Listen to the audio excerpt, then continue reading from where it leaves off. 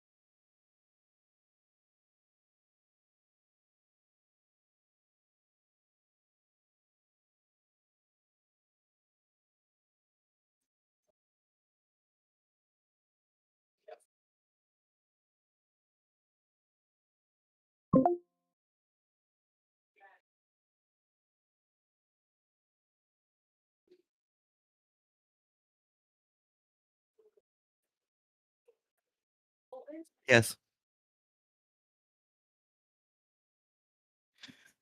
Okay. I had the chat up anyway. Let me show chat. Okay, so it's showing here. So that's fine. That's okay. Like even my voice on the stream? Oh, that should be fine. All right, sounds like a plan. I appreciate you. All right, welcome to the Dragon's Hoard Case Tournament here at Dragon's Hoard in Greensboro, North Carolina. Starting here with 43 players. Starting out here for the new core format after rotation. Looks like we got red, yellow, and yellow, blue. This could be a pretty cool matchup. I see red, yellow is going to be on the right here. I don't know if those colors are correct. I can't really tell. I know that's DJ on the left. DJ on Team Ohana here. It is the sponsored team of Dragon's Horde. It's like we're just getting shuffled up, ready to go.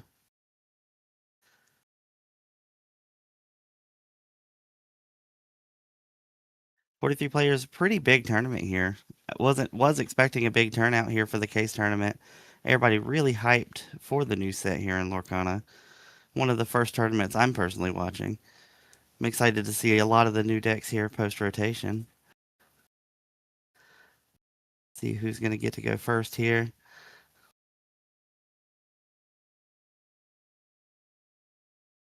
I do know it is red yellow on the right. Just trying to see what DJ is playing here.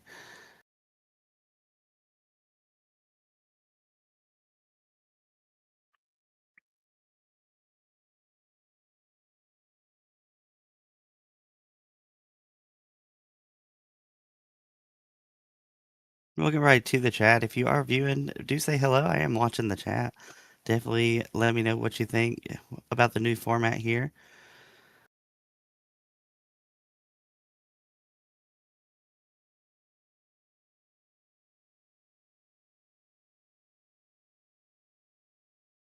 Looks like we do have yellow purple from DJ on the left. I did see Pocahontas. Looks like we are going to get the colors updated here. They're filling it out on the iPad there.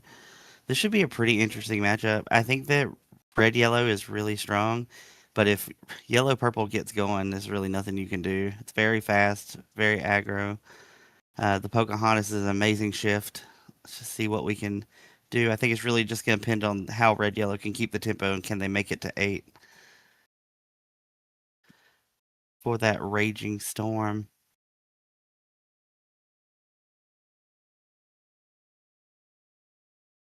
Red yellow, the deck I have the most experience with in the new format. Big fan of the boost deck. Very strong, very tempo oriented. Can definitely just steal a game out of nowhere.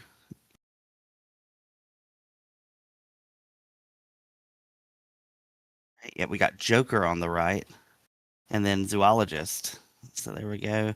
Oh, it says Amber Steel. Where was the Pocahontas stand? That one then. Maybe it was just something in the box. Amber Steel, awesome deck. Definitely a lot. Let's see, Amber Steel. I don't know how this matchup will play out. It really just depends on how fast the Amber Steel can go. If Red Yellow can just draw the game out, I think it'll have a hard time beating the Red Yellow boost deck. But we'll see. DJ, a very good player, can definitely play out of it.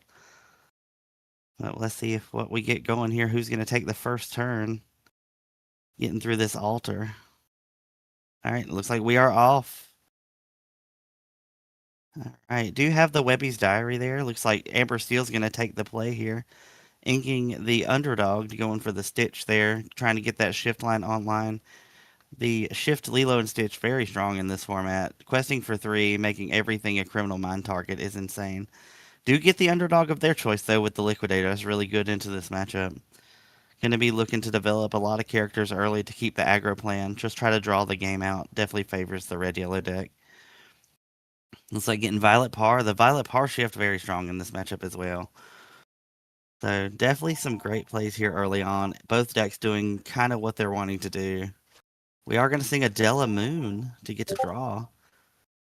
Okay, Della Moon's Lullaby. Something I'm not playing in my version, but definitely a very good card. Can get in here. So just using the Liquidator. It does have Reckless, so you have to use it in some way. There's the Olaf going into the Inkwell. Oh, it's way too early for that card right now. And just going to develop a boost character. Very standard game so far. I think the red yellow is looking very good right now, unless there's a shift right here from either shift would work to get the amber steel rolling.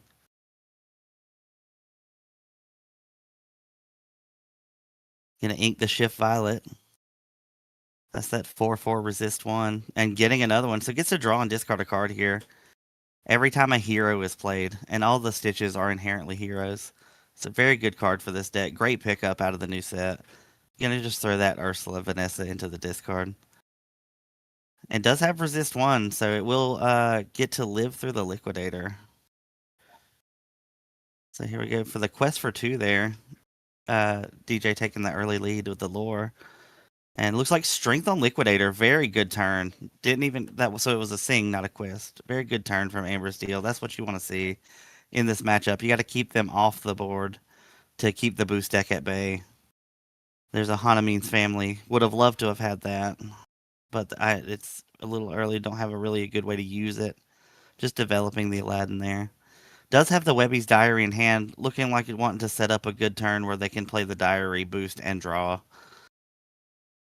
So Amber Steel on the turn 4 here, using 3. Is it going to be the Shift Stitch? It is the Shift Lilo and Stitch. Gets to draw and discard a card because is a hero. We'll get to quest for 3. Oh, thank you so much. I appreciate you. All right. Yeah, so we got Amber Steel against the red yellow. Ooh, he hurled his Thunderbolts. This is exactly the game plan that Amber Steel wants to see in this matchup. Just like keeping them off of every draw engine. It's way harder to get the draw with the Hercules.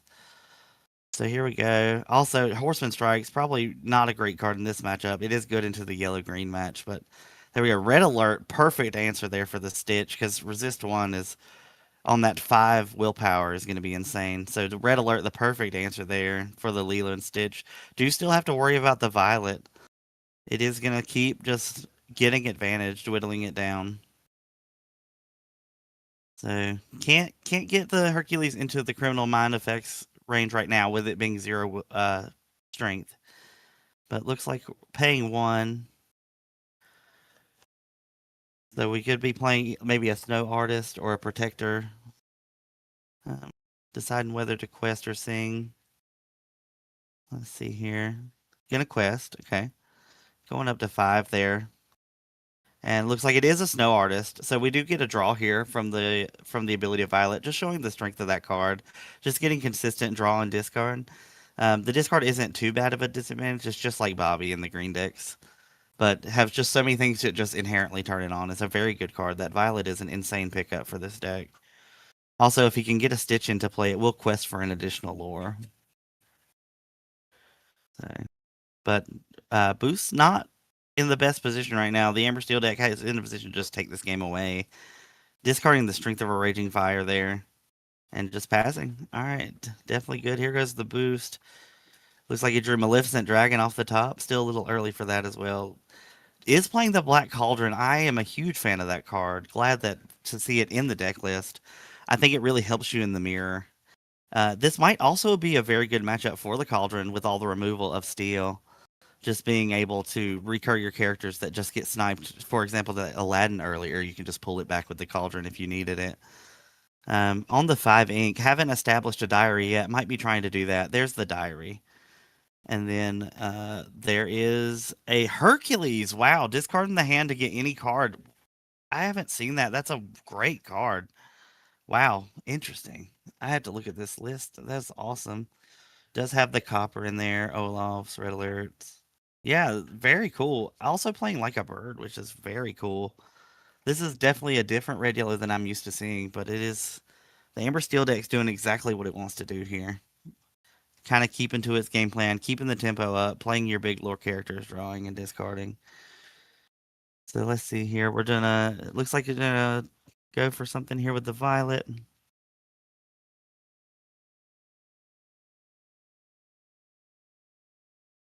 There's a Cood. All right, so we're gonna get to draw a card. The next character will cost 2 less. Maybe try to get maybe an Ariel into play. I can't really see DJ's hand. There's Ursula. You have a good Singer 4. One of the older cards in the format, still good. Ursula has been here strong in the game for a while. Singer 4 is just a great ability, especially with the loss of Spectacular Singer at Singer 5. That's probably one of the best singers in the format.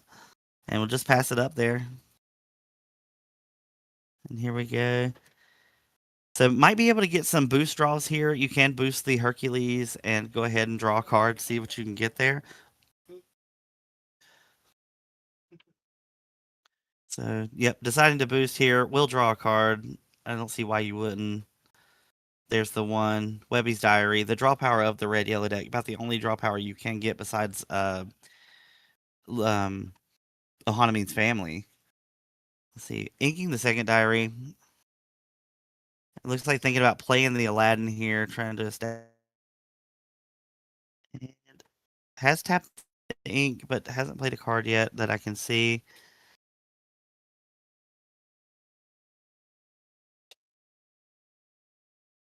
I am lagging here. Sorry about that, guys.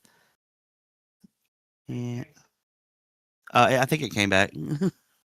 I didn't know you were there. You scared me. Um. All right. So looks like we're thinking about it here. We're gonna boost there. Okay. Looks like we're thinking about trading the Herc and the Herc and both of them are Hercules. Both Hercules into it there. Don't know. It looks like just a pass. All right. That is an Aladdin there in the glare. Sorry about that. You guys did establish the Aladdin.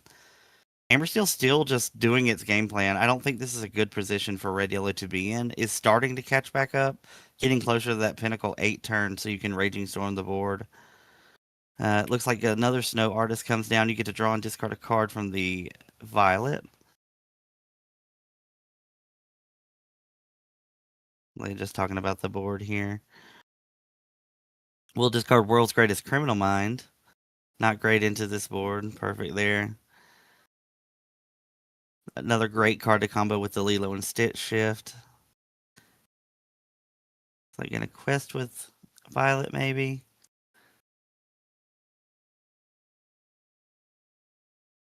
Really thinking about it. Violet really showing how strong it is in this matchup. It came down on turn 3 and just kept going.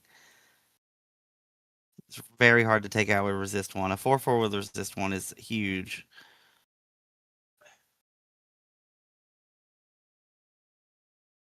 Is no Stitch in play, so we'll only get one lore if decide to quest with the Lilo.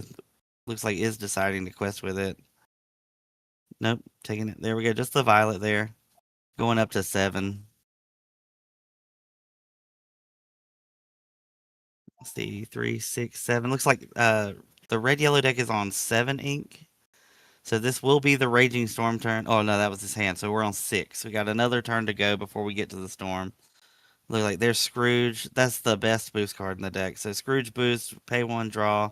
The draw engine's online, and it's at 4 strength, so it does dodge all that removal that people are playing. However, in Steel, you do have Thunderbolt, so this is the only deck where 4 power doesn't really guarantee your safety there.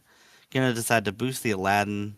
We'll draw another card, showing the power of the diary there, just drawing cards. Trying to get to that Raging Storm on the next turn. Then maybe establishing a counting house. That way you can end the game. Is only playing 2 counting house though, so a little harder to find with the tech choices there. Lots of techs in this deck. This deck looks really solid. Um, Looks like Aladdin and Herc went in and took out the Violet. Violet survived way long though. So here we go, new turn here. We got double Lilo Ursula. So have 6 parts of singing. Here comes the ethereal voice. That's the draw power of the steel deck. A little late though. The hand looks really low, if not already out of hand here. We'll have to top deck a song to keep it rolling. But for right now, the aerial is a 3/4 body, which is big into the red yellow deck. It does dodge. Will not dodge the red alert, however. But one's already been played. There's only one left in the deck. So the odds are that Ethereal Voice might just hold through. It's like thinking about questing here. Probably trying to bait out the Scrooge.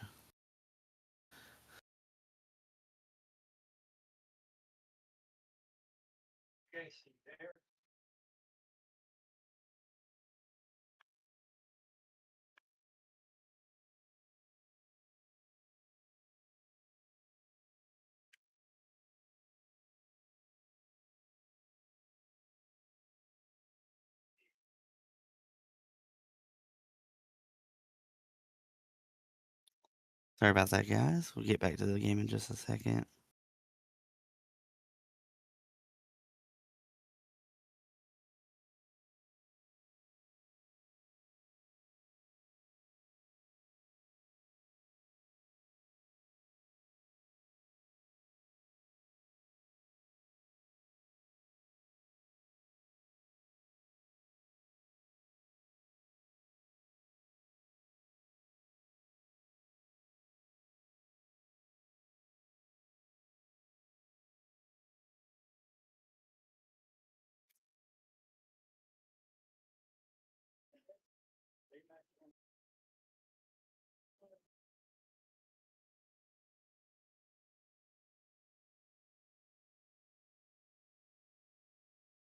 Right, I am back. Sorry about that, guys.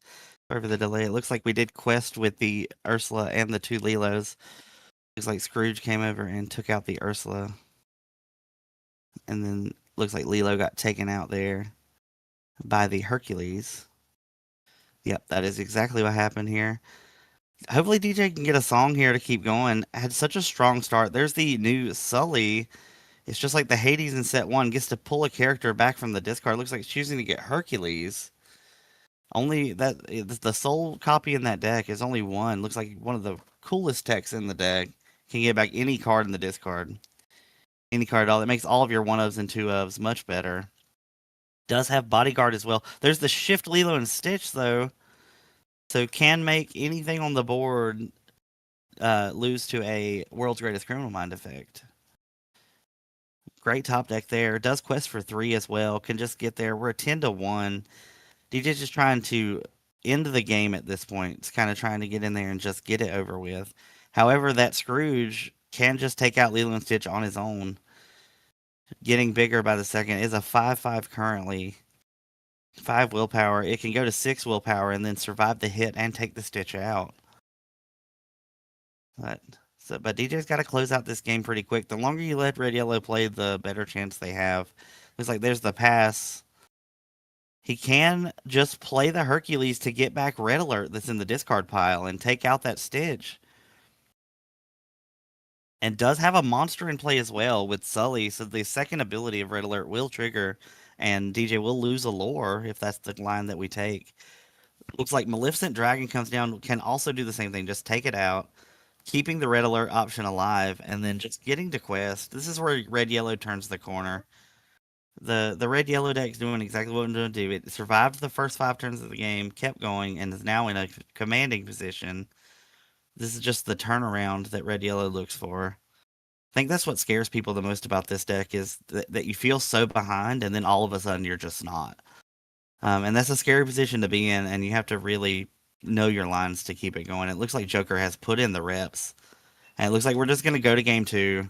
Too much to come back from there, and I do agree with that. Once the red yellow deck establishes this kind of board, there's just not a lot you can do about it. Great effort by DJ there in game one. I do think he could pull it out, but showing the power of the Webby's Diary, just getting to draw 2 to 3 cards every turn until you just establish something that your opponent can't answer. And didn't really see Raging Storm there either, and that's just a reset button for everybody. So I'm excited to see game two here. That was with Joker on the draw as well. So red yellow definitely one of the better decks that can win on the draw. I know a lot of decks struggle on the draw. This one is one that does thrive going both. So I'm excited to see how we do here if we can go 2-0 on the draw. But I think Amber Steel can adjust and just take one. See where we can go from here. So it looks like they're just shuffling up, talking about the game here. Thank you, everybody. Once again, we're here at Dragon's Hoard in Greensboro, North Carolina, the sponsor store of Team Ohana here. And we are doing a case tournament here today. 43 players. This is round number 1. We're seeing Amber Steel against Amber Ruby. Amber Ruby Boost and Amber Steel Songs. Zoologist, aka DJ, very, very knowledgeable on the Amber Steel deck. Probably the deck I've seen them play the most. Definitely very, very good with it. Hopefully can put together the right combo of cards here to try to combat the red-yellow game plan here. It's like we're getting our altars done. Yeah, red-yellow just looking for the curve out on tempo onto turn 8. And then Amber Steel just trying to get there quick, not letting them get to turn 8. Is definitely possible to win in the first 5 or 6 turns of the game. Just have to get a lot of shift lines. Like we saw the Violet shift line in game 1. It was a huge engine until the Webby's Diary started getting going.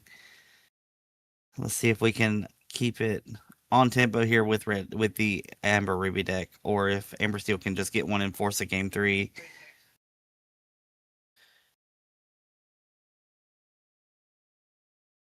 Shuffling up. I believe it will be Amber Steel on the play here. I do think that Zoologist was just a couple Thunderbolts away from taking that last game. I think if he draws a couple more songs or the Ethereal Voice a couple turns earlier, was definitely in a winnable position. But that's just the game we play sometimes, guys. Sometimes you just don't see it in the order you need it, and that's the way it goes. Amber Ruby very forgiving on the draws there. There's a lot of just one card outs that you can just get. See Raging Storm in the hand there for red or Amber Ruby. Gonna start off with a Stitch Protector of Frogs, also from the new set here, the 1/3 1-drop vanilla character, but is a shift target, and that's what matters. Just gonna Delamoon for the Hercules. Definitely would rather see a Liquidator there, but still to having a turn 1 is enough. See what we decide to do on turn 2 there, if you boost or just develop another character. I think it depends on what the Stitch does. If the Stitch quests, I would just boost and take it out. You want to deny as many shifts as you can. See where we can go. Especially with only 2 red alerts in the deck, you really want to make sure that you're keeping the shift line as far away as possible. Looks like we're thinking about the ink here.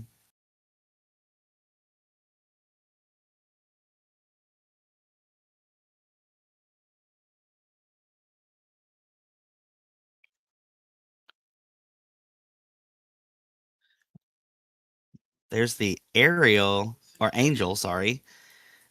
Angel from Winter Spell. One of the hypest cards in the format right now. By its price tag, everybody's looking for him, but that card is very good. Just a little early for it. Looks like we're going to decide to develop an Ares here. Love Ares. Every time you put a card under a character, you may ready a character and it can't quest for the rest of the turn. Great card with the Aladdin boost that gives reckless characters the ability to tap and gain a lore. That means you can actually double lore there because it's an ability not questing.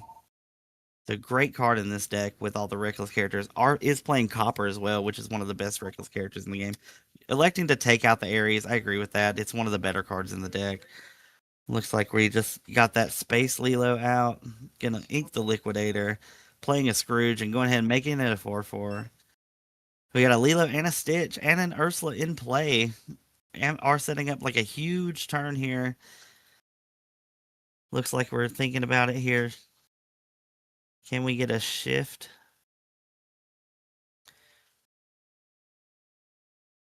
Looks like we're seeing might be Thunderbolt trying to get rid of that Scrooge before it gets too big.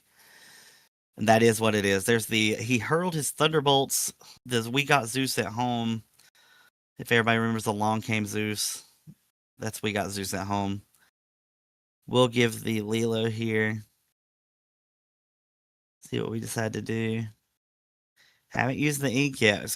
Singing songs very strong. There's the shift, Lilo and Stitch. Give it there. Able to attack readied characters because it is an alien. Therefore, it can take out the Hercules. What a great turn for Amber Steel. Exactly what Zoologist was trying to see there. The Space Lilo, very good in this deck because, just like heroes, you inherently have aliens in your deck. Why not take advantage of it? Here we go. Criminal Mind going into the Inkwell. There is the ethereal voice early. This is the exact game plan that Zoologist was trying to see. Just trying to go quick as possible. We're only on turn 5 here. Got 3 more turns before Raging Storm would be online. There we go with a Scrooge. Does DJ play Mowgli? Does play Mowgli, can hit the Storm out of the hand if he gets it, but it is Joker's choice. So if there's more than one action in hand, can just decide to keep the Raging Storm. There's the Mowgli. We were just talking about it. Does hit the Storm. It's just Copper and Aladdin. That's a huge hit for Red Yellow. That was the reset button they needed to even have a chance in this game. They're going to have 3 turns to find it. If they don't find it, I do believe this is just Amber Steel's game. We'll get to boost the Ariel here, turning her online to draw a card every time a song is played. Scrooge is in play, so it might be a little harder here. Yeah, give him the ability to attack rated characters. And also has Challenger 2, I believe, maybe? Yeah, okay. So able to take out the Scrooge before it got too big there. What a great turn for Zoologist there. This is exactly what he wanted to see. I do believe we might get a game 3 here unless Raging Storm comes off the top here. Because it's got 2 inkable cards, so it needs to be an inkable, Raging Storm, and any card in the top 3. As long as one of the top 3 is inkable and a Raging Storm, they are good to go. Didn't see the draw there. Just trying to see. It's at 10 already, so 10, 13, 14, 15, 16, 17, 18 on the next turn. It might just be too far now. 18 on the next turn is way too much to come back from here. I think we're going to definitely get a game 3. I'm trying to look and see if there's anything in here. Even Copper. Can play Copper here and take out the Lilo and Stitch. That'll give it only 15 showing. Copper will take 3 damage going to 2 left. That's probably the play.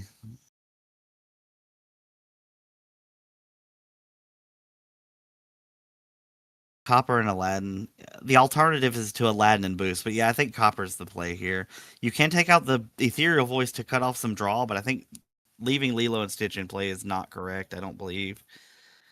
But I could be wrong. Like I said, I'm not in the players' heads. That's just what I'm thinking from my experience. This is also a different list than I've been playing. Really thinking about it. This Amber Steel deck, very fast out of the gate in game 2. You're going to take out the Ethereal Voice to take out the draw engine, which is fine. Criminal Mind off the top beats Copper anyway. It just takes off 1 additional lore pip. Let's see if we can get anything on. There's 4. Looks like it's going to be an Angel, and that's going to be huge for this matchup. A lot of the 2s going to quest. Give Mowgli the boost and take it out there. That is what a great turn. There's 2 more lore going to 12. 12, 15. Should be 15. There it goes. All right, it's Aladdin and a card. 15, 16, 18, 19, 20, 21 will lore showing. Does they have enough to play the Olaf in his hand? That'll take it to 19 showing. Yeah, right. 1, 4, 5, 6. That'd be 19 with a Olaf. If there's, I know there's a Raging Storm in the discard. Looks like there is an, oh, there's Aladdin. Boost draw. Yeah, boost. Are we gonna draw? Yep. Can we get there? That was a medallion weights off the top. And it looks like we're just gonna go to game 3. That is exactly the game plan. So I just needed to win a game. Definitely putting on the exact turns that you want to and showing you exactly how to beat this matchup. Unfortunately, Joker didn't see his red alerts there, and that's one of the better cards in this matchup, taking out Ariel and the Stitch at the same time. But that didn't get there too fast out of the gate from the Amber Steel deck. And now we're going to get to see Ruby Amber go on the play for the first time this match. Broke serve in game 1 on the draw. So we're getting to go first in game 3, which is huge for Red Yellow. Red Yellow wants to go first if it can. It definitely can go second, but this is the ideal turn here for Joker. Would have loved to have got that game 2, but it just wasn't in the cards there. Is on 3 Olaf. I've seen 2 a lot, so having 3 definitely helps a lot to slow it down. Doing a 3-2 Sully and Boo. That's also a cool card in this matchup. Hopefully we get to see that at some point. But yeah, it looks like only 1 Ares in the list as well. We did see that Ares last game. A lot of 1-ofs in this deck. I think the Hercules really helps with those 1s and 2-ofs in this deck, letting you play the other cards that you need for other matchups. But also kind of cuts the consistency a little bit. Maybe we can see it a little bit more here. Only having 2 red alerts makes it really valuable to keep it in the opening hand. There is Horseman Strikes there, and he does have Liquidator, but is going first. Going to elect to alter it. Looks like we're altering 2 from Ruby Amber. Oh, we did 5. Okay. We altered 5 cards. And now we're going to get, so I'll just alter here. Looks like 3. Yeah. Looks like it was 3 cards. And here we go with game 3 in round 1 here at the Dragon's Hoard Case Tournament here in Greensboro, North Carolina. Sponsor store to Team Ohana here in North Carolina. One of the more competitive teams in the area. Always around, always friendly people. Love seeing them around. Definitely shout out to them for helping us get this together. And shout out to Dragon's Hoard for putting this event on. Great venue, great people. Love being here. And here we go. We are off. We're going to get our first ink. Oh, is that red alert? So it does have red alert this time. So has an answer to the Lilo and Stitch if it does get played, if we can make it to 4. We almost always make it to 4, though. So here is Olaf. Olaf passed. So didn't have a 1-drop this time. That is kind of tough for the Ruby Amber deck. It likes to do Violet into the Stitch. That 1-drop Stitch. Staying on curve here for Amber Steel. This is what Zoal just wants to see. There's the Liquidator on 2 for another one. All right, so we do have the answer to the Little Stitch, but I doubt it's turning sideways. Thinking it out, seeing what the turn's going to do. Thinking a few turns ahead. DJ, one of the better players I've ever known, definitely able to plan his turns way ahead of time and execute a game plan. Looks like he's really thinking about where he won't need in the next few turns for this second ink. There's the Mail-In. That's the new card from the new set. It is the new Spectacular Singers. Look at the top 4 and grab a Red Panda or a song. There's Mowgli for the Red Alert or Della's Moon. I really think you discard Della Moon. Yeah, the Red Alert too much, but do have Gaston, Shift Sully, Aladdin, and Red Alert. So that hand is a little slower, but is very good. If you can find the Little Sully to turn that Shift Sully on, that will definitely be a detriment to the Amber Steel game plan. It's very hard to remove. There's Gaston going into the Inkwell. I think we'll see Aladdin here. And then just passing the turn. Next turn, Aladdin will allow Liquidator to tap for a lore. Even though it only has 2 willpower, still a good thing to at least get 1 character out of it usually. Usually 1 for 1 someone. All right, and I will be back in 1 minute, guys. Give me 1 minute while we get this sorted out here.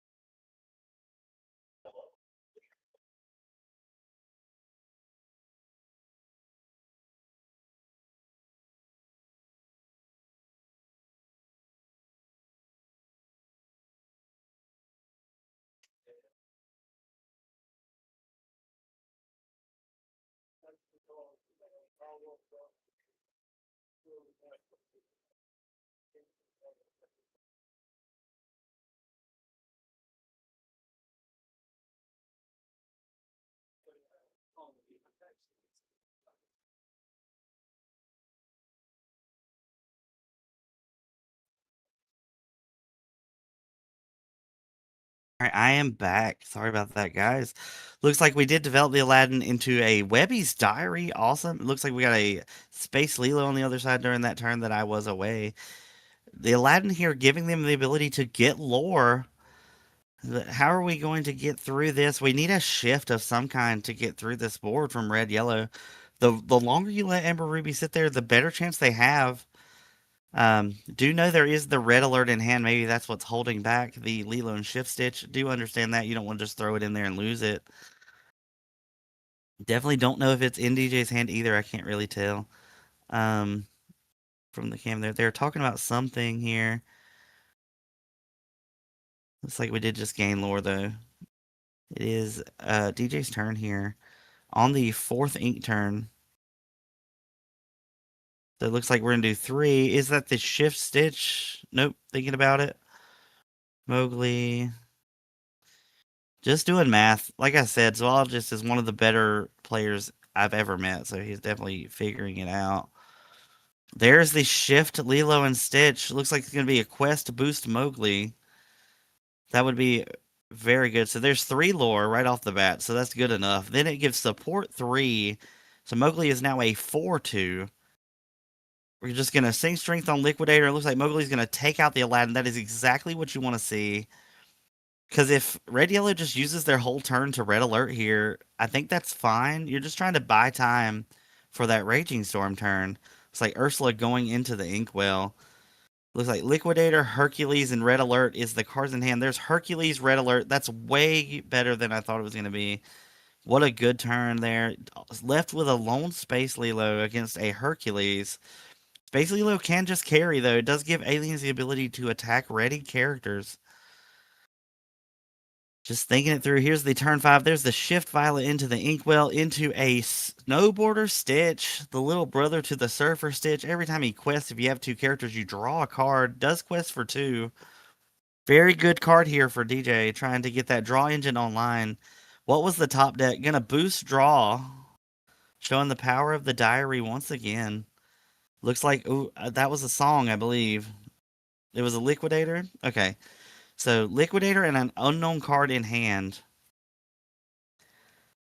Can give that Snowboarder Stitch the ability to attack ready characters. Might as well get the lore out of it. I don't know if you want to be challenging with it anyway.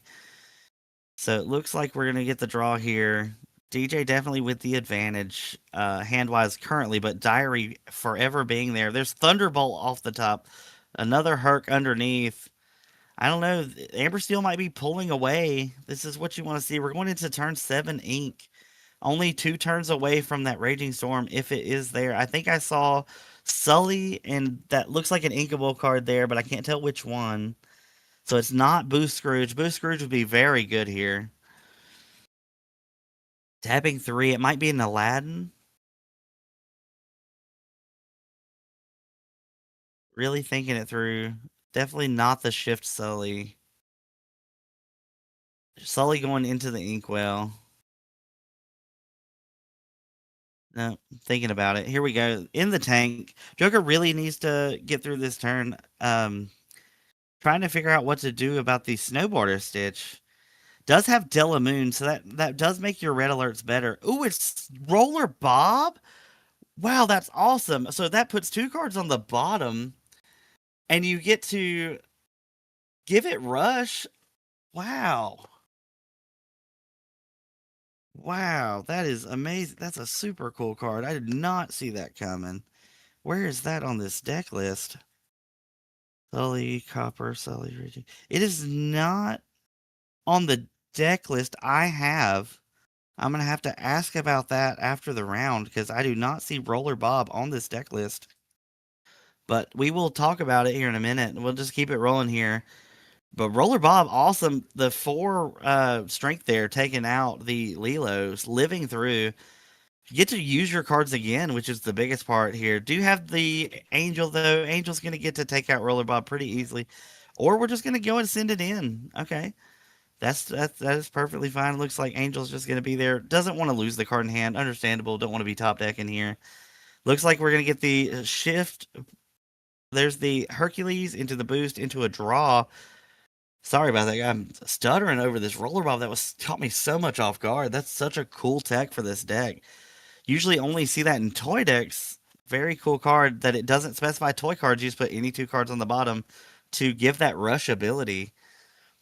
So it looks like going in here, Amber Steel, I think, is definitely pulling away with the game at this point. Just got to keep the tempo up. But a top decked Raging Storm turns the whole tide of the game. Having a boost character is already good because you can just continually boost. There's Thunderbolt taking out the Hercules. There's the boost Scrooge underneath, too. That's not what you want to see. It looks like we're going to draw Red Alert off the top there from Joker. Red Alert able to deal with this Angel. So we do know the hand is, unless he inked it, Sully and a Red Alert. Sully is a monster, so we'll be able to activate that second effect of Red Alert if that's what the hand is. Oh, no, it's a Raging Storm. How much ink do we have? 1, 2, 3, 4, 5, 6. Do I count 7? We're going to have to ink the Red Alert and go ahead and Raging Storm. Okay, so our no cards in hand for Joker. DJ's got a couple, so has options here. Here's 3 for the Akud. We're going to get to play something. There's an Angel for free, Singer 3. Little late, but better than nothing. Here's the top deck. Can basically play anything in the hand. All right, so we're going to get to draw a card. Ah, that's not what you want to see here. But Angel's not the biggest threat. There's like a bird. Like a bird.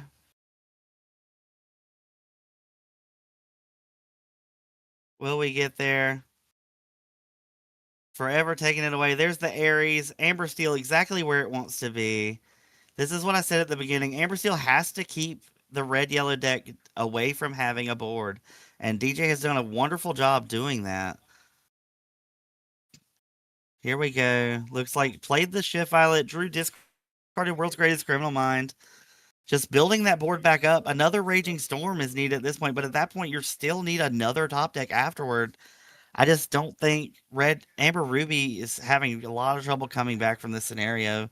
Here's the draw that looked like a Raging Storm, but I couldn't really tell. Looks like it is going to be that. Just 1, 2, 3, 4, 5, 6. Nope, it's going to be Sully and Boo or Copper. Very good. All right, so we do have 2 reckless characters. Not great for trying to gain that lore unless we can get an Aladdin. There's looks like 4 might be the ethereal voice. There it is, and we're gonna boost it to get the draw engine online. Copper makes it hard where you really can't turn things sideways. Because if you turn something sideways, Copper and then a Hanami's family, Joker could be right back in this game. There's Della Moon to draw a card. Trying to get something going here. Do have a card in hand. What's it going to be here? Looks like 3. Can that be the Aladdin? It is, so you can give Copper the ability to gain lore. Looks like that's what it's going to do. Copper can tap for lore now. And also, Ares using his ability to untap himself. We're going to draw a card for the diary. That looked like a Sully and Boo, but I couldn't super see it. Are we going to gain 3 lore or just pass? I think you can do it with Copper, but you open it up to just getting out there. There's a Scrooge to boost and draw.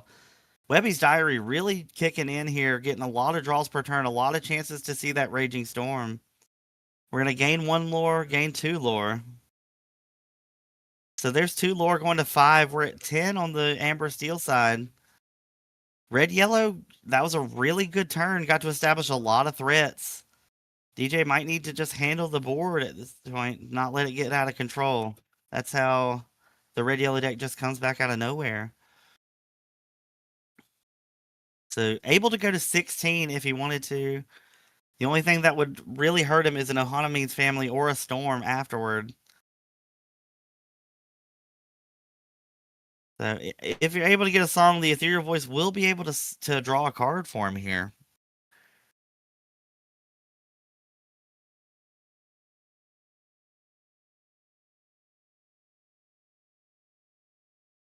They were just thinking it through.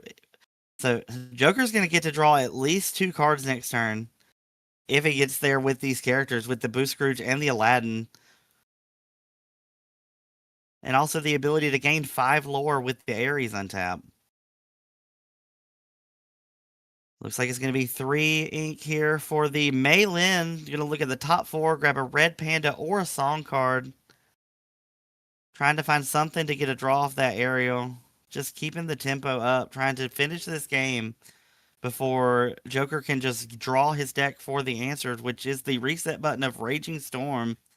Already lived through one, but the second one might hurt here. Joker can quest to 10 on the next turn.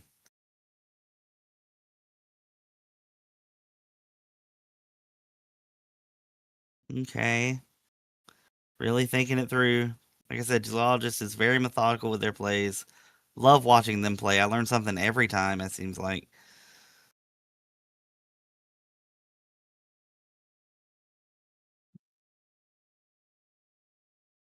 Trying to find the best line here. Violet does have resist 1.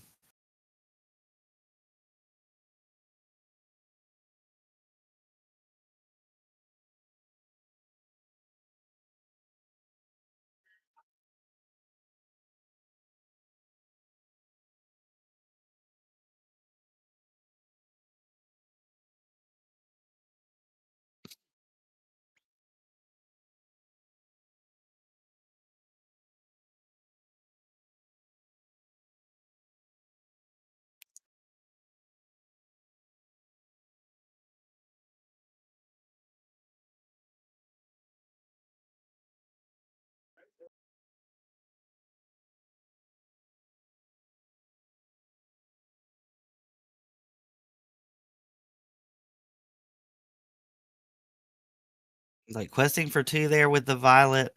Gonna go ahead and just get the quest in. There's the Stitch and the Angel coming in, going to 14, electing to keep up the draw engine.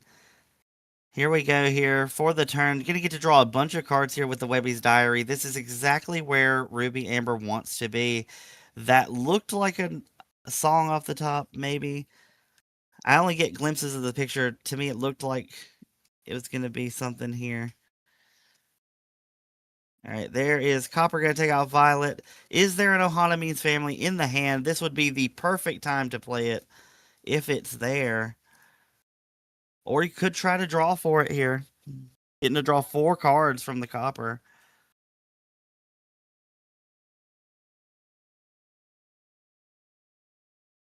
Does have 19 lore showing currently on the Zoologist side. Can also boost and ready the Copper with the Ares ability that is under the glare there at the top of the screen in Ares. Ares God of War. There's the boost from the Scrooge, untapping the Copper, using 1 from Diary to draw a card. Looked like Medallion waits. Nope, that's Hercules, Raging Storm, and that does look like Ohana Means Family at the back of the hand. Gonna use Ares to take out the Stitch, Protector of Frogs. Taking 1 in return.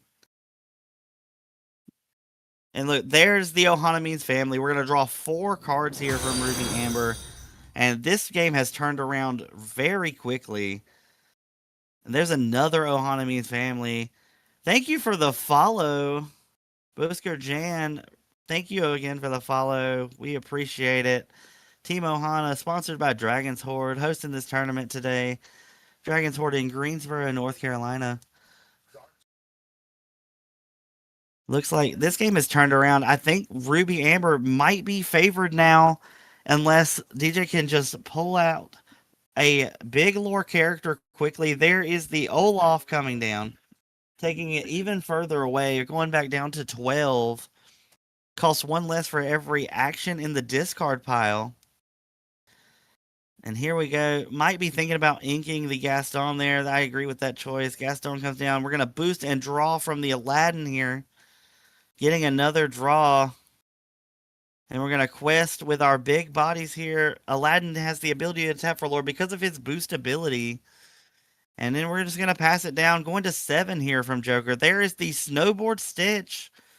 Another draw engine in play, just not able to find those songs to capitalize on the ethereal voice ability. Definitely not the spot we want to be in here. Olaf does have a cauldron in hand as well, so able to recur the Olaf over and over if we so choose every other turn. If it does go into the discard pile, this is definitely a very exciting game three here. It's been back and forth. I really thought Amber Steel was pulling ahead, then all of a sudden Joker with his Webby's Diary draw, able to get the answers he needed. Definitely showing the power of Copper here as well. Copper, one of my favorite new additions from an older set in these newer decks. Definitely never even looked at Copper before this deck, but I've had a lot of success with him and have enjoyed playing him myself. And it looks like just really thinking it through here. Has the ability to go to 14, 15? But I don't believe that's where we want to be. We want to try to keep our characters in play so that Snowboarder can draw cards. But, I mean, 7, 8, 9, 10, 11, 12, 13, 14 showing on Joker's side of the board here.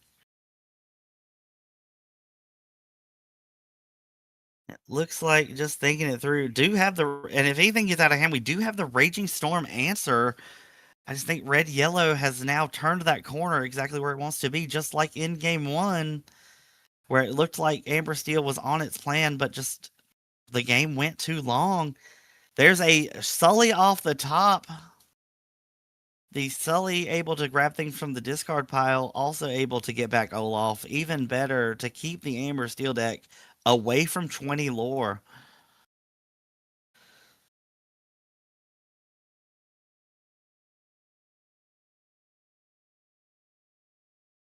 Just thinking about where to draw, what to do.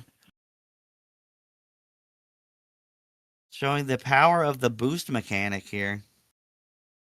Be back in about 30 seconds, everybody.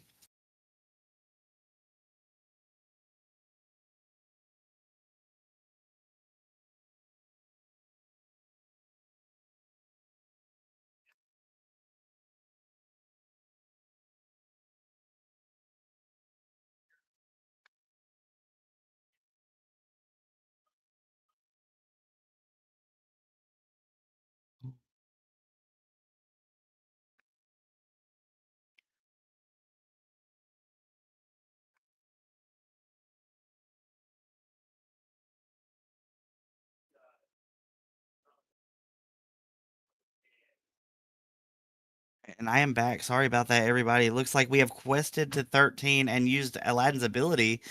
There's a roller bob going into the hand there from the Sully. Gonna get to play the roller bob again. Put two things on the discard on the bottom and give it rush, or just have your things recur to your deck. Roller Bob, great card. One that I would have never expected to see. I'm super interested to try that myself. That is insane.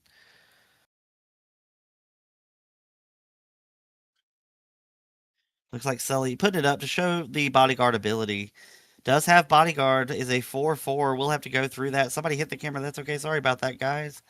Sorry about the earthquake we just recorded. Looks like we're going to try to get a draw here. Go up to a 14, draw a card. So 17 showing on the Amber Steel side. Just so close, but with the Olafs in play, another Olaf would be game changing. Let's see what we can do here. The draw. There's 3 ink. What can we do for 3 here? We really needed to find some songs here to get the ethereal voice draws. 4, 8, 11, 12, 13, 14, 15. There's 15 songs in the Amber Steel Songs deck, so definitely a lot of shots to hit it. There's a Cood and Moody, so we're going to get to draw 2 cards here, and the next character will cost 2 less. But 13, 14, 15, 16, 17, 18, 19, 20, 21. There's 21 lore, 22 lore showing currently, so do have to kind of get through some of these things, but Sully is in the way. I think I see a Strength of a Raging Fire at the top of the hand there. not able to get through Sully. You would have to run Malin and the strength into it. But also you had to ink because we're only at 5 ink. We had to go to 6 and then use the hardcast in order to get ethereal to take something else out.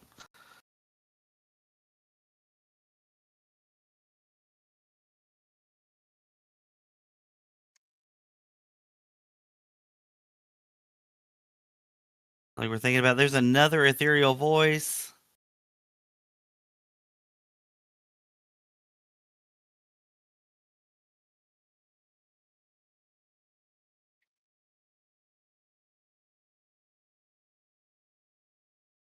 Like there goes the strength hit the Olaf there. That's very good. So now we're only at 1, 2, 3, 4, 5, 6, 7. We're still at 20 lore here with the Ares untap. With the Ares' ability to untap, we are at 20 lore still on Joker's side. I don't see a way we take out the Sully though. Sully is blocking the way, showing the bodyguard ability in full display, and there is the handshake. Congratulations to Joker taking it down here. Very good draws there. Great job, DJ, trying to navigate that matchup. Great job in game two. What a great way to start the day here at Dragon's Hoard for the Case tournament, hosted by Dragon's Hoard here in Greensboro, North Carolina. Sponsor store to Team Ohana. Thank you guys for being here for round one. I'm Colton. I'm here with Team Ohana today as a guest commentator, and we look forward to seeing you guys for round two. Where we will bring you guys some more games of Lorcana here in Greensboro. Thank you guys so much. I will be back.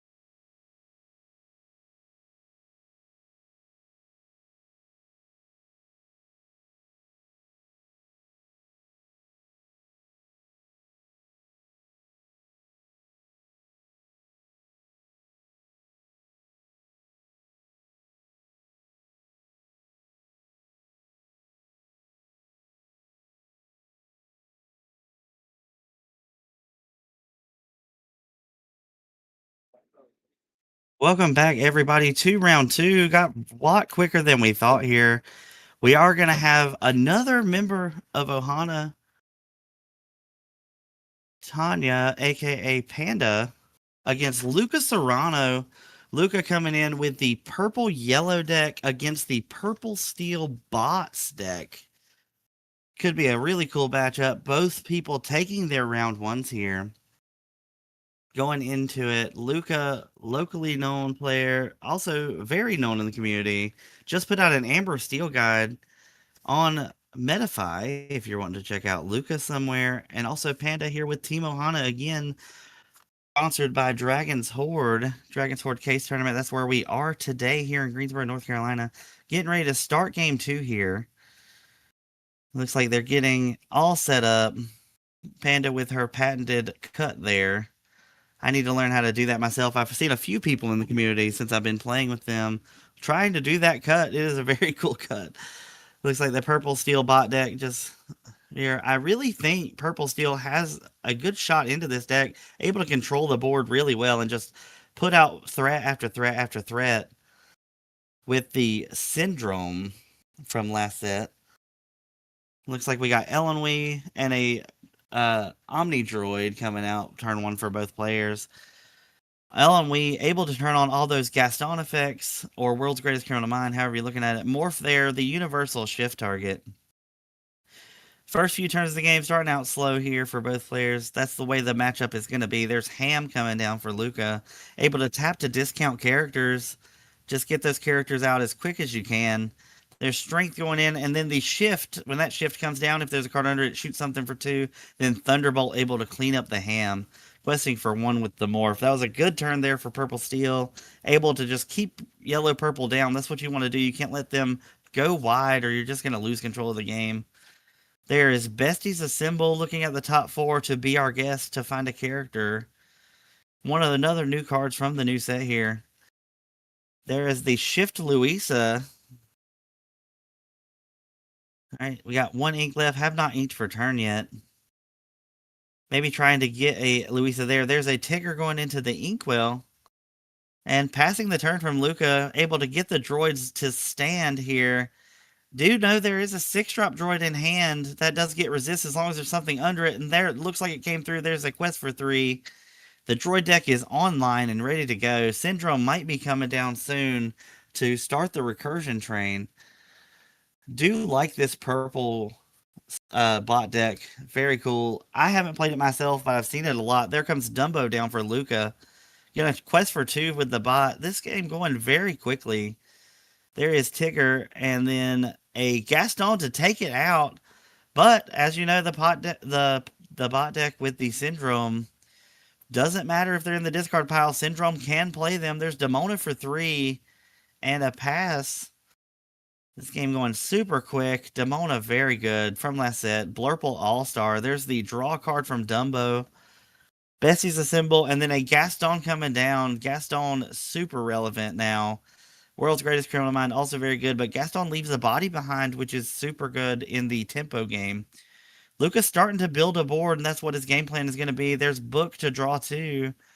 Looked like a Lexington and a Strength of a Raging Fire off the top there for Panda. Slowing it down a little bit, thinking it through. Both decks kind of tempo-y.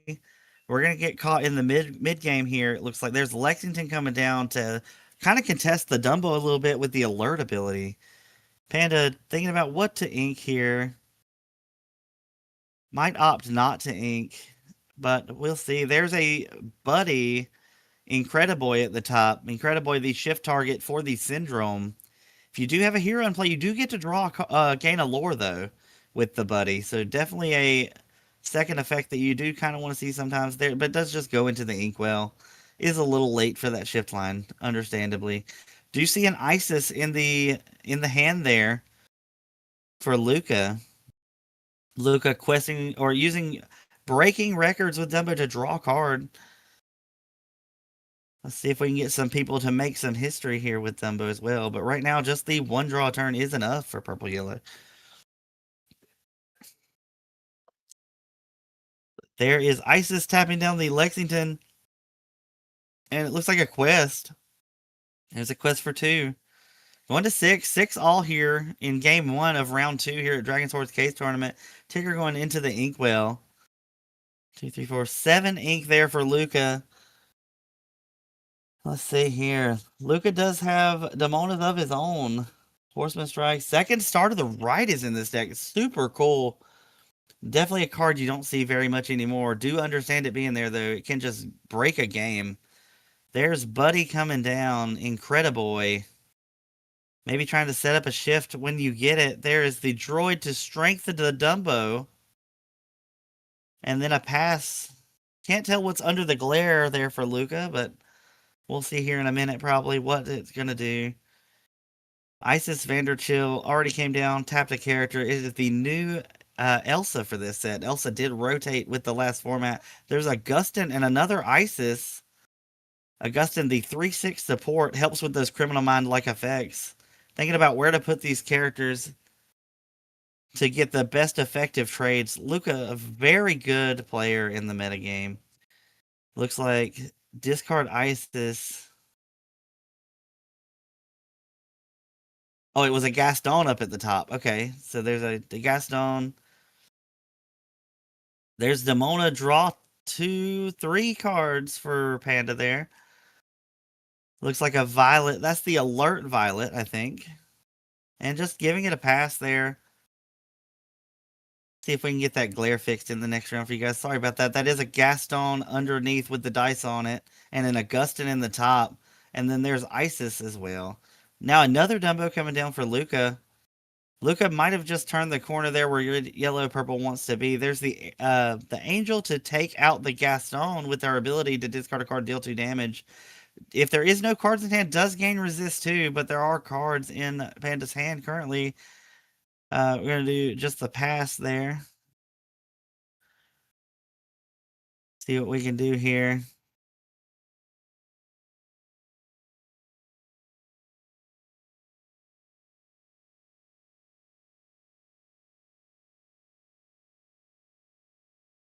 Looks like the making history draw a card. There is a Bessie's a symbol in the hand for Luca.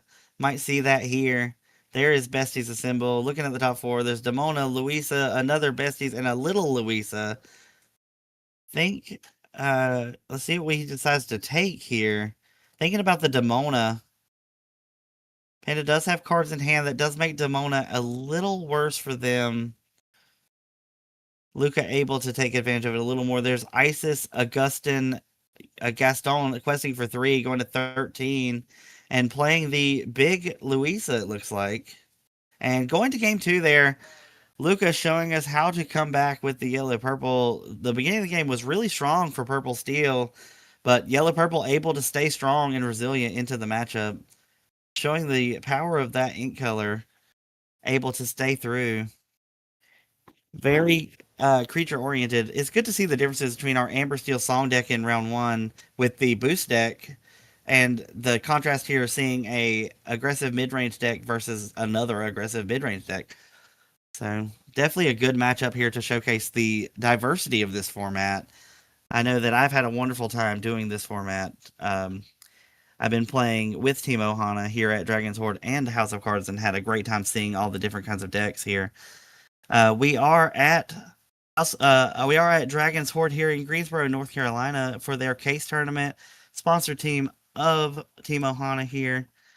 And we are in round 2 watching Lucas Serrano going to game 2 against Panda from Team Ohana.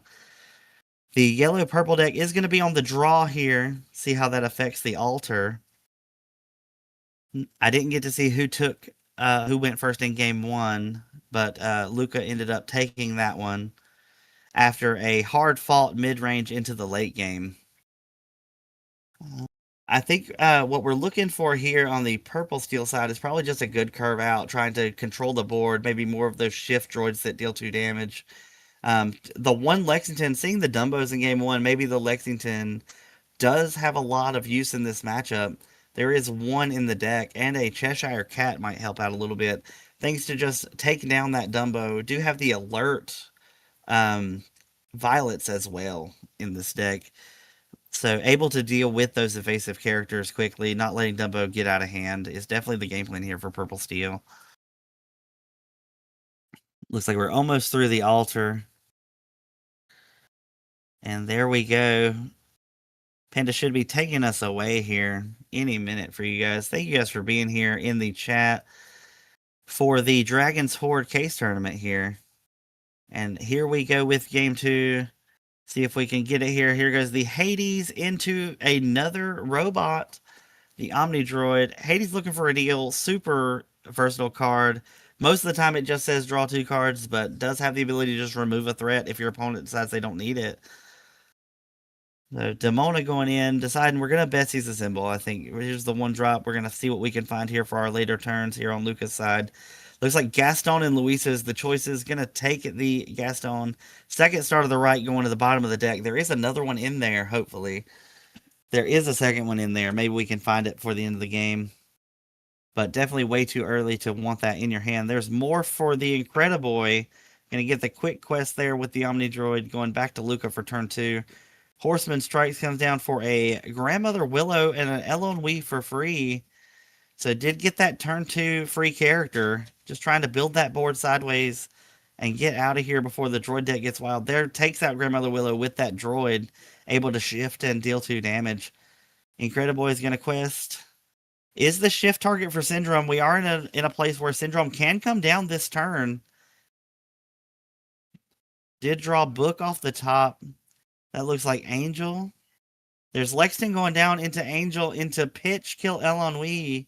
Quest for 2. That is the only Lexington in the deck, however, though, so we lost that Dumbo answer, unfortunately. There's Isis coming down just to get a value character. Can tap the Angel, but it really doesn't make a difference. There's Book to draw. Oh, Smolder. You broke my Smolder into double droid. Can use the Book ability to draw 2 more cards. You also have the ability to Angel here if you want to. That would make it where Incrediboy would trade into the Isis instead of it just being a quick 2. There goes this Book to draw 2 cards. Drew 4 cards this turn between I broke my Smolder and the Book. Purple notoriously able to draw a bunch of cards. Here we go. The 6-drop droid into a Pitch there. Just like I said, to put 2 damage on the Isis. That makes it much harder for Isis to deal with things. I'm going to go ahead. Yeah, it doesn't gain resist unless there's no cards in hand. Deciding to keep the Angel up as an option for removal. I agree with that choice. Without resist, Angel's just kind of sitting there, not able to defend herself. Here we go. Luca going into the 5th turn here. Looking at Gaston, no way to really take advantage of it. No droids that it currently takes down. Would need a support character. That's what the Elon Wee was really important there at the beginning of the game, but Angel able to take it out. Luca really needs to build a board here and try to slow Panda down just a little. Panda did draw the 8-drop droid, though. When it shifts, it gets to add the other characters back to the hand, so able to get some advantage back. It is also an 8/8 resist, too. There's Isis into the droid. Gaston comes down for Louisa. Okay. However, with the World's Greatest Criminal Mind effects, not that impressive into the 8/8. The 8/8 does just kind of get eaten most of the time, but it's recurable. The Syndrome keeps it coming. Not able to find Syndrome yet this match, but it is in there. Panda's just looking for it. There we go. For the Pitch and Strength, and then there goes Louisa into the discard. We're going to quest for 2. Good turn there for Panda. There's another Louisa. Just trying to establish some characters here. Luca really thinking it through. Has used all his ink. Has 1 available if he inks it. Don't know what's in the hand able to be inked. Just going to pass there. Play Louisa, pass. Draw a card. Looks like it's going to be looking for a deal. It's going to be draw 2 cards. Looking for a deal. Able to draw more cards. Has used all of her ink. Here we go for the 8-drop. Like I said, all the Gaston effects. You really don't need that card in this matchup unless you've got Syndrome down. Do you see another Isis in the hand? Might be able to just get this Angel.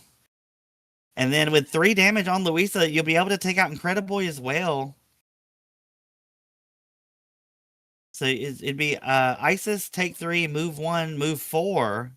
Well, it would be 3 because there's no damage, but Able to get it there, Incrediboy. There we go. What a good turn for Luca. Able to show the power of Luisa Madrigal. Probably one of the when that card came out, I don't think people were talking about it, but that card's a lot better than we gave it credit for.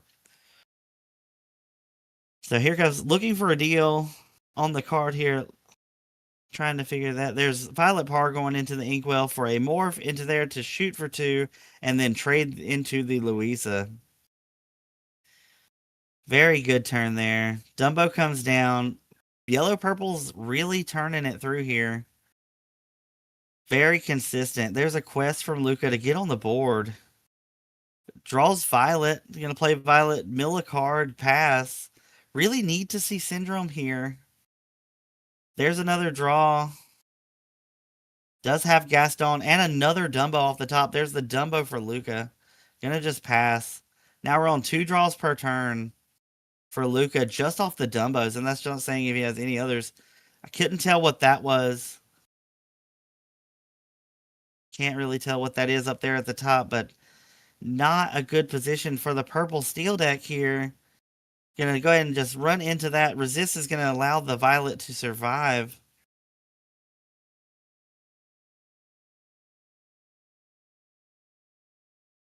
Don't know why. Does Isis have 4? Isis is a 4. It should be 3 damage on Violet. Maybe there's only 1 damage left. There's the 6 drop droid not shifting. There we go. We're gonna fix that damage on Violet. She does take 3 because of the resist 1. Looks like we're gonna get 2 Dumbo draws here. Gonna break some records. There was an Augustin. There's another draw. And that was a Cheshire Cat. Ink the Cat gonna Demona. Nope, Gaston, my bad.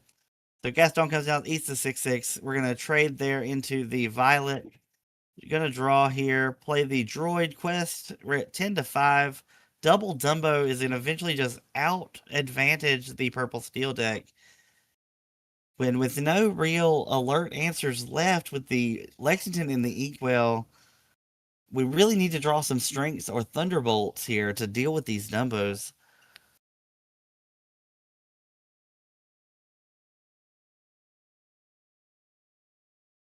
Luca really thinking it out.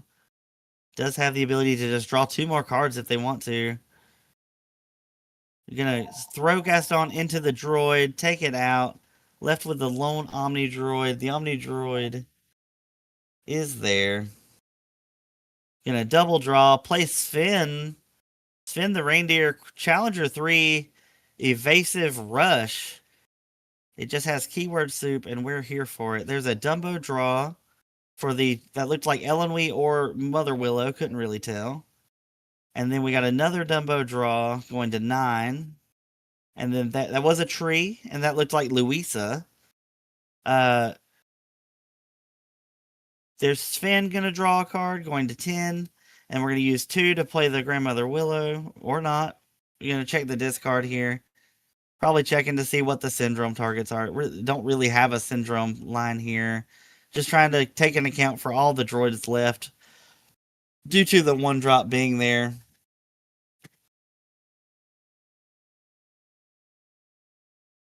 Let's see. Looks like getting Augustin down. Gonna try to turn on some of those criminal mind effects. That looks like Tigger. Tigger is gonna bounce the Omni Droid, which I like that plan because Shift Violet really isn't what we're looking for here. Do get the Angel. Angel can pitch and take out the tree, but Purple Yellow already at the end here. I think it's just too much for the Purple Steel to come back from at this point. Not really any board wipes in that deck that can get us going here. Looks like we're going in. There's going to be 3 to draw 3, gain 3 from the Dumbo effects. Dumbo's super strong since set 9. We have a whole nother year of Dumbo left. We're going to shift that into the Criminal Mind effect and kill the Angel there. Going to trade Tigger into the Violet. Tigger gets to live through because it's the Alert Violet, not the 3/2. It is the 2/1 Alert Violet. And then we're going to Ink Demona, looking at 15. Gonna need a top deck here. Looks like it was Book. Can draw 3 more or 2 more cards. Thunderbolt is good. Thunderbolt, take out a Dumbo, and there's the handshake. What a good round for Luca there, showing the power of the Amethyst Amber deck. Couldn't really get anything going on the purple steel side, but that is just how the cards lay sometimes. And that is the round there for round two here at Dragon's Hoard's Case Tournament, the sponsor of Team Ohana. Let's see if we can get round three going here shortly for you guys. That was a very short one, but a very good showing for Purple Yellow and for Lucas Serrano. Definitely check him out if you have not. Luca's a really great guy. I talked to him a few times. Panda is also a wonderful person. Great to talk to as well. Thank you guys for being here, and we will catch you guys for round three. Thank you again.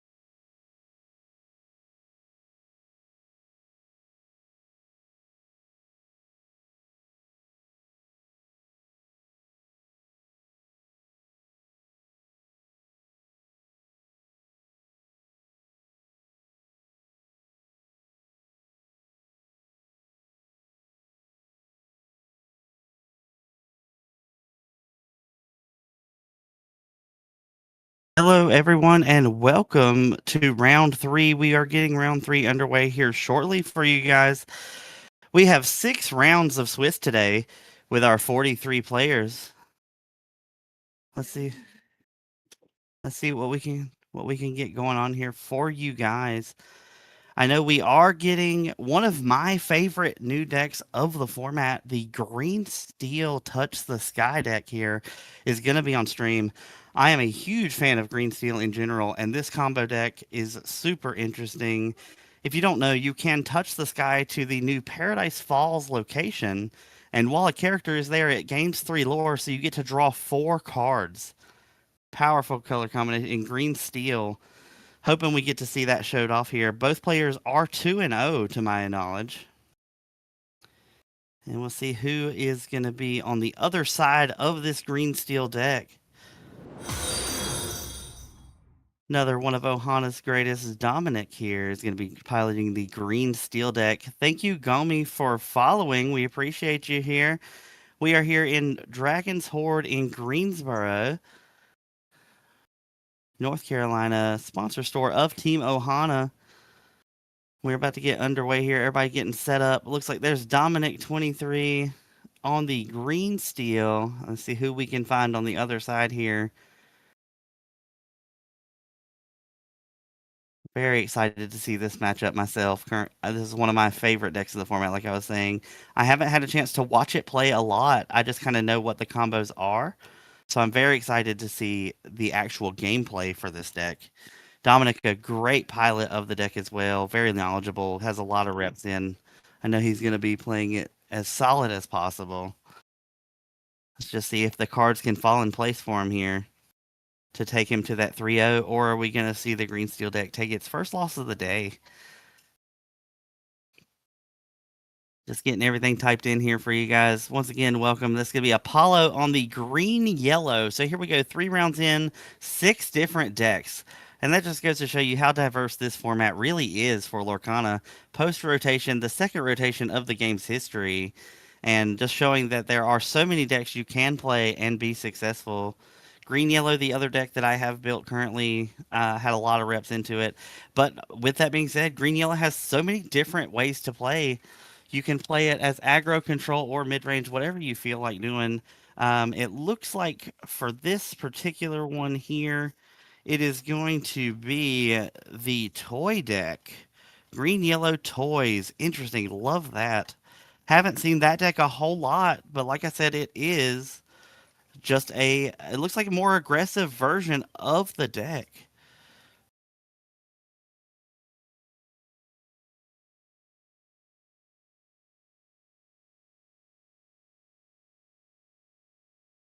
All right.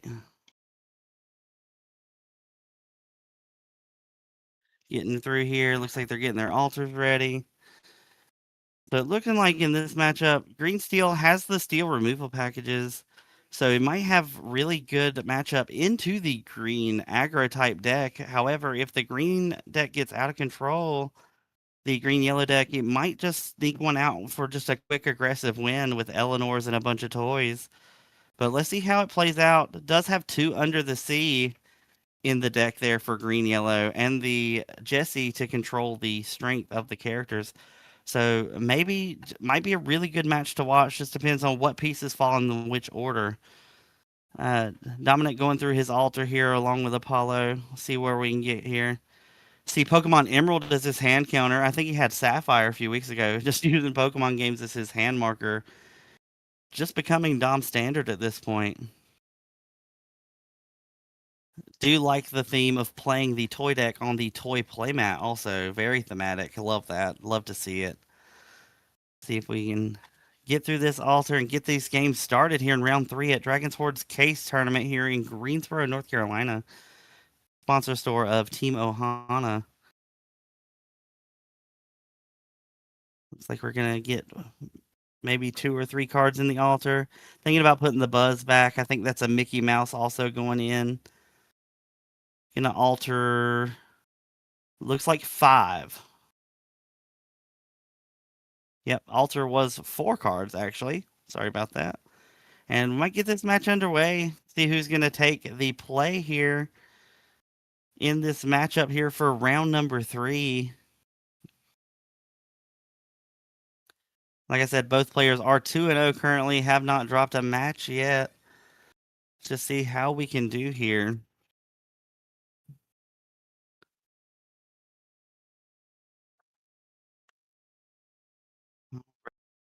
Get these cuts out of the way, and we will be away with it, guys. Thank everybody for being here who's watching the stream today. Thank y'all for being here. I'm Colton, guest here with Team Ohana here at Dragon's Hoard. And it looks like it's going to be the green-yellow deck.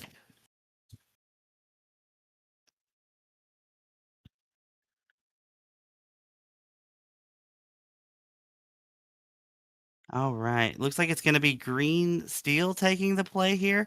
Yep. And there's the Vixie, the evasive. If you have a Todd, it costs less. Quest for 2 for the Judy Hops. So it did go second there for Dom. I just missed turn 1. Sorry about that. With the underdog ability, able to play Judy for 1 and has resist 1 is a very good character. Resist is a very good keyword right now in Lorcana. Able to survive things normally 2/2s would not be able to. And then there's the Mowgli coming down. Going to get a quick look at Dom's hand here. There's Ursula, Pegasus, Vixie, Eleanor. That is the Gargoyle and an Angel. So no hits for the Mowgli, but you do get information. That is the Angela Night Warrior. That is the card there in Dom's hand. Card I don't have a lot of experience with, but definitely have seen it in this deck in particular.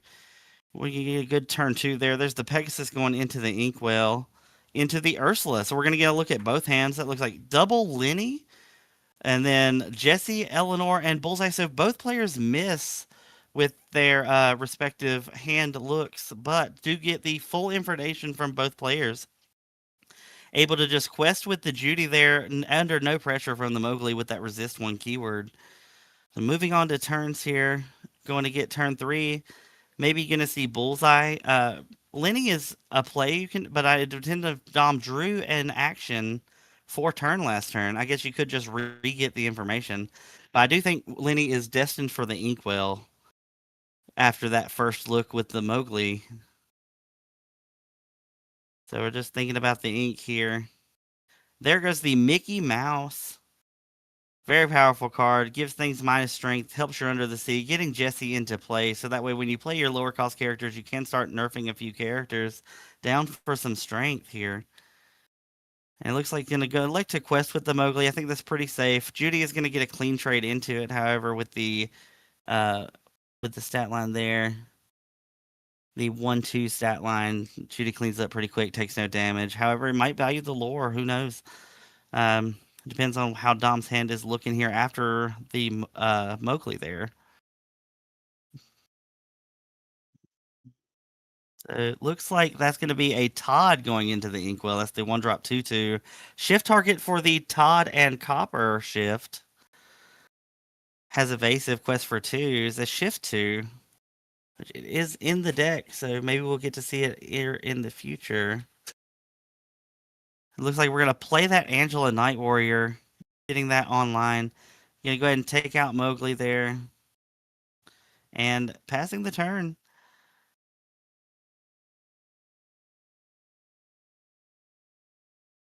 So here we go. There's Jesse there. Jesse's going to start nerfing some characters here soon.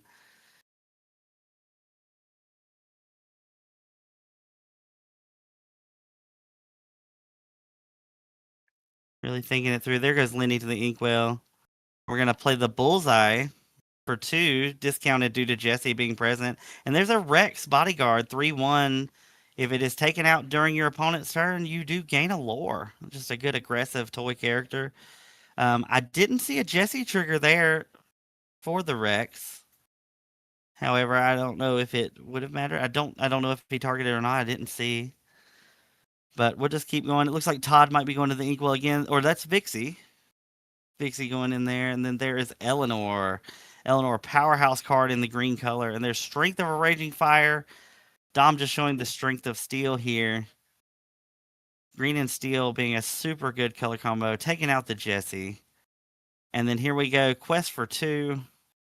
Pretty safe. Bullseye has some options here. However, Eleanor is going to get to ping the Rex here. Dom will also gain a lore in addition to the Rex lore to Apollo and get to draw a card. So he draws a card here. There we go. All right, so Eleanor, the power there, taking out a character, leaves Bullseye alone on the board.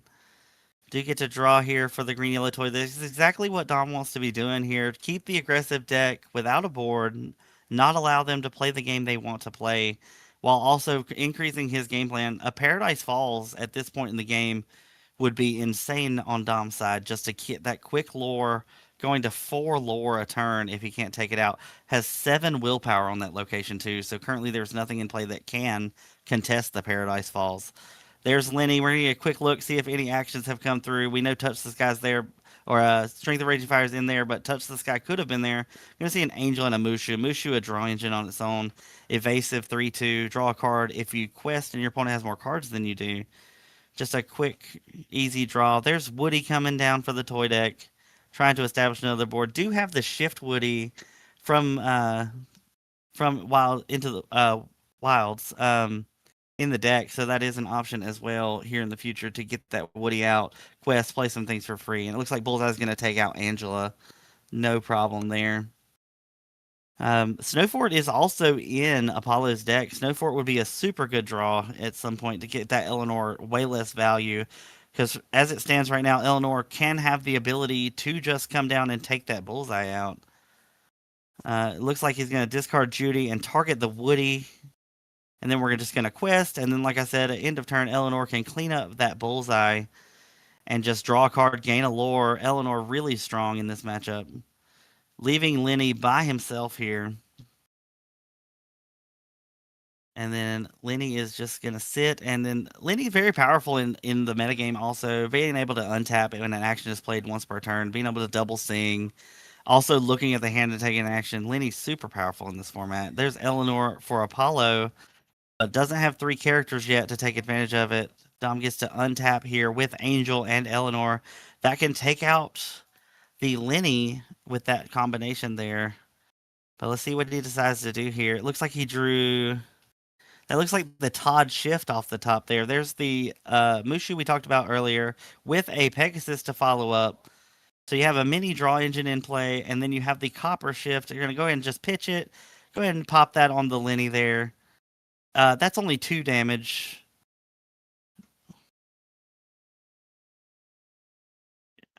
Lenny has 3. I don't think that's how that. Let me go make sure that's the way we have it. Hold on 1 second.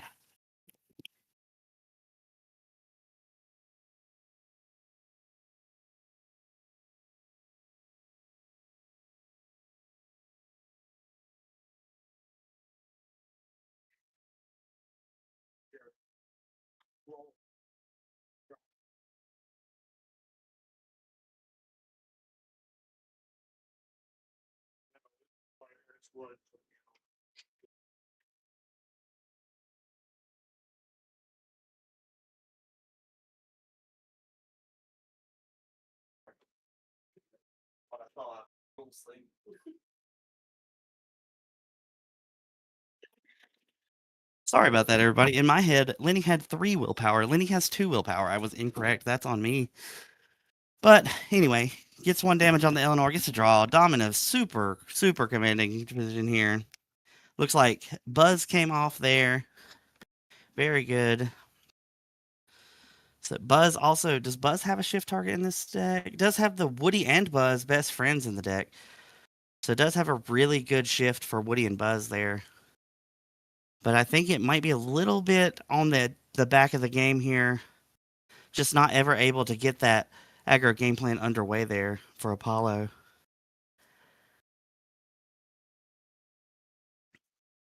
Okay. Looks like Eleanor thinking about it. There's no cards in hand for Dom, so Dom, I mean there is cards in hand for Dom there, so the resist doesn't matter there. Just going to be able to take it out with Eleanor. And it looks like Dom is here, going to be able to probably get rid of his hand and able to draw with Mushu. That's the goal here. There is the Vixie, the evasive quest for 2. Going to go ahead and ink. Then when you quest with Mushu, because there is a card in the opponent's hand, he does get to draw a card. There's 13 for Dom. Gonna go ahead and just pay one, play another Todd there, and then just quest the board. Just continue, just try to close this game out. It's an additional 4 lore, going to 17. Then Eleanor does get to trigger here. He's just to draw a card, go to 18, and put a damage, probably on Buzz. There it is. Yep, very good.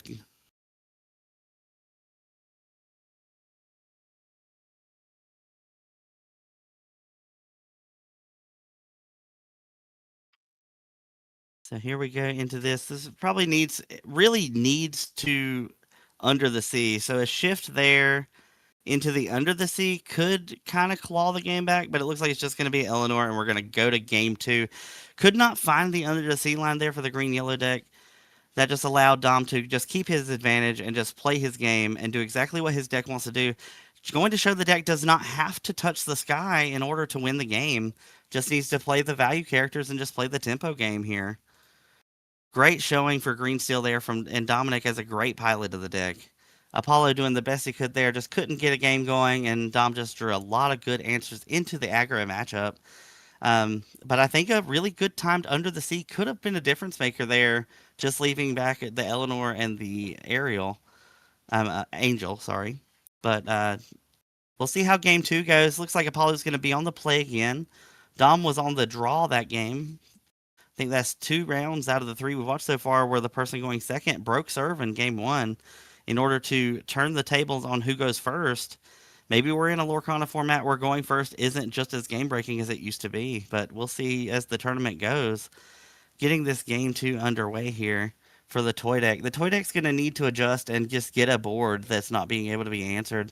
Maybe get the Mowgli, both Mowgli's the Mowgli miss also hurt. You weren't able to get any of the removal, and then Dom was able to draw the Strength of the Raging Fire afterward. And it did seem like there was a lot of tempo loss on the side of the green yellow, which just was game breaking for that particular game 1. But maybe we can adjust and pivot here and get it going. Green Steel needs to pretty much do the exact same thing it did in game 1. Just keep your creatures going, just answer what you can, get an Eleanor established, and just roll the game from there. And if you can, just get that touch the sky combo, draw 4 cards, and then win the game out of nowhere. Let's see what we can do here. Players go into their altar. And then here we go with the green yellow toy deck. Also looking at the cards here. Dominant looking at. I see an Angel. I see the Vixie or the Todd. It's one of the two. They look so similar. I don't know what just happened to our pad up there, but it looks like it reset for some reason. But we will see if the players can fix that for us. However, it doesn't matter. We can keep track with the lore when they update the lore. It's okay. It is Dominic on green steel on the left, and we do have Apollo on green yellow on the right. Just so if there's no confusion for you guys there, maybe the players will see that going for you guys. But if not, I'm here for you. I'll keep the colors straight for you guys here. Not a problem. As long as the lore is working, we'll all be good to go. It looks like Dom already through his altar here, put his emerald on top of the hand there as his hand marker. And we will get this game 2 going. Looks like you can alter 1 card, 2 cards, 3 cards, 4, 5. Did he do the whole hand? 6 cards from the toy deck. Almost a full 7 for the toy deck. Definitely looking for a specific game plan here. I don't know if a lot of things with the green steel deck, that's not something I think people are testing against. It's a deck that could just take you off guard out of nowhere because it's just not like that best deck in the room, people say. But to me, I think this deck is super strong. It's just very underrated. And I think it's catching a lot of people off guard today. I don't think people were prepared for it. It's a really tough deck to play around. It's got a lot of evasives. It has a lot of draw power. And then it has the steel removal to fall back on. And I think Dom made a very good choice playing this deck today. I'm very excited to see how he does for the rest of the day. I was talking to him between rounds about how cool his deck was, so he definitely knows I am a fan of the green steel deck. Let's just see if we can keep that train going here. Go to a good 3-0 start in the 6 rounds we have here today at Dragon's Hoard here in Greensboro, North Carolina, at the Case tournament here. So here we go. Looks like we're going to get started, getting everybody cutting the decks and everything here.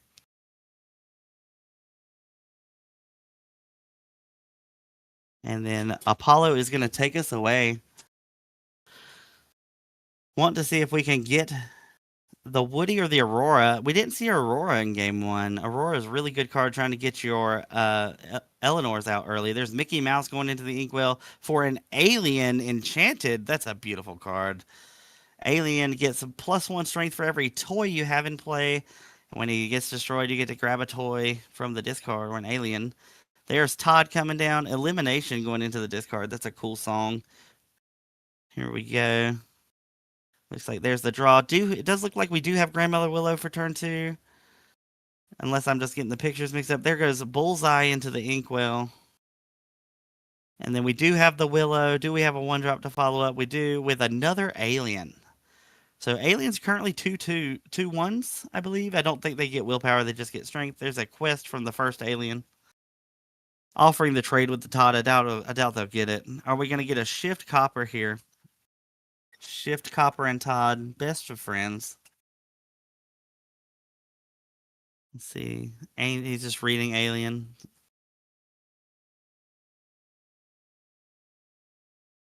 Looking good. All right. There is a Vixie in the hand. Vixie costs 1 less if you have a Todd in play, which Dom does. There goes Max Goof going into the Inkwell and a Violet Par. Max Goof able to pay 1 extra to grab a song back from the discard pile, costing a total of 4 ink to play and use the ability. Violet, a 2/1 alert.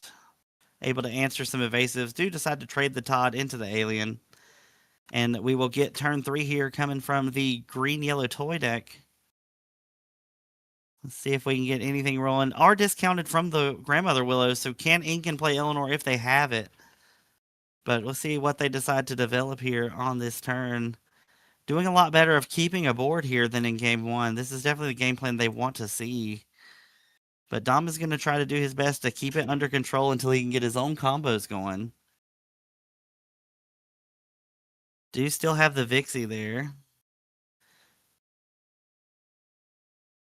Looks like Mowgli going into the Inkwell in order to play a Mickey Mouse. So being able to use the Mickey, quest with both, being able to -4 on the Violet. So Violet has -4 on the next turn. So even if you shift it here, if he even has the shift, I didn't even check. I don't see the shift Violet. So, but it would have 0 strength had it come down. There goes the Todd inking the Mushu. Todd into Vixie. Vixie discounted by Todd. So just putting out some bodies, letting the Violet kind of sit. Not able to take anything out. Mickey Mouse will be able to just keep Dom on the back foot here for a little bit until he can deal with it. Every time he plays a character, and there is the Eleanor. Do get to play the Eleanor now. It looks like Green Yellow is on a roll here. Looks like there's the quest with the Mickey going to 5. Then we get to quest with the other 2. Let's see what he decides to shrink here. I imagine it's going to be Violet and probably Todd, because you don't want, if he wants to trade the Vixie, that's fine. You want that to happen, I think, most of the time. But so I think Todd and Violet are the choices here. Let's see if he goes with those. Really thinking about it. So there's Violet and then Todd. I think that is correct. It keeps you with the best options and it really protects your board. Here, I think you put the damage on the Vixie. Oh, on the Todd. Yeah, just in case the shift. I get that. And then draw card, gain a lore, going to 8. Good turn there for green yellow. Coming in for the toys there. All right.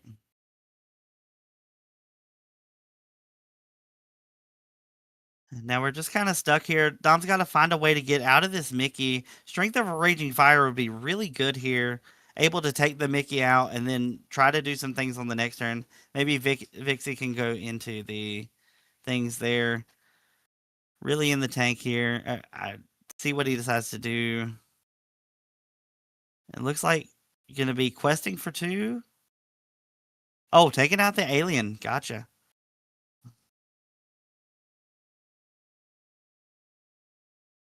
Talking about the alien ability.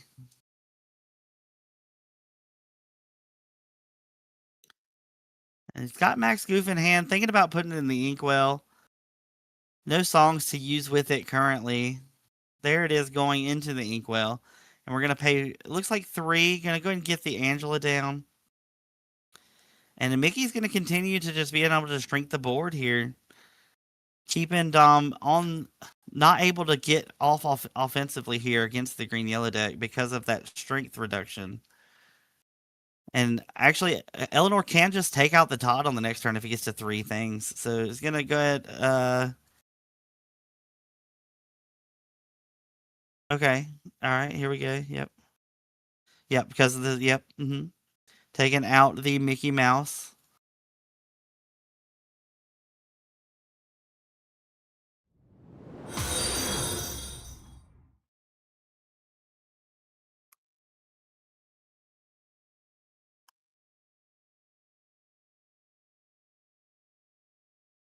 Thank you for the follow. We appreciate you, Anthony King TCG. Appreciate the follow there.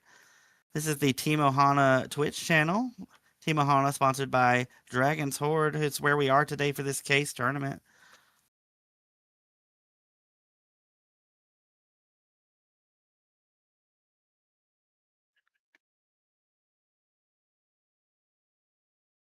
And there we go. Mowgli there. And then we're going to get another Grandmother Willow. So we got 2 Willows, Eleanor, and a Mowgli on the green-yellow side. Looking across, the board is pretty stable. The Mickey Mouse going down was really unfortunate there. See what he decides to go into here. Vixie has 1 damage, and so does Todd. The Angela being there. So we're just going to pass here, see if we can get a better board state on the next turn here. Really looking for those songs. Angel might be really... Angel's amazing here, actually. Just going to get Angel down, start taking out some trees. We'd really need to see, like, strengths. I want, like, some strengths, maybe a Thunderbolt. But that way we can get the Eleanor out of here. The Thunderbolt would be the best, or the Strength. So here we go. Questing for 2 there with the Vixie. Getting on the board. 2 to 8. And then we got the Violet looking like they're going to quest. There we go. So going to 3 here on Dom's side. Still has the Todd and the Angela. And the Angel just came down, taking out a tree. It looks like it's just going to be a pass here. Unless Todd decides to quest.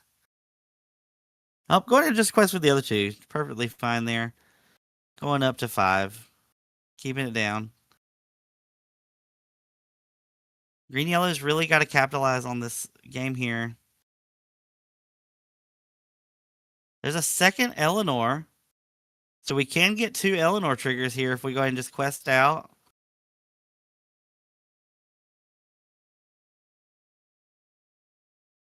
Under the Sea. Very good card there.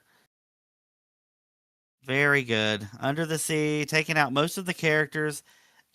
And we're still going to get those 2 Eleanor triggers at the end of the turn. And there's a card in hand for Dom, so does not have resist. Going to get 2 damage on the Angel. This is where Green Yellow wants to be. The Under the Sea was what was missing in the last game for him to be able to stabilize. It looks like we've got there. There's Aurora, Lenny, and it looks like a Mickey Mouse in hand. Or that's a Bullseye. It's Aurora, Bullseye, Lenny in hand there.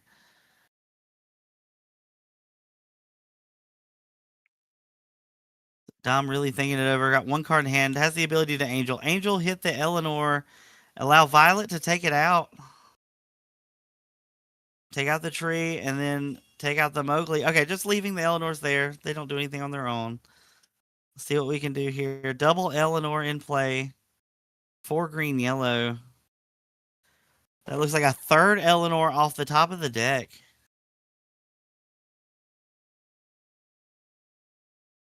Can put in... Thinking about the Bullseye there.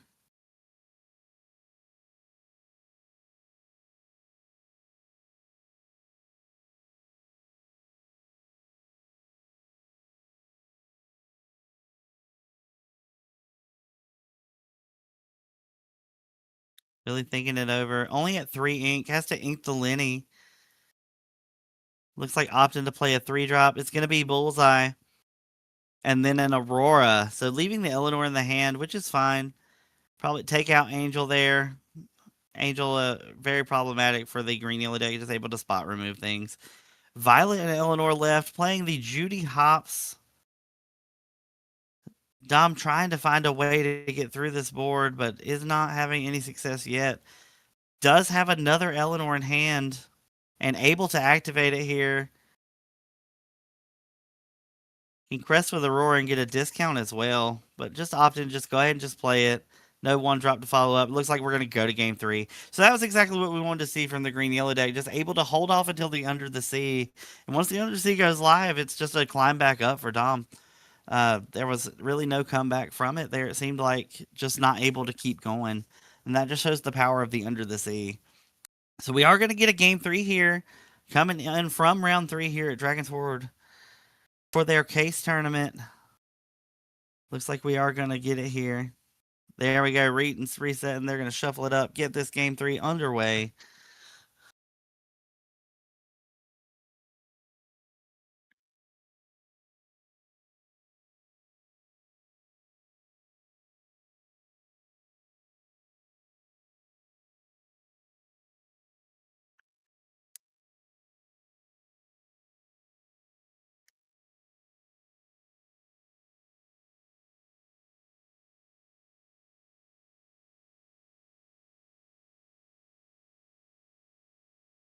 Dom's going to get to be on the play. I think that might help out.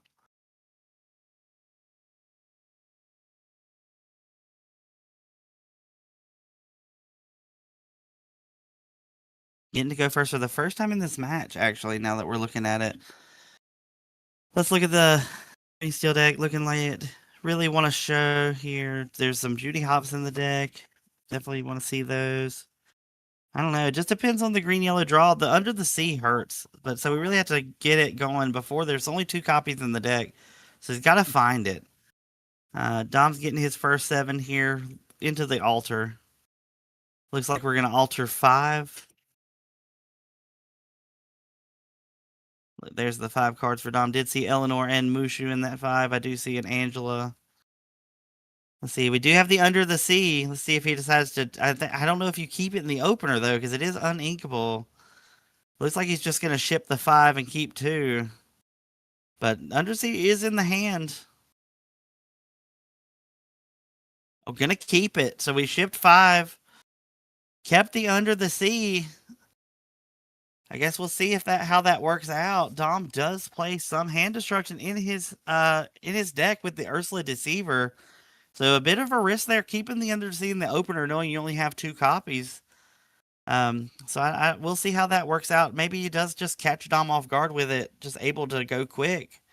But I think with the knowledge of the Deceiver, I think keeping it is definitely the risk that he's taking here. There's the cuts, and it looks like we're going to get started here any second for you guys. Dominic will be on the play with the Green Steel Touch the Sky. We haven't seen the combo yet this match. There's Angela into the Todd. Maybe we'll get to see it this match here. Or this round, rather. Here we go. Woody and Buzz going into the Inkwell. And an Alien starting out. So it really looks like game 1. There's another Todd off the top for Dominic. Going to go ahead and put him into the Inkwell and just get a Vixie into play. And then going into the next one, Vixie Quest for 2 has Evasive. And we'll see here, there's an Aurora in hand for green yellow. Looking like they're going to ink it. Looks like there is a Snow Fort there on top too, if I'm not mistaken. There's Mowgli going to come down. Look at the hand. Do we get a hit this time? No, there's the Thunderbolt. And then we got Eleanor, Mushu, and a Pegasus in the hand for Dom. So it does have a pretty good curve there. See, but we didn't see Ursula Deceiver, so the Under the Sea off the keep there. There was a Thunderbolt, though. Thunderbolt off the top from Dom after getting Mowgli is very good. Thinking about inking the Pegasus. Go ahead and just shift Todd there. Does have Evasive, Quest for 2. A little bit of an aggressive line from Dom here. Going into the aggro side of his deck. I think his deck can pivot between aggro and control pretty easily. Going to get that Quest for 4 on the turn 3. Great shift for Todd, best buddies. Here it goes into the turn 3 here. We do have 3 cost of characters for the thing to get to the under the sea. I don't know if it's right now. There's no way for Dom to deal with it though. So if we get to that turn, it might just be under the sea again for this game 3. There goes Mickey into the inkwell. Are we going to get the Eleanor? Nope. It's going to be the new Woody, the 4-drop inkable Woody.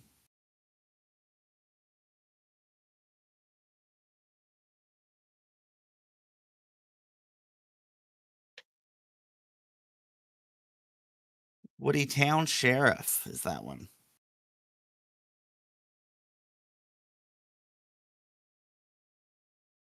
They're just talking about the. I think they're just talking about the enter the battlefield effect, but they are gonna get a just to pass to Dom here.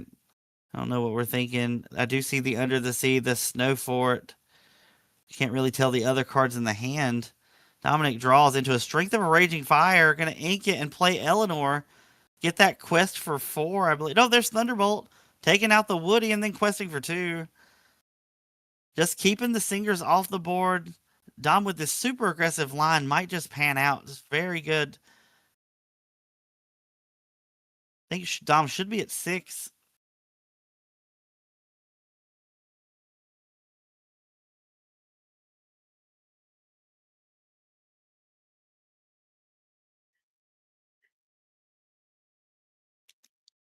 Just thinking it over here. See what we're going to do.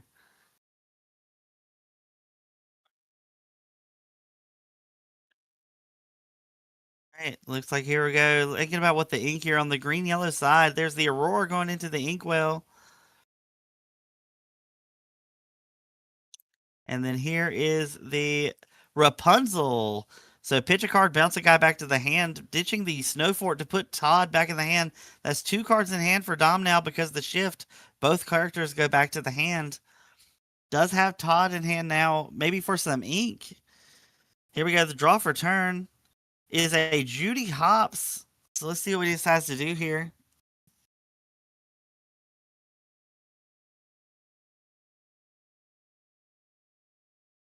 Quest for 2, going to 6. Looks like Vixie is going to quest there. Did ink the Strength of the Raging Fire last turn. Rapunzel, really good draw on the other side. Great card out of the new set as well. To ditch a card to bounce that character back to your that player's hand. Can choose your own, but I think the picking the Todd was correct there. He just talking through the turn. Dom's one of those people I know likes to plan the whole turn before taking action. Very good habit to have.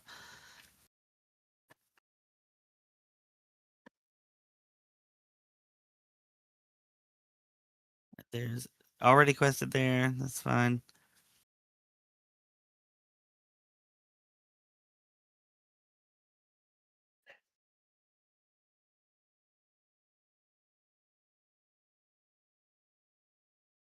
I don't know what they're discussing here. I think Dom should be at 8, but I think that's what they're kind of talking about. Dom should be at 8 lore here. Let me go see if I can clarify.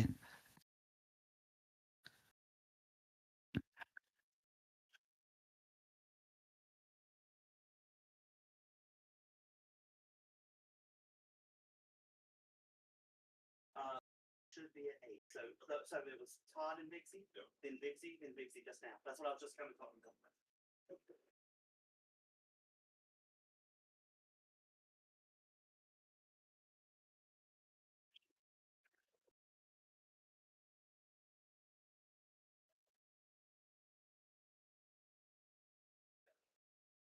Okay, we did get that lore fixed, guys.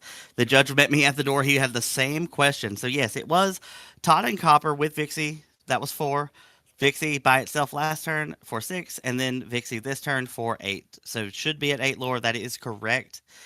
Getting the game going here. Looks like Todd and then Todd electing to play them separate, which I agree with. That gives you more bodies on the board and more ways to deal with characters here against the green deck that is trying to under the sea you. But does have 3, 4, 5, 6, and now way more than 8 in play to maybe get that under the sea on the next turn. Dom has to know that it is the possibility of coming down soon. See how he adjusts to that. Can we get it going? There's Mushu. Maybe just playing characters to live through the sea might be enough. Can definitely get a lot of lore this turn.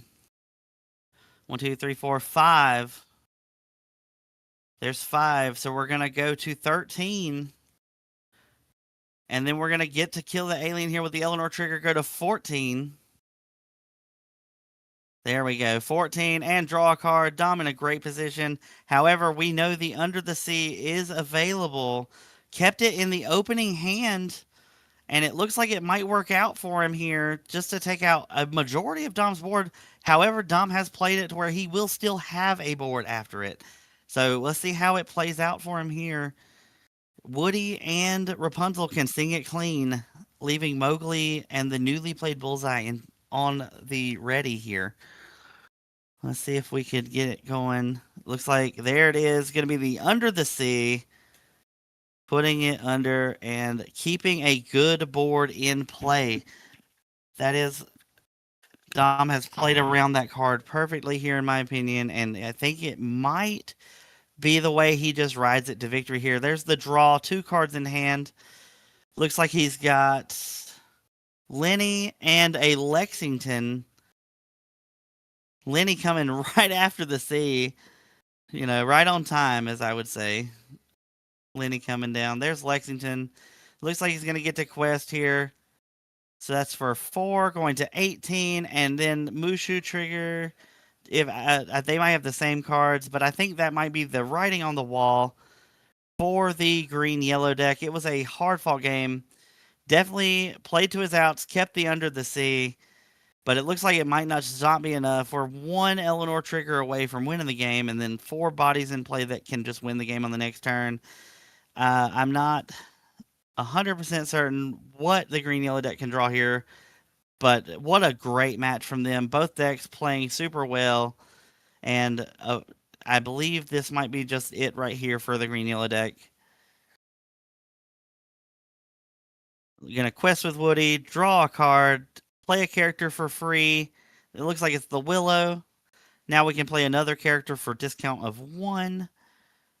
And it looks like that's another Under the Sea, and that is the game. Congratulations to Dominic of Team Ohana in the victory, going to 3-0, and congratulations to Apollo. What a great game. Apollo did everything they could. Game 2 was spectacular for them. It just ended up not working out in Game 3. Dom was able to keep those bodies in play that lived through the Under the Sea and just kind of keep his game plan going, able to just go as quick as possible and end the game before the green yellow deck could really combo off. So congratulations to Dom on 3-0. And I'm Colton here, guest of Team Ohana here, signing off for round number 3. We will be back with you guys for round number 4. Thank you for sticking with me. We got 2 more rounds to go after this one. So stay tuned. Thank you so much.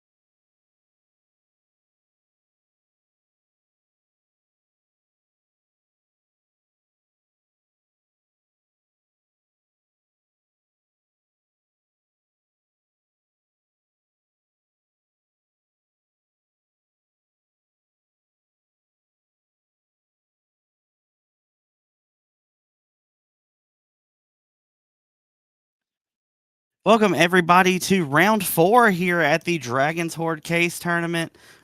Sponsor store of Team Ohana here in North Carolina. Going into round 4 here, waiting for everybody to get signed in so we can find out what our matchup is here today. We got 6 rounds of Swiss here, 43 players at Dragons Hoard in Greensboro, North Carolina for this case tournament here. Let's see if we can get this rolling. Going into round 4, we've seen a lot of different decks on stream. I think we've had 6 different decks in 3 rounds, which is insane and goes to show the diversity of the Lorcana format here post-rotation. Lorcana's second rotation in its history as a game. We are now set 9 forward, which is fabled, and we are enjoying this format. I am personally. So if you are enjoying it, please let me know in chat, guys. Go ahead. I will read the chat periodically. Let me know if y'all need anything at all. We are here to discuss Lorcana and have a good time here at Dragon's Hoard for our case tournament.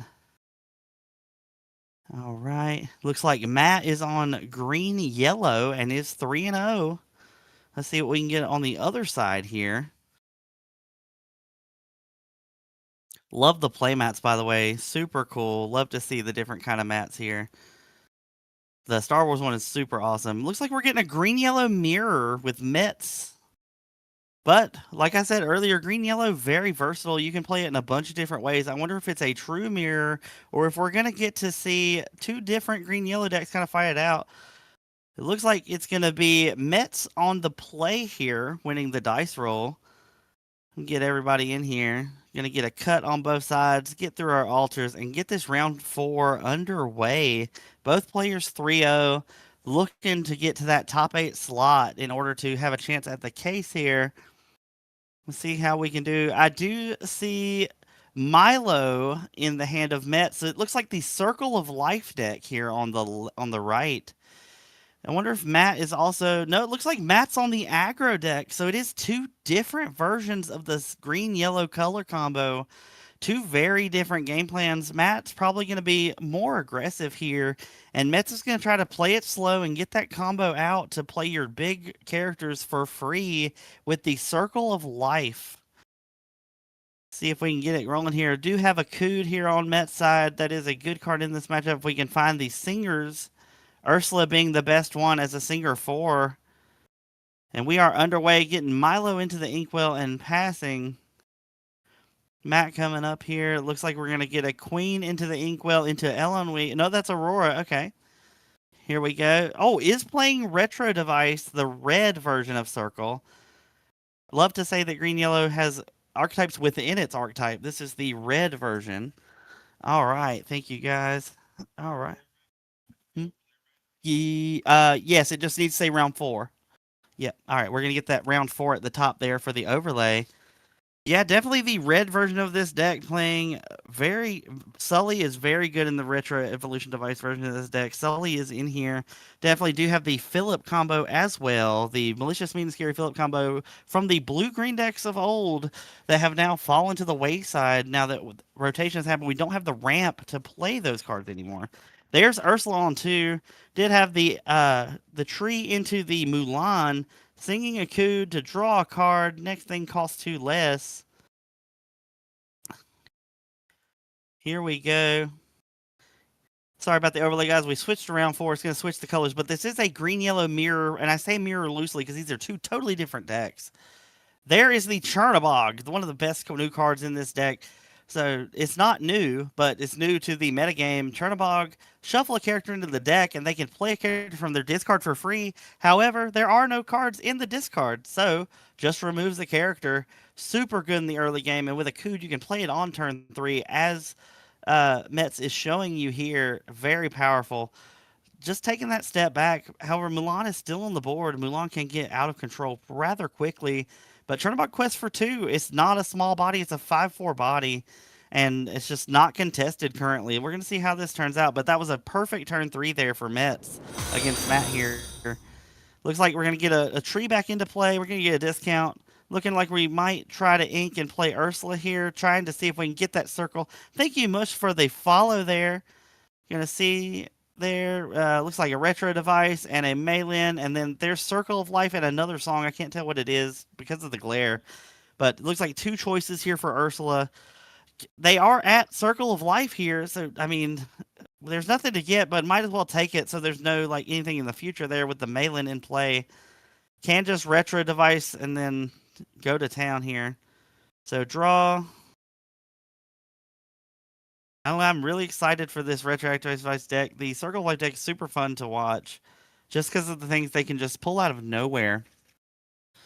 Let's see here. Looks like there's Malin. We're gonna look at the top four for either a song or a red panda card. Looks like we're gonna find malicious, mean, and scary. Everything else shifts to the bottom there. Can try to find a Philip combo.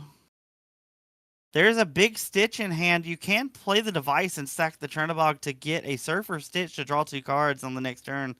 That might be a really powerful play to just get some draws. This is when the Circle of Life deck really shows its colors here. Looks like another Akud in the hand as well. We're going to just sing Akud here. Draw a card. Next character costs two less. There's another Chernabog in the hand. Looking to see what to ink here. There's Malicious, Mean, and Scary going into the inkwell. So we've got Malin and the Ursula and the Chernabog going to quest for two. Very safe quest there. Okay.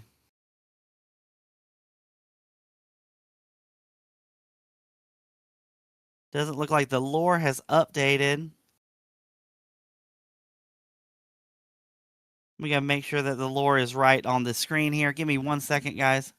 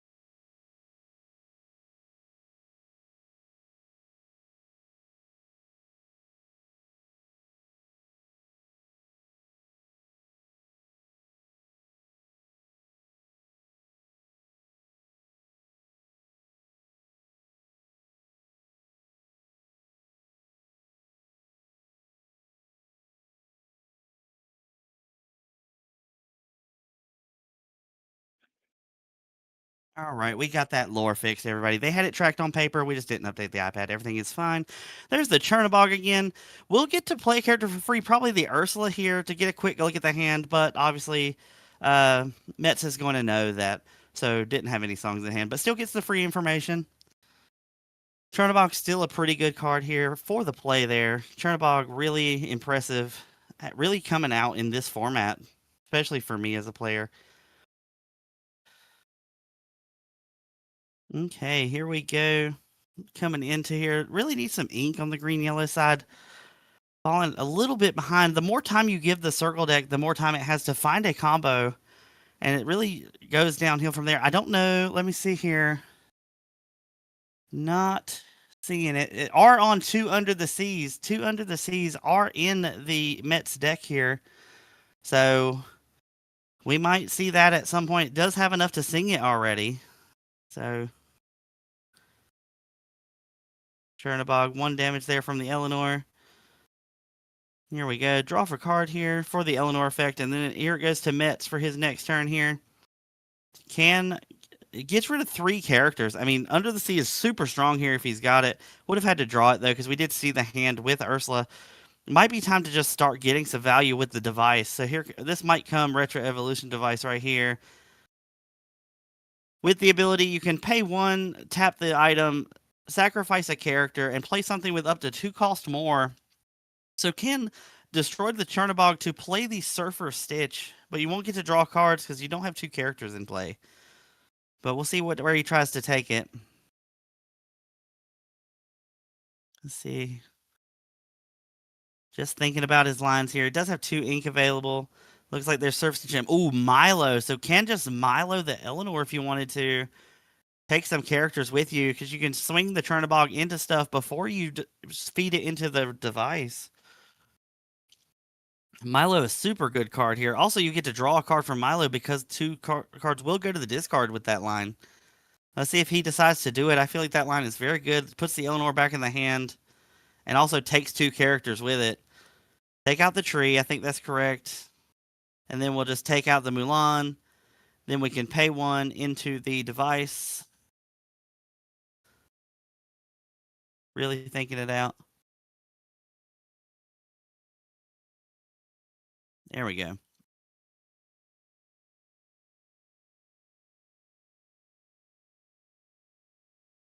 I really think this is the best play because then you can put the Stitch in the discard for the Circle of Life. Yep, getting rid of the guy. We're going to play Milo, pitch a card. And then we're just going to, I imagine we target Eleanor here. Or Eleanor, I'm sorry. The Eleanor goes back to the hand. And then at end of turn, you will draw a card. So drawing a card there, super strong. That looked like another Milo. That would be crazy. But we'll see where it takes us. Maylin also a very good card to put into the device. You could play Chernabogs off of it. It's super cool. I definitely like the device version of this deck. I'm not playing it in my version, but I feel like it is very good, just depending on the metagame. But just goes to show you the different ways you can play green yellow. These are 2 of the same color decks that are playing 2 different games here. But it looks like we're trying to figure out how to navigate this board. Do see the Snow Fort, and we know about the Eleanor in hand. Looks like he's thinking about playing another Ursula. Just has the 1 card hand drawn off the Milo, though. So, I mean, if it wasn't Under the Sea or something like that, you would get it, but the odds are there.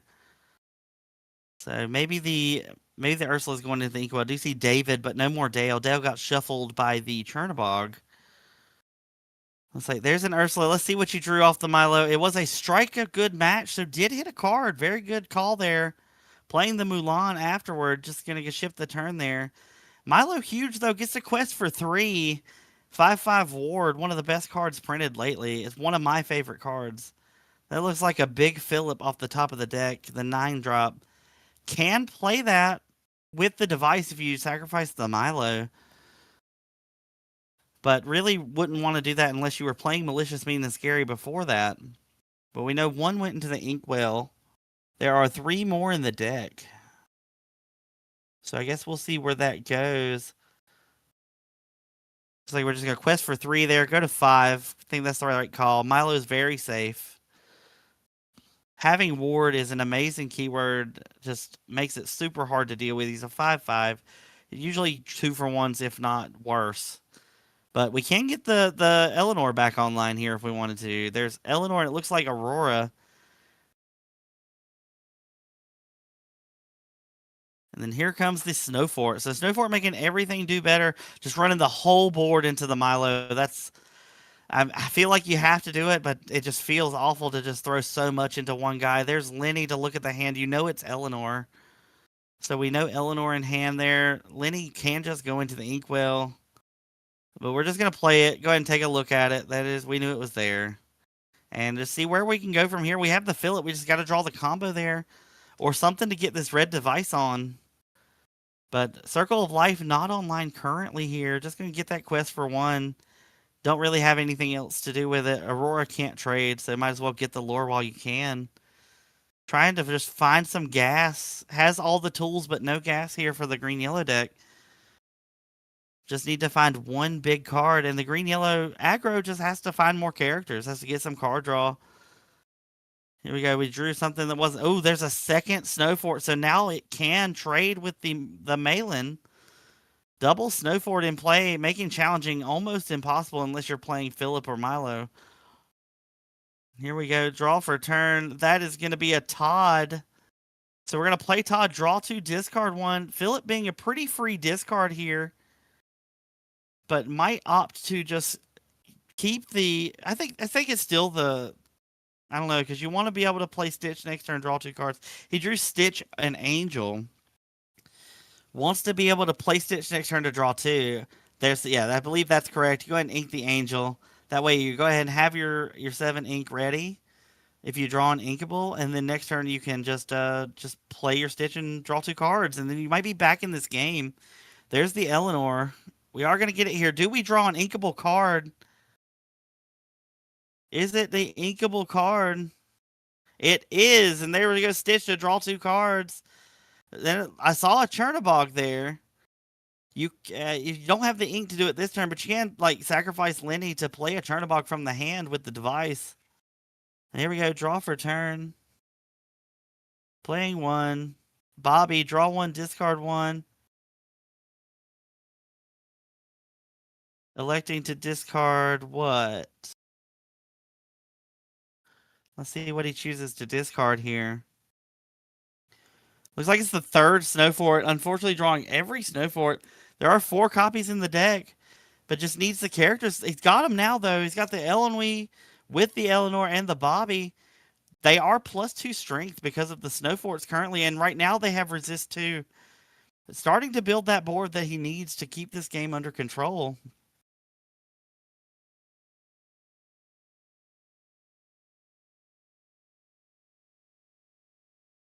Oh, thank you, Muzzy. I think that was when I walked away, but thank you for telling me you couldn't hear me. Thank you so much. I am checking periodically. I don't want you to think I'm ignoring you.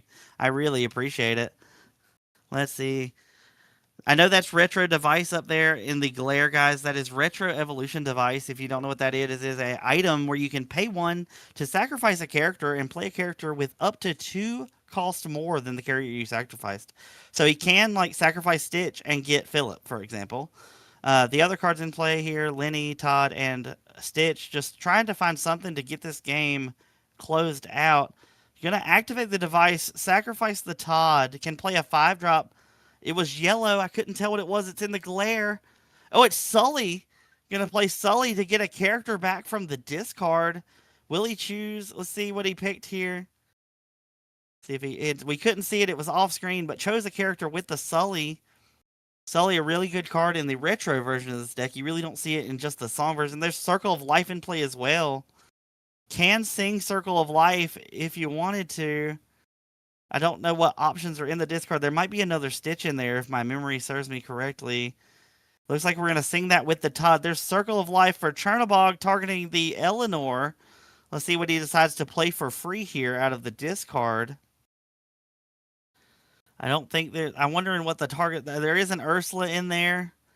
There is a lot of things. Oh, opting to bodyguard. That was a little late, but I guess his opponent's cool with that. That was a very late bodyguard from Sully after a couple game actions. Also missed a Lenny trigger there. Could have gotten an extra lore had he quested before. Oh, okay. We're just gonna do it that way? Question mark. I'm not sure. Okay, never mind. They're letting it go. Okay. So here we go. He's got the bodyguard Sully out there. Plays the Mulan. Mulan does have 3 strength, so can quest for 3. Questing for 2. And then giving the boost there, Mulan will quest for 5. Because of the support from Elonwee. So it should be at 12, I think, here. 13. Wow. So what a good swing there. They have resist too. It's going to be tough to get through this board, especially the Mulan. Chernabog can't take out the Mulan on its own. I think it's a huge body there. Let's see what he decides to take into account here. For this Mulan, it's just so much lore represented in one card, especially with Elonwee. This might be just taken away by the green-yellow deck. Just the circle deck stalled long enough for him to find the answers. It really was looking all circle for the first mid part of the game, but there in the late game, it just hasn't came through. It got resist 2, I believe, so it should survive that. Okay, it does.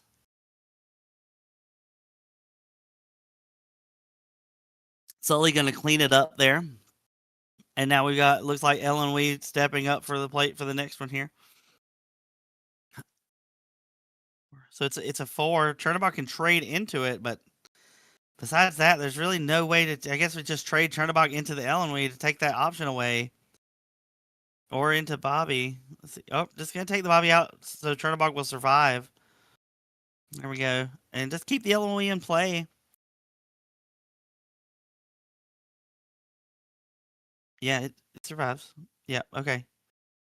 Thinking about sacking the Stitch to the retro device. There we go. Stitch into the Philip from the retro evolution device, tagging up into a 9-drop.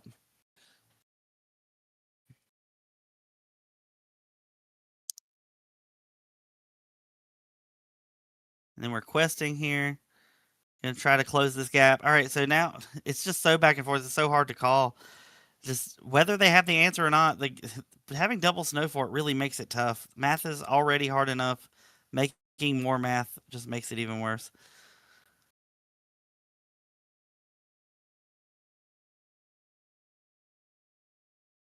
Putting the Sully up to represent the bodyguard. Got a Lenny there to the side. That is Lenny in the glare, just so people know. And there is a retro evolution device slightly off screen.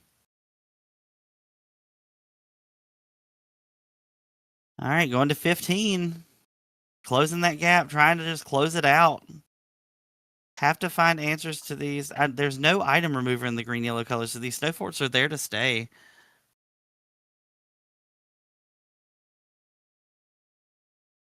There's a Gustin coming down for green yellow. I'm gonna just have to call it aggro and circle because they're both green yellow decks. So circle is gonna quest with Lenny. Gonna pay 2 here. Play strike a good match. Draw 2, discard 1. Lenny untaps. Gonna go ahead and just get another quick quest off the Lenny. Or a singer, whichever you need. There's the under the sea, but we're past that part of the game, I believe. Looks like he's just electing to he doesn't need it anymore.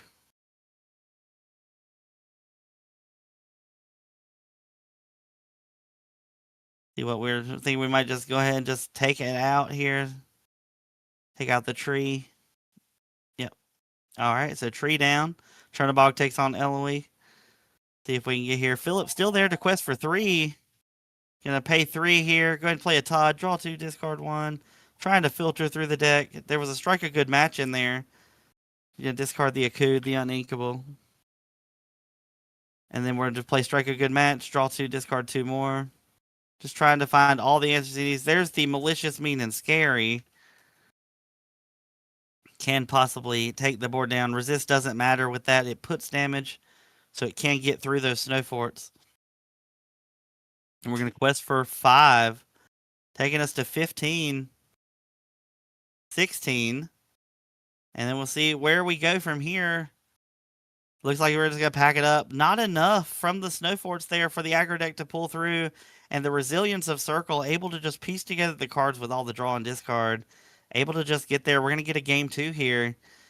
So I think that is the first time we've seen somebody on stream win on the play in game 1.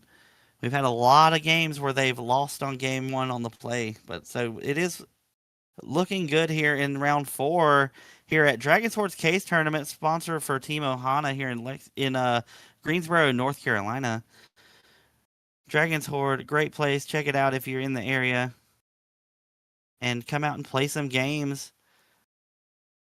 Looks like we're going to get this game 2 started pretty quickly. They already reset the lore here. This is a green-yellow quote-unquote mirror. However, they are 2 totally different decks. One of them is the aggressive creature-based Snow Fort deck. The other one is the Circle of Life combo deck. So 2 totally different ways to play green-yellow on display here in round number 4. Both these players 3-0 in this 6-round Swiss tournament of 43 players here. Looks like 4 from the aggro deck. Thinking about doing 4 more on the circle side. Circle's going to be on the play.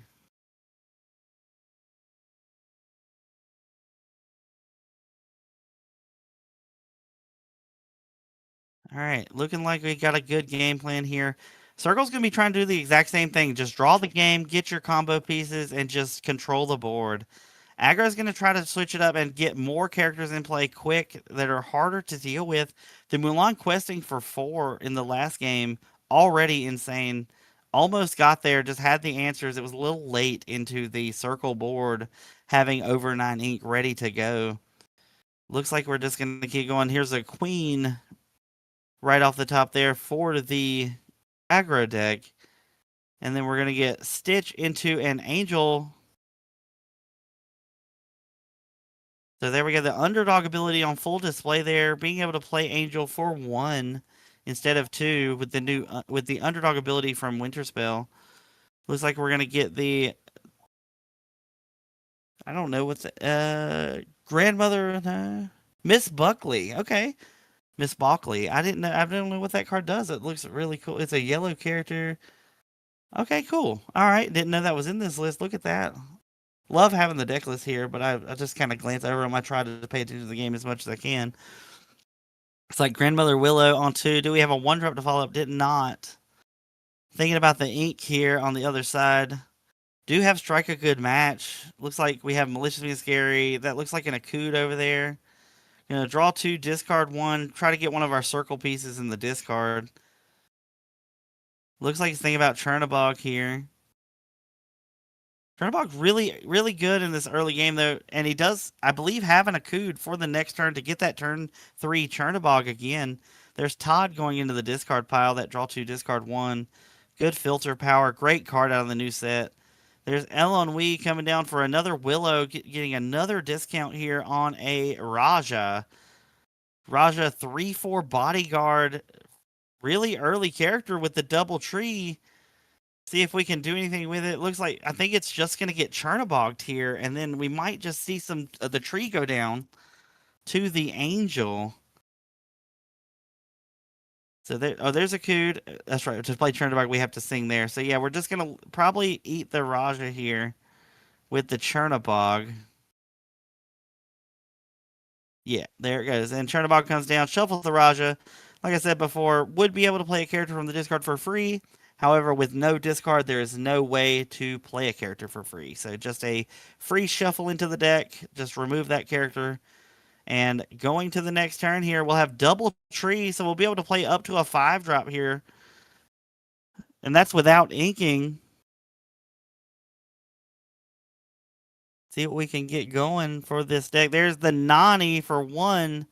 What can we find? A 2-drop. It looks like it's going to be Aurora for Matt there. Matt's over here with the Chernabog. And there is a Bobby draw discard. Looks like a Snow 4 eat going into the bin. And then 1 for an Aurora. So just flooding the board with characters there, showing the power of the Grandmother Willows, taking the Queen into the Angel to take some singing power off the board. And let's see where we can go. And Under the Sea would be insane if had the Angel stuck around. But let's see what we can go with it with the Circle deck. Circle just got to buy time. Buy time to find a combo and clear this board. But Matt might not let him get it. Mets has to definitely keep Matt's board under check here in order to not force a game 3. See what he decides to do. Going into the 4 ink turn here. So there is Ursula Vanessa, the singer 4. Great body into this board. And then we're going to ink Lenny. What is he going to... Can he do anything with this 2 ink that he has extra here, though? Looks like he can't. Just going to pass it away. Representing Under the Sea here, Matt's got to keep that in mind. Under the Sea could be looming in the hand for Mitz. And that would just clear his whole board except 1 character. Leaving him with almost no comeback potential if the Undersea resolves. Thinking about where to put these characters. You also can't just throw your things into it, because if he doesn't have the Undersea, you're just giving away your board for free. Just kind of playing mental chess here for the green. Just going to be like to full quest. I mean, if he's got it, he's got it. I think that's the game we're playing. There's Eleanor. We're going to get a damage here and a lore. Damage on Chernabog, draw, and gain a lore, going to 8. There we go. And the hand is there. So here we go. Let's see if he can have the Under the Sea. If he has it, it's going to be insane to be left with an Eleanor and a Nani, but the Nani will get eaten, I believe. Let's see what we got going on.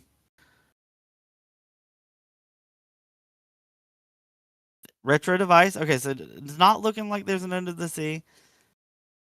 Can take out a Grandmother Willow on your way out. I wonder if he has the 7-drop in hand to be able to take away with the Chernabog. Taking out the Grandmother Willow.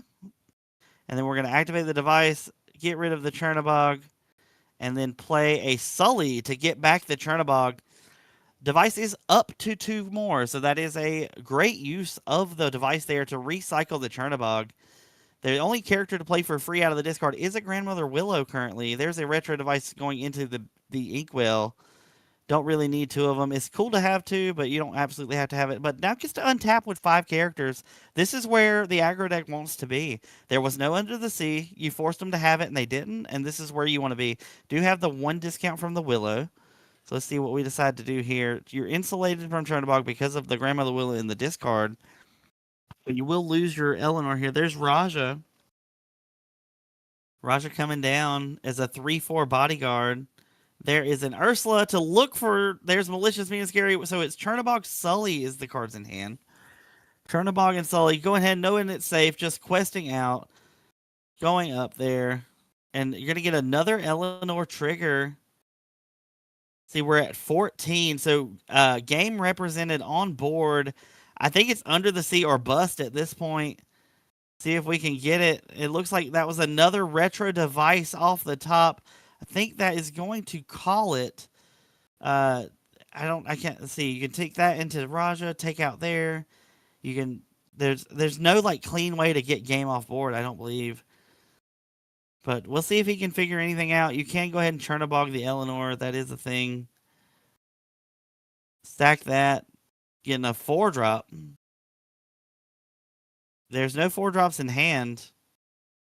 Yeah. We'll just go to game 3. Great way for the aggro deck to play that game. Like, they had to make them have the Under the Sea. There's only 2 in the list. So I think it's very smart to just say, if you got it, you got it. If you don't, we're going to go to game 3. And that's exactly what happened there for the aggro deck. The circle deck just cannot keep up with that early game.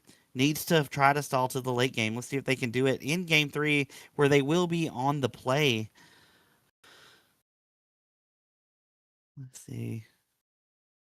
Yeah, birthing pod at home, Bubba Man. That's correct. As a former Magic player, I've had a lot of Lorcana people look at me crazy when I call it birthing pod, but I mean, one of my favorite cards from Magic. Definitely good in Lorcana as well. Um, but yeah, let's see where it can take us. Let's see. Getting into this game 3, that was a quick shuffle from the players here, trying to get quickly into it.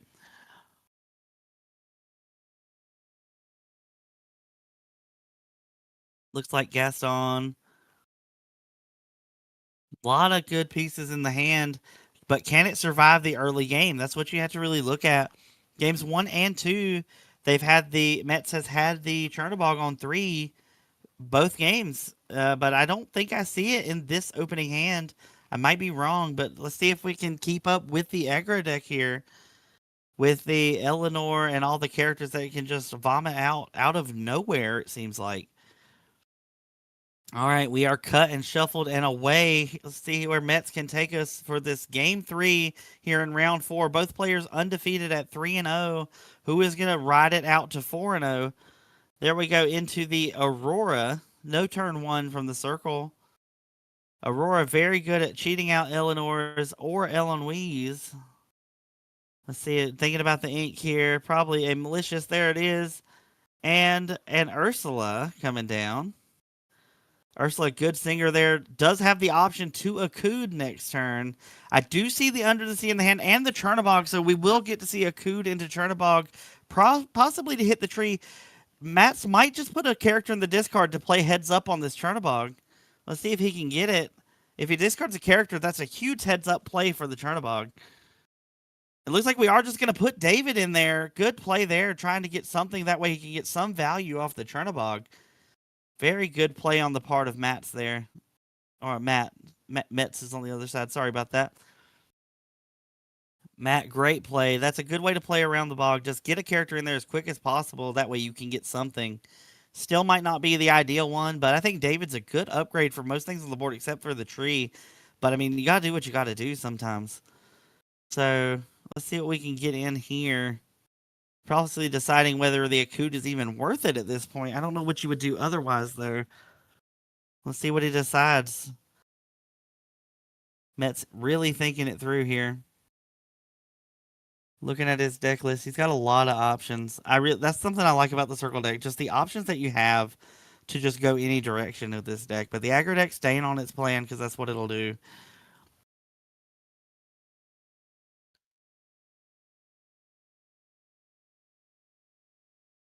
All right.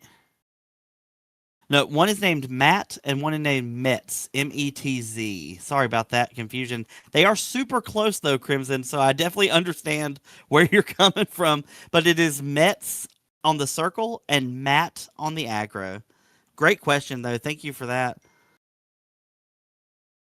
But it looks like there is the Chernabog. We did hit the tree and get the David, like we were saying. But I mean, like I said, this really just the aggro deck still doing what it wants to do.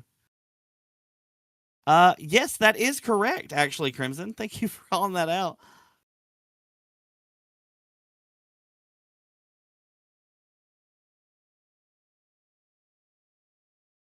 All right.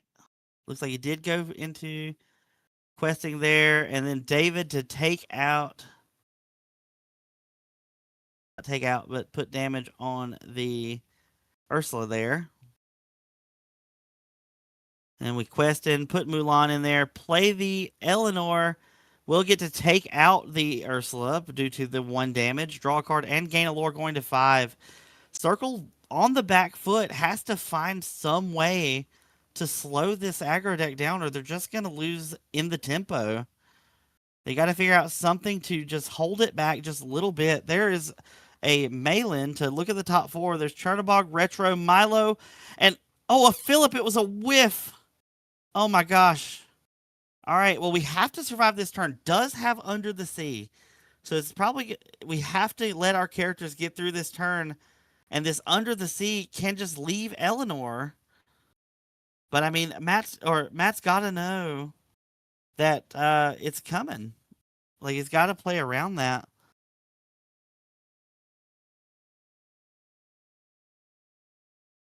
Oh, and it looks like we're just gonna scoop up the cards. Okay, all right. Well, I thought that we had a lot more game to play, but I guess Mets just didn't see the answers that he needed there, and just fell way too far behind to keep going. Um, I really don't think that one was over. I mean, but I guess the players know more than I do. But once again, like that was a great match there, showing the power of the aggressive green yellow and the combo green yellow. And like I said, and I think it was round 1, green yellow has so many different ways to play, and you could basically play any deck you want in that color combo, and it will possibly be good. So, but definitely shout out to Matt. Great game for Matt there. Mets, good game. You're at 3-1, still in contention for top 8. Great deck there. But congratulations to Matt, I believe, for getting the win there. And we will check back in with you guys for round 5. We are in our 6 rounds today. And then we'll go in for this case tournament here at Dragon's Hoard. Thank you guys for watching. I will be back for round 5.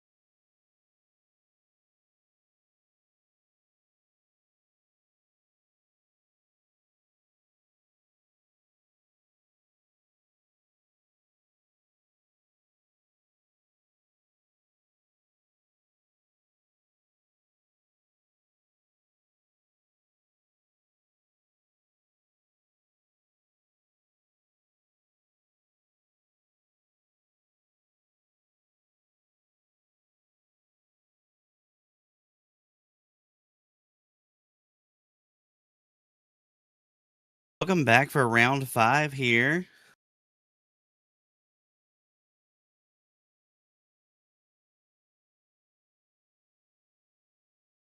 All right. Yes, there is still things going on. Sorry about the delay. We are in round 5. Looks like we got Corey over here on yellow purple. You can get the other deck put in here. See what we're going to see for round 5 here. Players at 3-1 in this round in our 6-round tournament today. Let's see what we're going to be seeing here. It looks like another green yellow, but as we saw in the last round, there are many different ways to play green yellow. Let's see which one Grimmervine is on. Corey on the yellow purple deck. We did see a version of yellow purple in round 2 today. Let's see if it might be about the same different kind of deck. We'll see. I'm imagining it's still the Tempo Dumbo deck that we did see earlier. But Grimmervine, it really just depends on what type of green yellow he is on. Everybody getting shuffled up here for round 5. Thank you guys for being here with us today at Dragon's Hoard in Greensboro, North Carolina. Sponsor store for Team Ohana here in North Carolina. Getting shuffled up. That is the craziest shuffle I've ever seen from a TCG player, and I've been doing this a long time. Never seen that spread out pile like that. That's crazy. All right. I'm definitely going to compliment him on that after this round.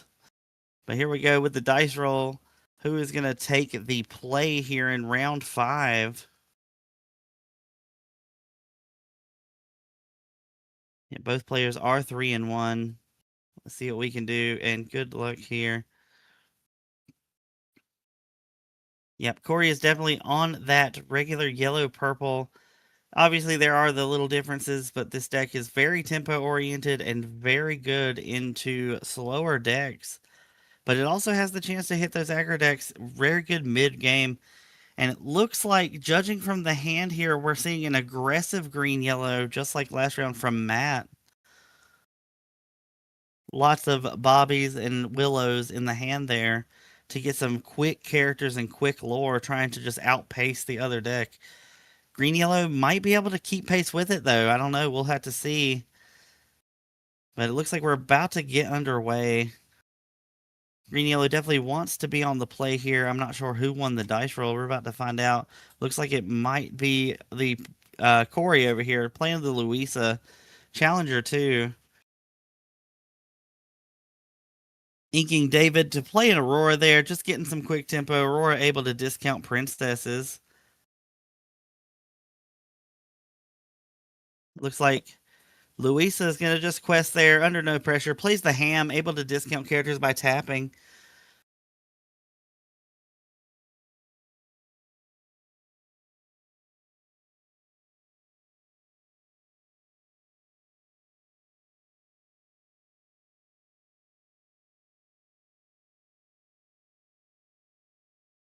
All right. There goes ham. Bobby came down, draw, discard. Getting the Robbie for free because of the discount from Grandmother Willow. It's like Corey's going to throw Ellen Wee in the pot here. Using the ham to get a discount on the character. Going to go a Cheshire Cat and a Louisa. Just putting out a lot of characters, getting the quest, just trying to keep it on. Making it very hard for the green-yellow deck to turn sideways. This is definitely the correct game plan for Corey here. Playing it exactly like he needs to. If I know anything, Corey does put in the reps, so I'm not surprised he knows exactly what to do here. There's that Shift Pocahontas going into the Inkwell. Playing the other Pocahontas.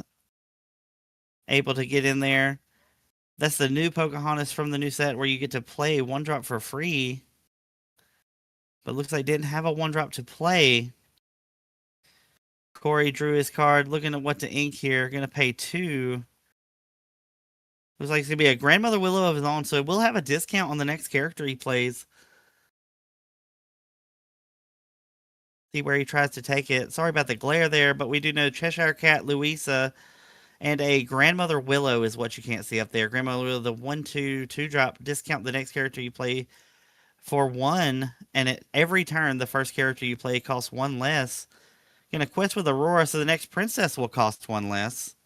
Probably see the Shift Pocahontas here, if I imagine making it so everybody's unable to challenge. Very powerful effect. So there's the shift Pocahontas. So now characters may not challenge until the next turn. There's Mike Wazowski going to reveal the top card. It's Finnick. And then we're just going to turn anything sideways. Everything is safe because of the Pocahontas. And green yellow just chugging along. This is exactly the game plan for green yellow. And Corey's got to figure out something to do here because unable to challenge, the board is just going to stick. Looking at the hand there, there's Demona. Too early for that, being a 6 cost character. Let's see what he decides to do here. Discounted by the Willow. Here comes the Shift Louisa, the 6/4. Able to move damage, but no way to get damage out currently. Looks like we're going to ink Augustin. And might just pass here. I'm not sure. There's Ham. Going to go ahead and just quest it out. 1, 2, 3, 4. Going to 6 here for Corey. And leaving the Grandmother Willow up, here is the untap step for Grimmervine here. Mike is going to get to quest and get a free character off the top of the deck, being able to quest and play to get that ability. Let's see. Corey's got some fans in the chat. Thank you guys. Thank you, Crimson, for being here with us and participating in the chat. We appreciate you. I don't know where we go from here. Mike is definitely going to look at the top card here, see what we can get. There's a Dale that makes all your characters trade more effectively. That is a great card for this situation. Where is he going to... He's at the 4 ink. He still has a discount from the Grandmother Willow. Did get a Finnick off the other Mike trigger.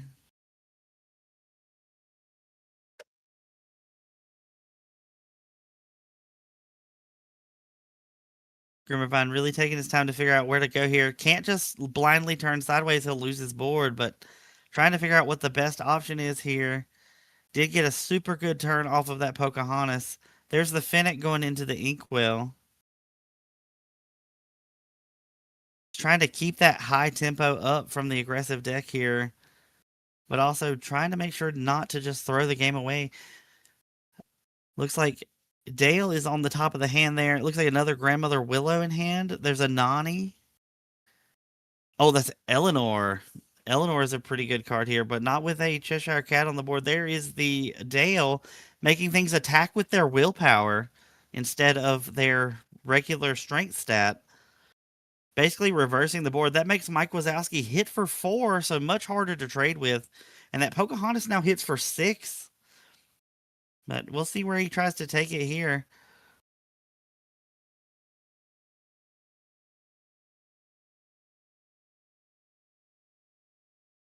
There's the Pocahontas going to go ahead and take out the Louisa. Go ahead and remove one of those options. The Cheshire Cat's still there.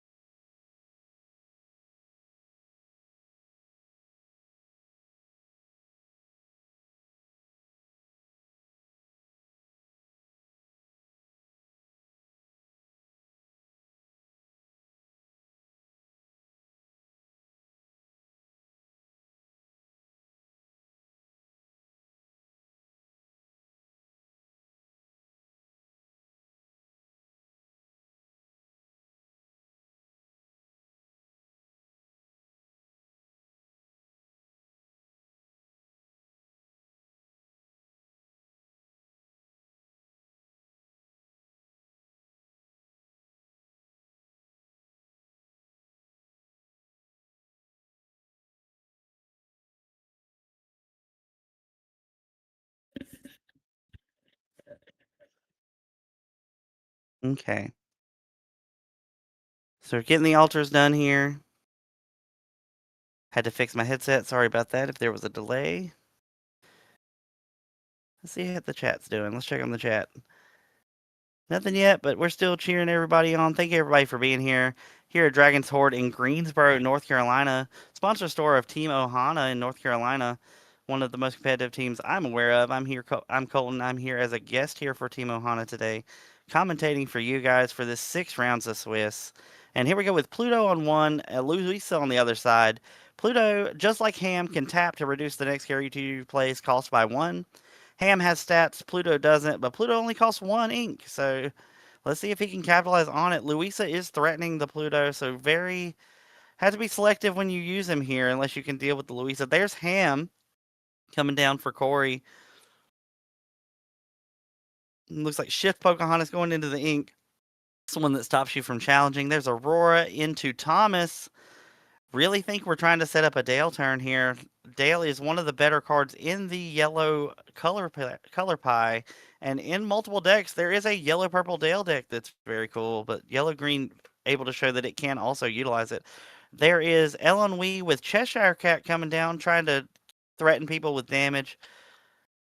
Can try to get a Shift Louisa as well. Purple notorious for moving damage counters. Great ways to get ready characters out of the way. Let's see what we can do here on the yellow-green aggro side. Definitely thinking it through. Got a lot of guys in hand. There is the Dale and the Eleanor in hand for Grimmervine here. Just trying to figure out the best turn 3 for him. Can play a 4-drop this turn with the Pluto if wanted to develop that Dale. Looks like we're going to play a 4-drop. Might be Eleanor, though. There's the Dale, though. We're just going to do it. Making Thomas hit for a lot of damage. Usually a 2-for-1. Probably a 1-for-1 because of the Ellen Wee, but still you have to use the whole ability to take care of it. And it looks like he's just going to run it into there to just take one of the options away. Taking no damage back because Louisa does have 0 strength unless she's challenging. And Corey's just in another situation where Dale is making it hard to deal with the board. I don't know what we can do here in this early of the game to kind of deal with it immediately with no damage in play. You're going to go ahead and take that out. Take 1 damage in return from the Pluto. There's 1 damage he can move. There's the boost. He's going to move that. Take out the Aurora. And then we'll just take out the Thomas there, trading with the Ham. So definitely took the board down a lot, but still the Dale is there and making his characters do things they're not made to do. There's Mike Wazowski off the top. Mike Wazowski. Oh, Big Mickey. Did not expect the Mickey Mouse. He gives all Amber characters 2 more willpower, so that Dale has 6 willpower now and will return damage for 6.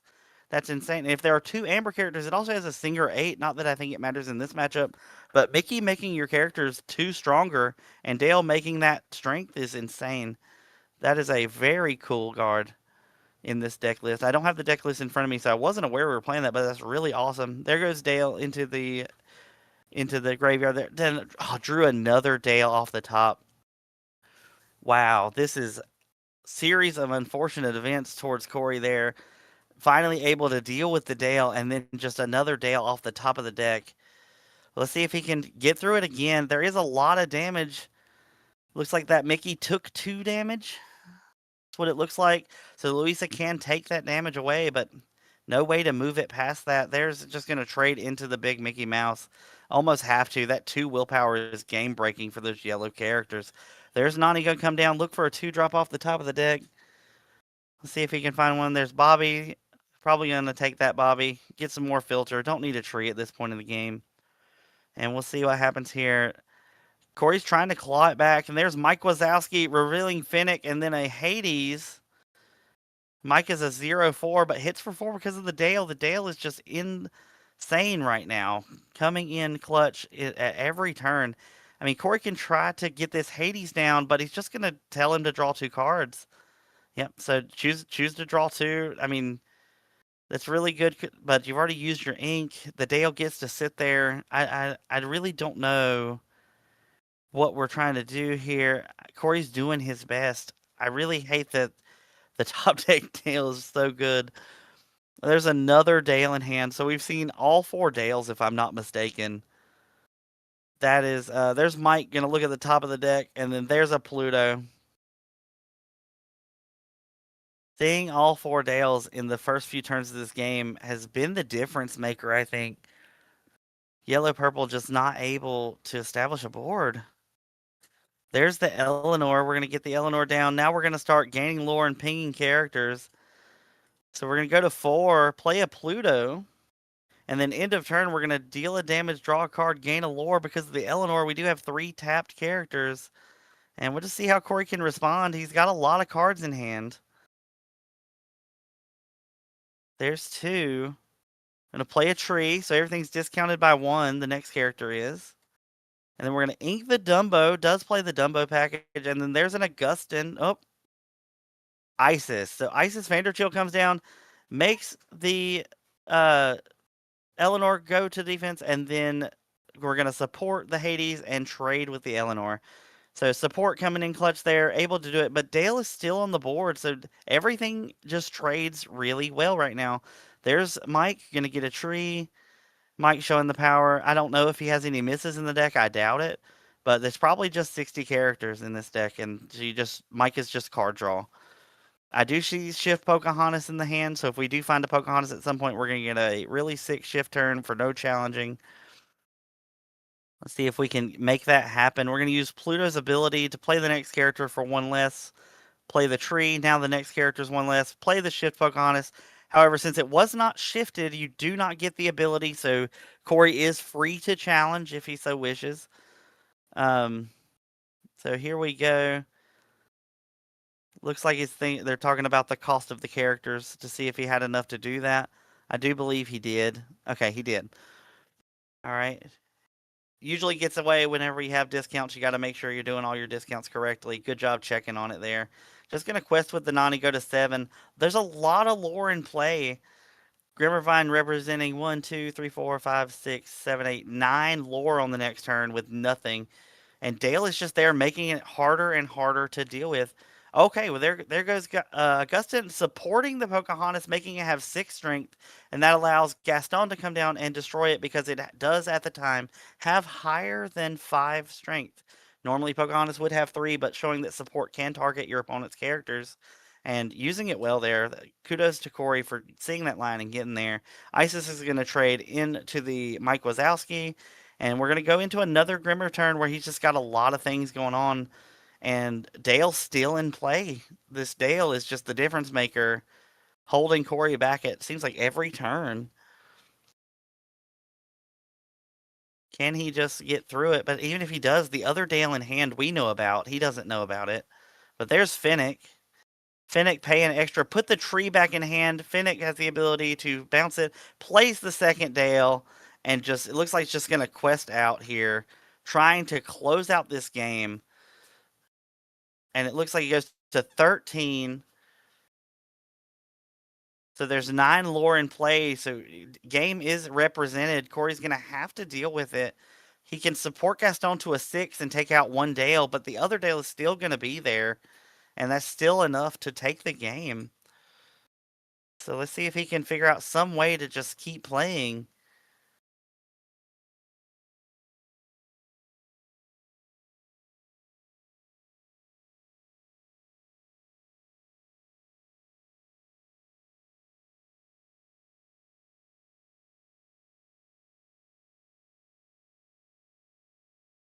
Really thinking about it. I don't see Demona. I see a tree, Augustin. I can't tell what the back card is. There's an Isis Vanderchill and an Hades looking for a deal. I'm not seeing any way to kind of deal with this board. Is there enough to can you take out enough to live through the turn? 1, 2, 3, 4, 5, 6, 7, 8, 9. So you have to remove 3, 4. You have to remove 4 lore from the battlefield to not lose. Just not seeing it. It's rather unfortunate, but that the Dale after Dale, just too much to deal with, it seems like. I don't even think Corey did anything wrong. I just feel like the draws from Glimmervine were just very good, and his deck is built really well to take advantage of that Dale effect. So we're just going to take out 2 characters there. We're going to play Hades and try to target a Dale. And it's just going to tell him to draw 2 cards, as I think is the correct play. There's Sven off the top. Can you ink and play Sven? Okay, maybe we can. All right, there's the handshake. Good game from Corey there. Good game from Grimmervine. Green yellow aggro very strong, especially with the Dale. Just able to make the trades hard. Corey had the trades available, but just couldn't get through the Dales. And even when he got through the first one, there was just more Dales to back it up. But valiant effort from Corey there. Very good games. Quick 2-0 from the green yellow. They're showing the power of the green yellow aggro deck. And the shift Pocahontas in game one, giving him that whole turn to quest with no repercussions. So that's just a good textbook example of just ways that the aggro deck can control the board. They make it where you can't deal with them and just continue playing forward.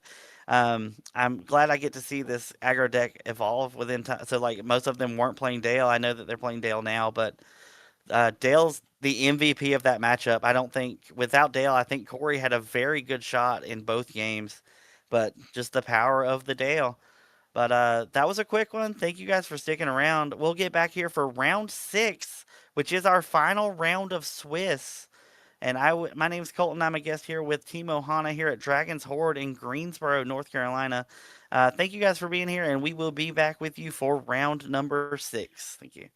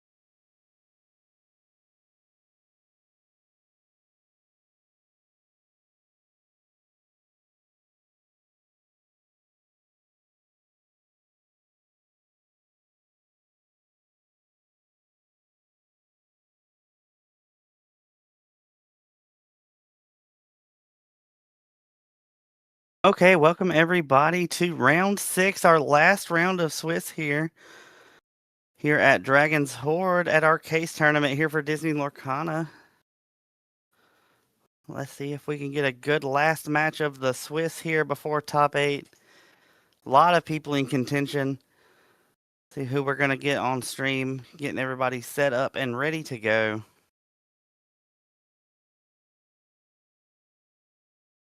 Get everybody signed in and get their deck colors assigned, and then we will be underway.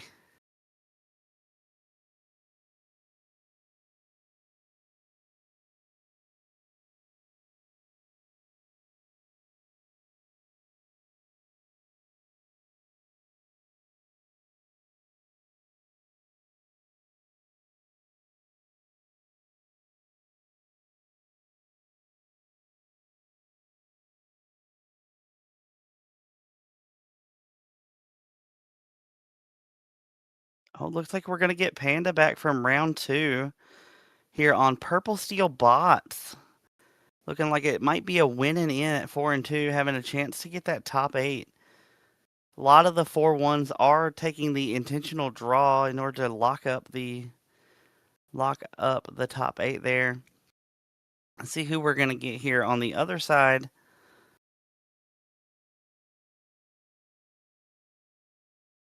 Like helping her out there with the iPad.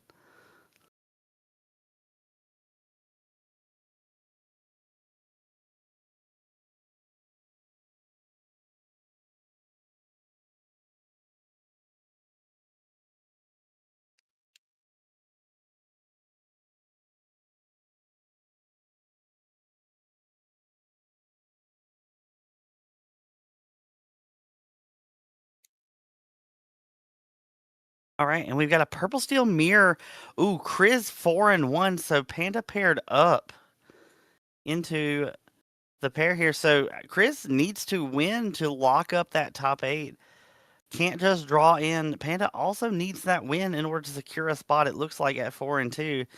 Might being the top seeded 3-2 currently.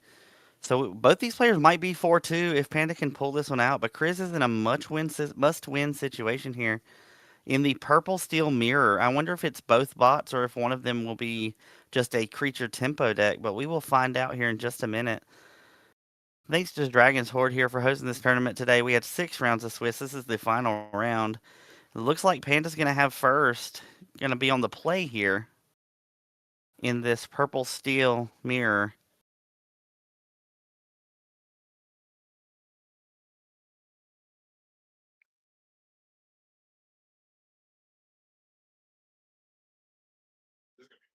Is it? I saw that it was the mirror. Got you. And it's a pair down for the 4-1, so that's crazy. All right, so it is different versions of the purple steel deck. Love to see that. Love to see the variety in the ink colors, just like our our emerald amber mirror earlier. Looks like the bots deck, we've seen Tanya's deck before in round 2. The bots deck's just going to try to shift and get that Syndrome live. This is looking more like a Tinkerbell Demona Maleficent. So it's like the dual color Maleficent Diablo tag team from the new set. It's a very different, looks like villains themed purple steel deck. So we will see 2 different versions of this deck going at it. I'm not really sure who has the edge here. The bot has a lot of removal with the shift 4 that deals 2 damage. Might be enough to hold out this matchup, but who knows? Chris might be able to just hold it down and keep going. A 4-1 record is nothing to laugh at. That's such a good record at this point in the game.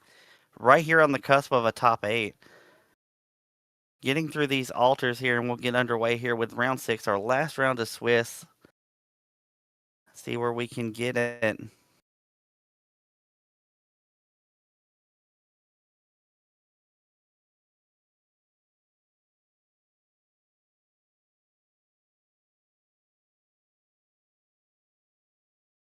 Everybody getting through their altars here. Then we'll get this game underway. I do believe Panda is on the play. Will take us away in first here. There's that patented shuffle we talked about a little bit ago.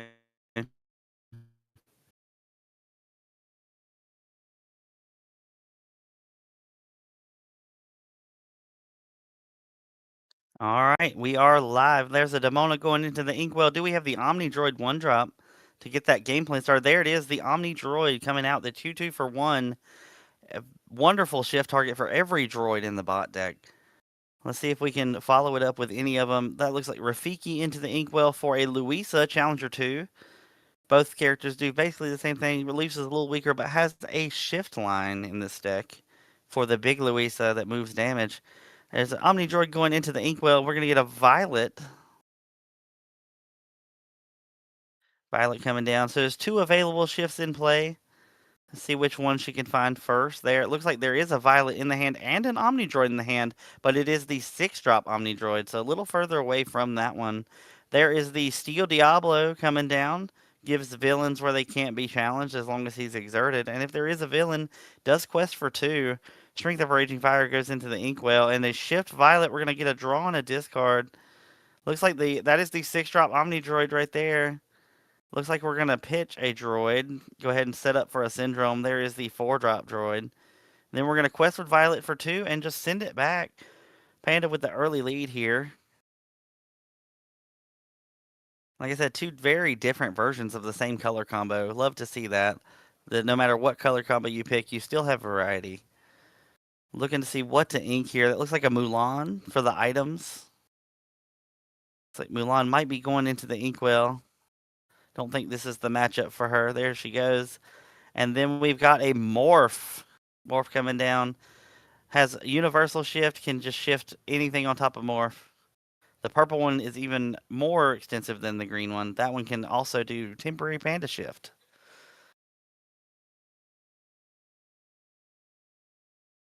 All right, looks like we're going to play an Angel. Angel will be able to discard a card to deal 2 damage. That can just clean up the Morph. There it is. The Morph is going to go down, pitching a Syndrome into the discard. And it looks like another quest for 2 there off the Violet.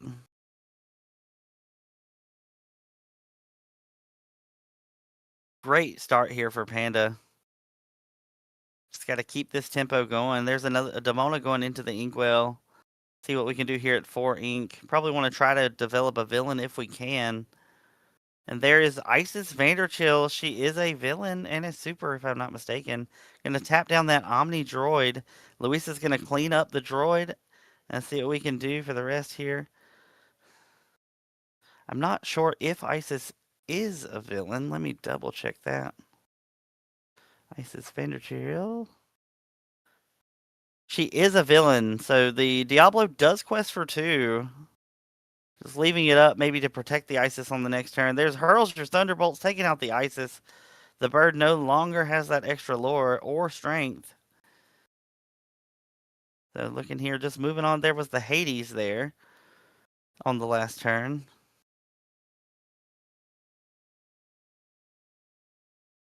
See what we can do. There's a Bell going into the Inkwell. And a Hades of her own, who's the target here. I believe it might be the Violet or the Angel. Choosing the Violet. Let's, I don't know. Probably draw here. Yep, just opting to let the opponent draw. Just want to keep the board presence. I think that's a fair trade there. There is a villain in place, so it is a 3/3 Diablo that quests for 2. Opting to just pass the turn. Junior Woodchuck Guidebook from the top for Panda. They're going to play and crack it to draw 2 cards. Drawing an Incrediboy and a Violet. Incrediboy could come down and gain a lore because a hero is in play. And it is also a shift target for the Syndrome, which is the key card for the strategy that Panda is going for, trying to recur those droids from the discard pile. And there is Incrediboy going up 1 lore, therefore because a hero exists. And then we are going to just probably ink. Trying to figure out what to ink. Going to ink the Omni Droid and just pass the turn here, letting it go. And we are back to Chris.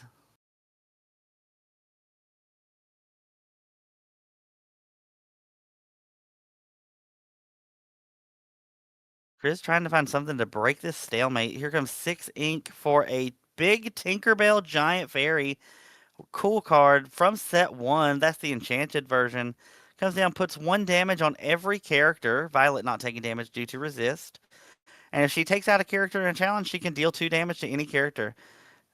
He hurled his Thunderbolts coming to take out the Incrediboy to stop that shift line if it is present. And it looks like we might get the quest from the Diablo here for 2 now because the villain is present, bringing Chris up on the board for 2.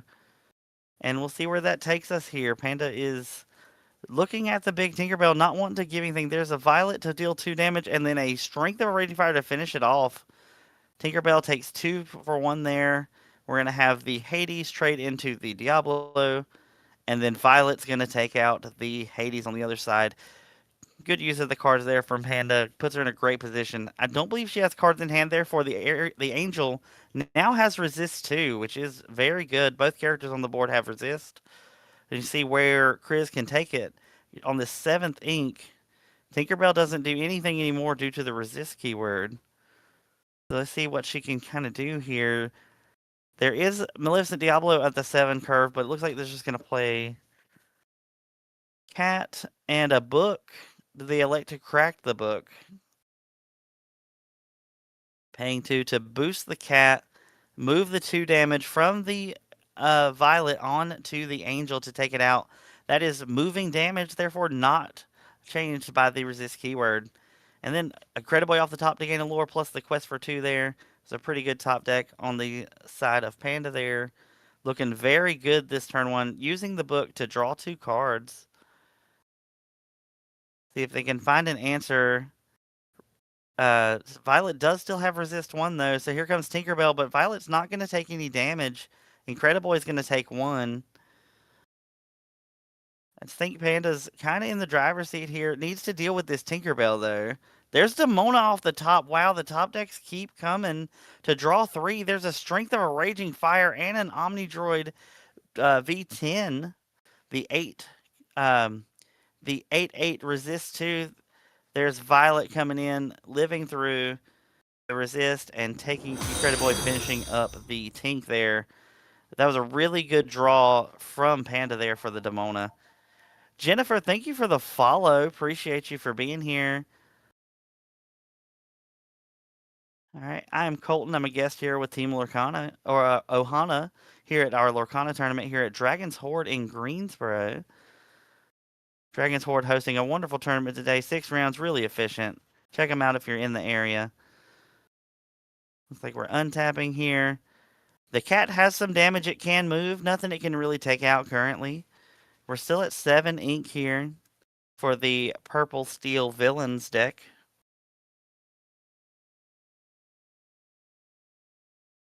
Alright, looks like we got another cat. So there's 2 cats in play. See what we can do with those. Looks like we're going to get another Diablo into play. No villains to back it up yet, but there is Louisa. Still no villains.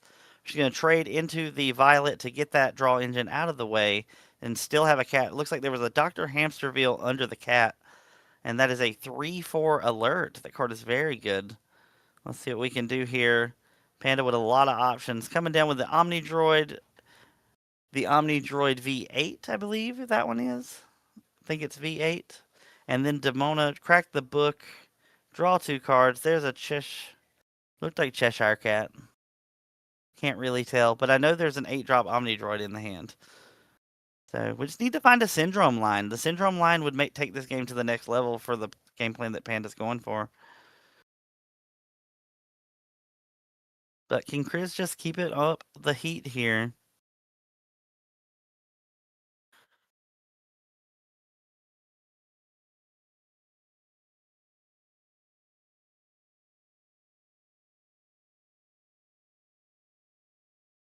Thinking about what to play here, looking through the discard. Gonna just shift the Diablo and Maleficent shift. Putting 5 characters on the bottom of the deck to do that shift. Maleficent Diablo always has crazy ways to shift. Discard an action was the original. This one's put 5 characters on the bottom of the deck from the discard. And every time it's tapped, I believe it draws a card.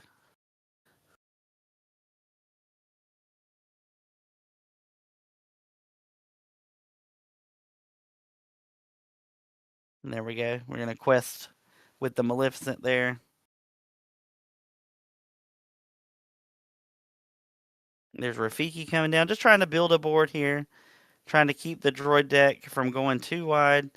And it looks like Strength's going to take out the Omni Droid, and then that leaves a lone Demona again.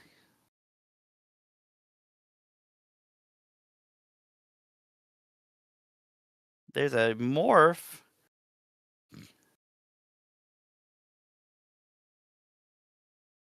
Maleficent Diablo is during your turn when this character exerts, draw a card. Okay, I got you. All right. Playing a Cheshire Cat and a Morph over on Panda's side. Cheshire Cat on the opposing side, they're kind of staring at each other at this point again. Back to the stalemate. Panda still ahead 9-4 in this purple steel mirror. There's an Angel off the top. Angel can deal with a lot of the board.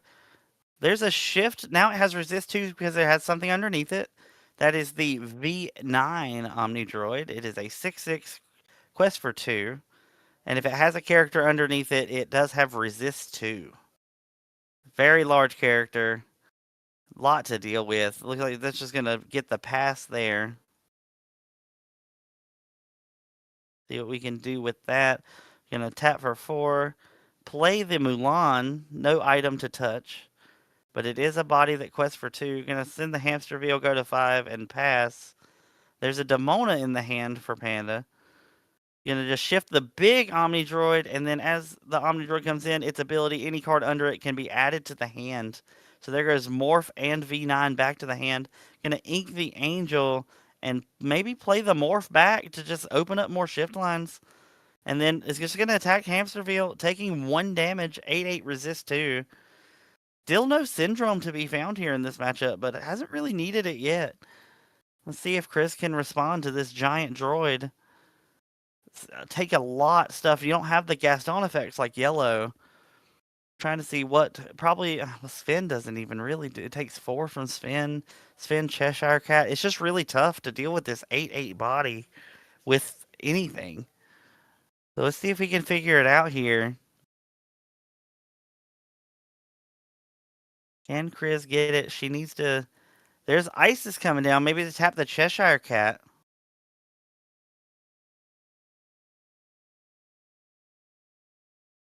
Okay, the Cheshire Cat does get exerted.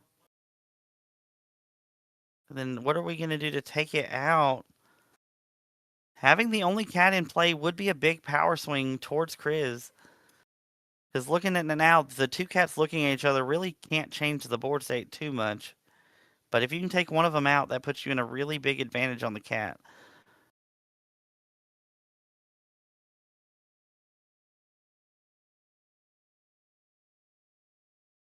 And there goes the cat down for the cat itself. And then going to boost, move the damage off the cat onto the cat to take it out. Oh, we're moving it to Morph? Deciding where the 2 damage is going. The cat did swing into the other cat, so it does have 3 damage on it. We're just going to move it to the big droid because it does get through that resist keyword. Now we have the droid with 3 damage. Can we get through it? It's a lot to ask to get through that 8/8 body.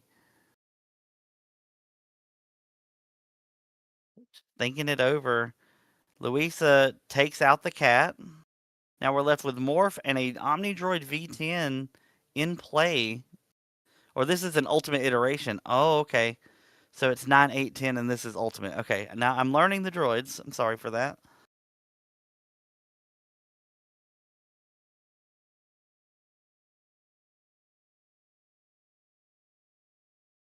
Getting to untap with the big droid here.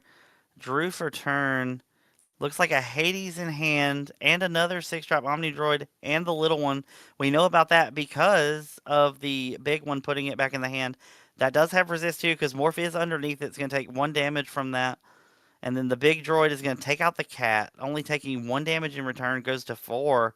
Still a powerhouse here, that big 8/8 droid. And now you have another big one to deal with. Isis targeted by Hades. Just going to let her draw. Whew, that's a lot. Hades, the more the game goes on, gets harder and harder. But I think choosing to draw there was correct. Can't really give up your board state for this to go. Let's see where we can go from here, though. It looks like we're going to quest Ink for 6 and play Demona. Demona comes down. Panda draws one card. They draw the rest. Can they capitalize on the situation? The Isis can take out the Hades. But with both of the other characters having resist too, it is a tough situation. Especially if Panda draws a Cheshire Cat. Looks like it's just going to pass, electing not to take out the Hades. There's an Angel off the top. Angel can deal with the Rafiki.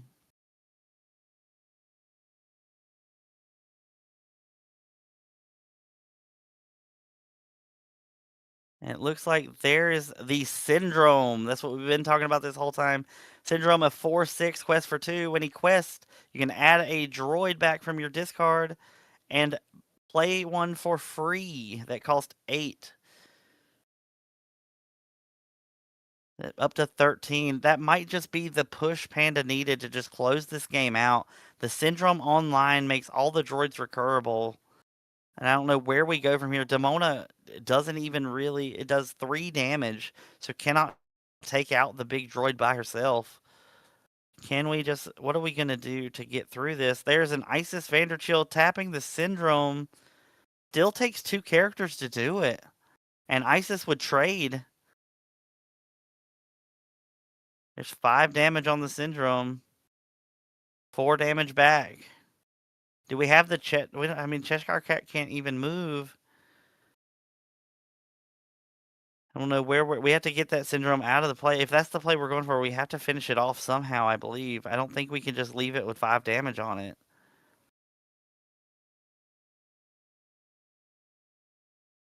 And there's Strength. The Strength's going to take out the Syndrome. We're going to see another Strength and take out the... It's got Resist. Oh, okay. So we're thinking about that one. Angel does have Resist too, because Panda has no cards in hand. Just dealing 1 damage with that Strength of a Raging Fire. And gets to untap here. Drawing for turn. Just plays Demona off the top again. That's the second time this game. Just draw 3 cards for Panda. The droid deck is doing everything it wants to do here. The villains deck has not found a footing yet.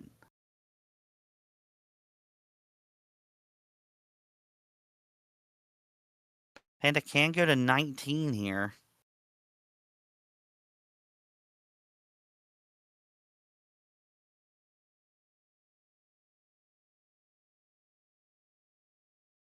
See what she decides to do. Does have another Hades. Does have another big droid. We're going to pitch Angel to take out the Demona. Pitch for Angel to take out the Demona. And then we're going to just attack Isis, going to 6 damage. Attack the other Isis, going to 4 damage. I think we just quest. Yeah, go to 15. Have the game on board. And just see if Chris can just respond here. I don't think there's anything in the deck that can just take it from here. But we'll see if they can figure out a line. Think we might be seeing a game 2 with purple steel droids on the up here.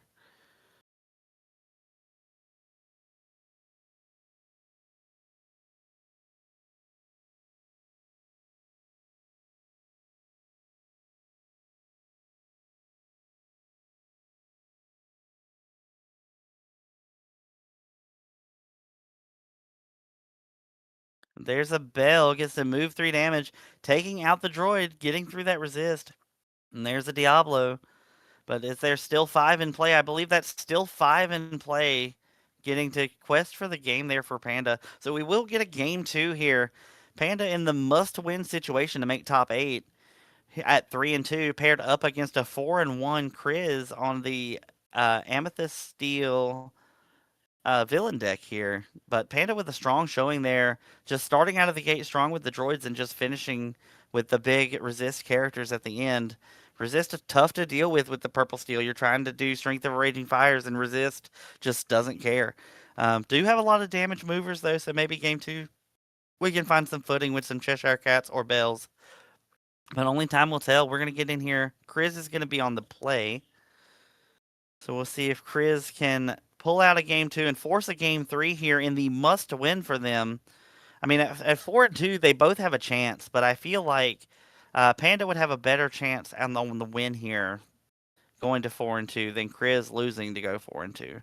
But we can definitely see after this round which one will pull it out.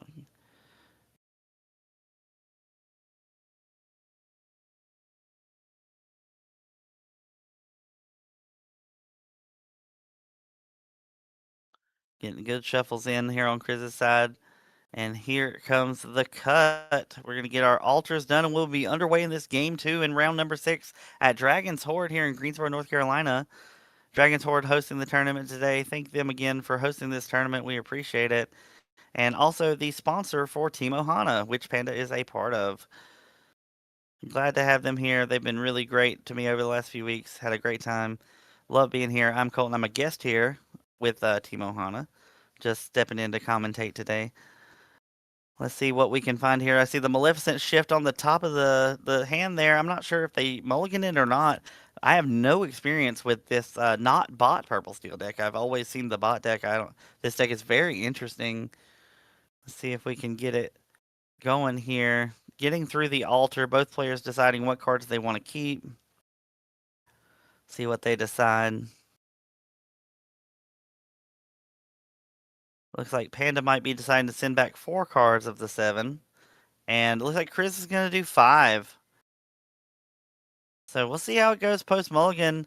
Strong showing from bots in game 1, but I suspect that Chris can get some kind of game going first here. Trying to just control those bots and keep them off those shift lines. See if they can make it through the rest of the game. Force a game 3.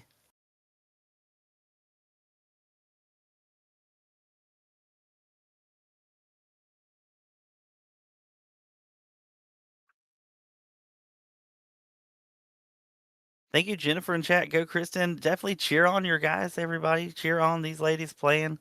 See who can get there in the end. Kristen at that 4-1 record has been playing hard all day into this final round here, trying to secure that top 8.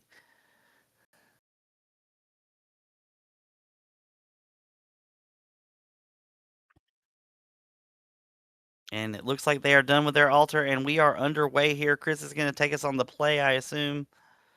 See if they can get their 1-drop here. I think I see a Louisa in the hand, the 1-drop Challenger 2. There's definitely Dr. Hamsterville going into the Inkwell. And there is the Louisa. So let's get that turn 1 in. See what if we got an Omni Droid on the other side.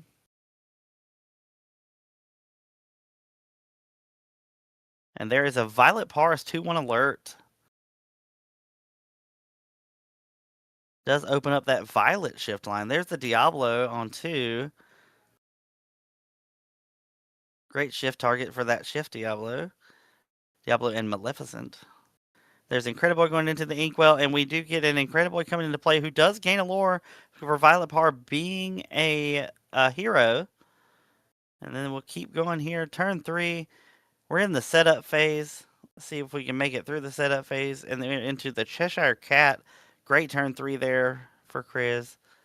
Makes it hard for Panda to turn things sideways. There's the Strength of a Rage Fire going in for the Shift Violet. Going to get to draw and discard a card. Also triggers every time a hero is played. Going to get that Omni Droid into the discard.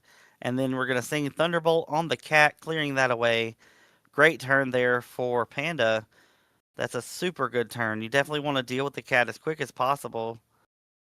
And that definitely sets Chris back a turn. Definitely cuts the tempo. Let's see how they can recover. Looks like Mulan and Book is in the hand. That might be a Strength of a Raging Fire. Looks like there's Book. They're just going to play and crack a Book.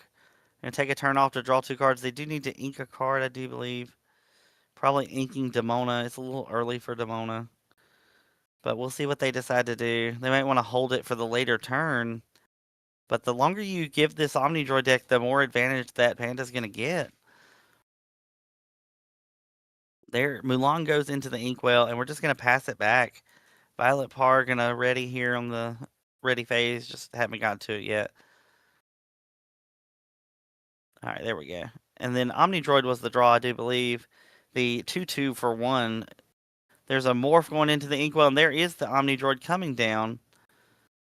So we got 3 shift targets in play, one of which is already shifted. It's 3 ink to play with. And we're just going to shift the Omni Droid, so 2 damage does get to go off here and take out the Louisa, unless they want to put damage on the Diablo. Did we miss the 2 damage, or... Okay.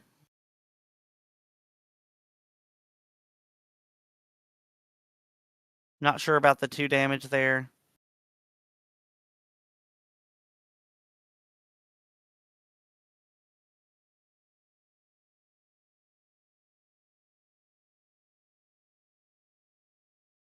Just moving past it. I guess they realized about the mistake and it was just a mistake. I'm not sure.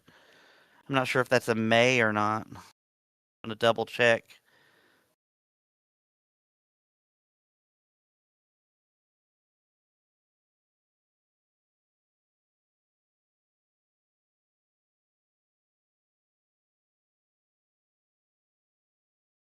You may deal 2 damage. So I guess opted to not do the 2 damage there.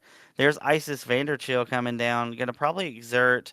I'd imagine it would be the bot, but here's the Incredible. Just gonna shut off the Syndrome shift. Just take it out with Diablo. Does get 2 more strength because of the villain being present. And then we're just gonna pass it back. Got Violet Par and the Omni Droid. The 4 shift. Thinking about singing Thunderbolt, but where to put it? Probably at Isis. Gonna take out the Isis with the ink. I'm not gonna sing it. Just use the ink. Get the Diablo. It only has 1 strength because the villain was taken out, and then get a good quest for 2. Panda is dealing with this board very well. Definitely can tell that she has put in the reps with the deck. Knows exactly what's going on. Let's see where we're going to go from here. On the 6 ink turn, we can Demona, but I don't think there's any way to capitalize on the Demona right now. But we are going to just play a Tinkerbell. That's got resist on Violet, and we're just going to take out the droid there. Violet doesn't take damage from Tink because of that. Top deck here, going to just put the 8-drop droid in the inkwell and pass. So this is the point here where Chris can turn the game around. Panda has run out of gas and has no way to keep pushing, and she has big Tink and a fistful of cards. So we'll see if they can capitalize on this slow-running droid turn here. There is Hamsterville coming in, the 3/4 alert character, and just going to quest for 2 with Giant Fairy. Drawing for turn. What is the draw? Thinking about it, Demona would be amazing. Oh, there's a big droid going into the inkwell again. So unfortunate those came back to back there with no shift targets available. There is 1 more copy in the deck. Let's see if we can find it. But Syndrome is a must draw here in the next few turns to just kind of claw it back.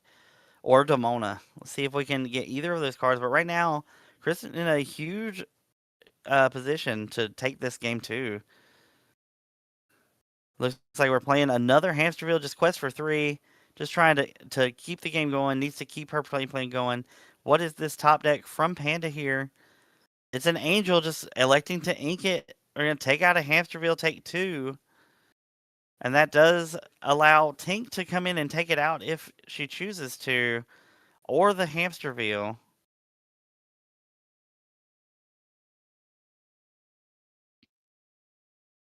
Tink does not get taken out from the Violet, however, so makes your damage movers a little better. There's Colors of the Wind. Reveal the top cards. Is a purple and a steel card, so you're going to get to draw 2 cards. Colors of the Wind reveals the top card of each player's deck, and for each color you see, you get to draw a card. So purple and steel means 2. If you hit a dual link card, you get to draw 3. If you hit 2 duels, you draw 4 cards. So here we go, taking out the Violet there, playing a Morph and just questing, passing the turn. Panda just opts to just pass there. Didn't see what the draw was. Drawing for turn. Just probably going to find a good shift here for the Morph. There's strength going into the inkwell. You got all the ink in the world. Go for 6. We're going to play Demona. Demona drawing cards. Using 2. Playing the book. keeping it for next turn. Quest for 3, go to 10. See if Panda can use these 3 cards that they were gifted. There's that. Going to target the Tinkerbell, letting her draw 2 cards. All right, we got a lot of stuff. I see a Smolder in the hand as well. Smolder, just like the docks of last format, you discard your hand, draw 2 cards. There's Cheshire Cat coming down. Panda's starting to try to make a comeback here. Strength going in for an Omni Droid, so a board has been built. Can we capitalize on it? The Demona fed this hand. Let's see what can happen here. We do have Tinkerbell, which is also an issue for the bot deck. But does have a lot of shift targets for these Omni Droids if they have one. I'm not sure if the 6/6 is in hand, but that can definitely deal with Tinkerbell. There's 2 cards in the hand. Do you have the option to pay 1 to crack the book? To draw 2 cards is going to take that option.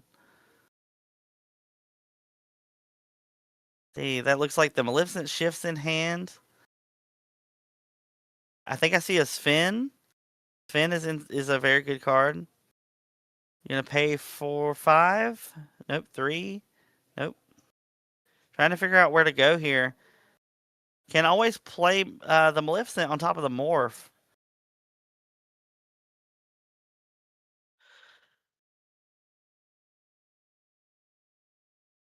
All right, there's 3, 6, 7.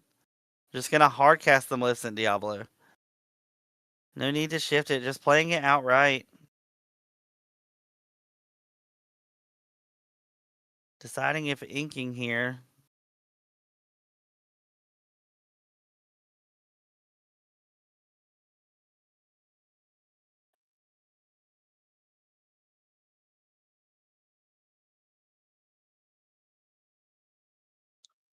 I think decided not to ink there, but still have a lot of board. Panda's got to have a couple good draws back to back to get out of this one, but I think it is possible with the shifts. See, it looks like there's a Lexington, there's a Smolder, and I can't, that looks like the 6/6 droid in hand. And you broke my Smolder. Gonna play the book, shift, and then you get to Smolder. So yeah, that's very good. Gonna get to draw 2 cards. There's a Thunderbolt. This is definitely the way to get back in this game.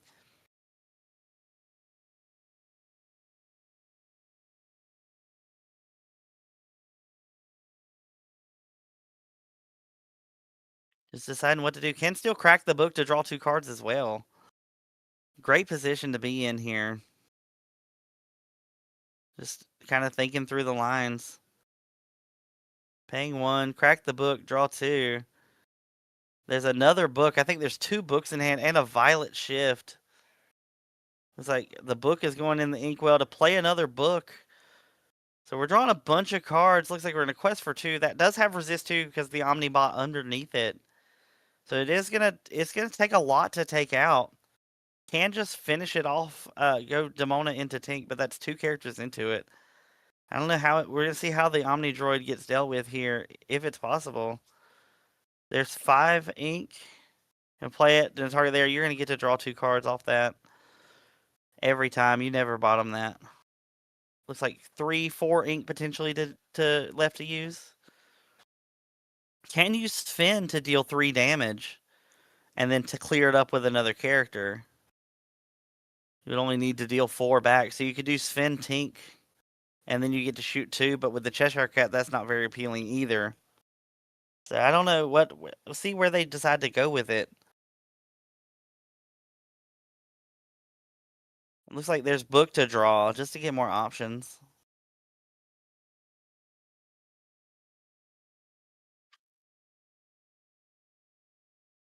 That big Omni Droid's just a lot to deal with here.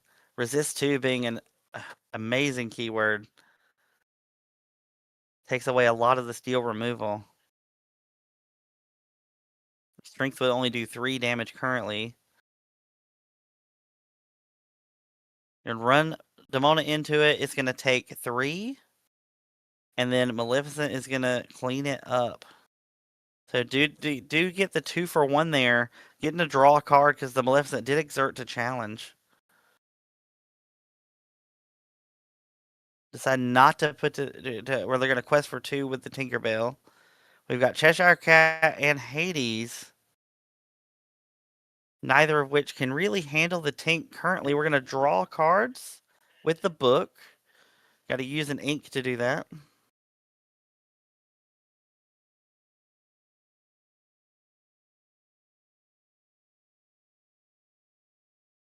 There's the violet, draw, discard.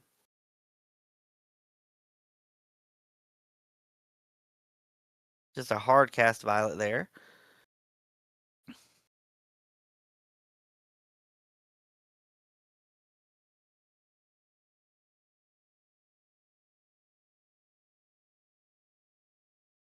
Gonna discard. He broke my smolder.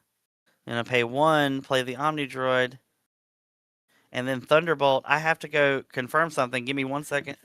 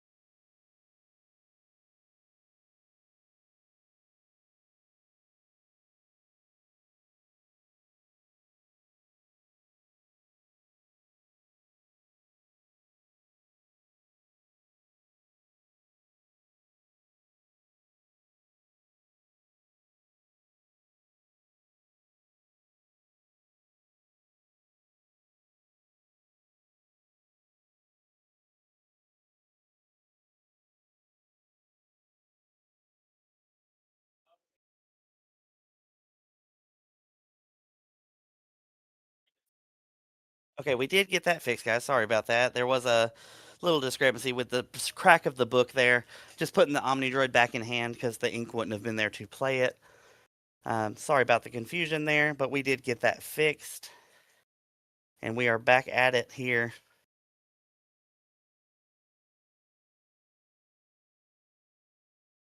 Here we go, drawing Benja for turn. Benja's a cool card in this meta with all the Webby's diaries and such going around. There's 5 for the big Omni Droid. And then book to draw. The 8/8 Omni Droid has been deployed, but is it a little late in the game? Is it a little late? But we will find out. I don't know here. Because at 14, 17 showing, but if you turn sideways, you're going to lose your board. Lots of cards in hand, though. 9. Does have Thunderbolt, so does have a way. That doesn't really clear anything, though. Because of the resist. So here's the Hades, draw 2.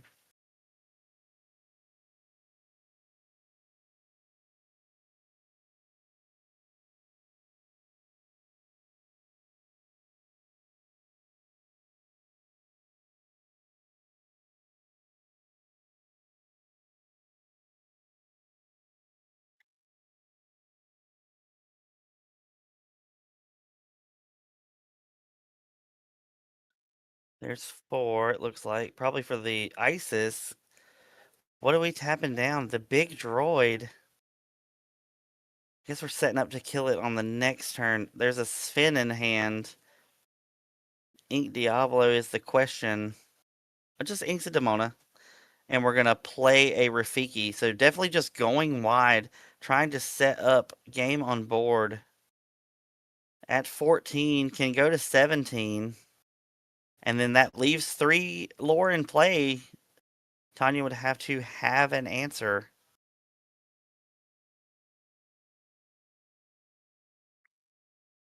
Not sure if she does. Looking at the hand, there is a syndrome.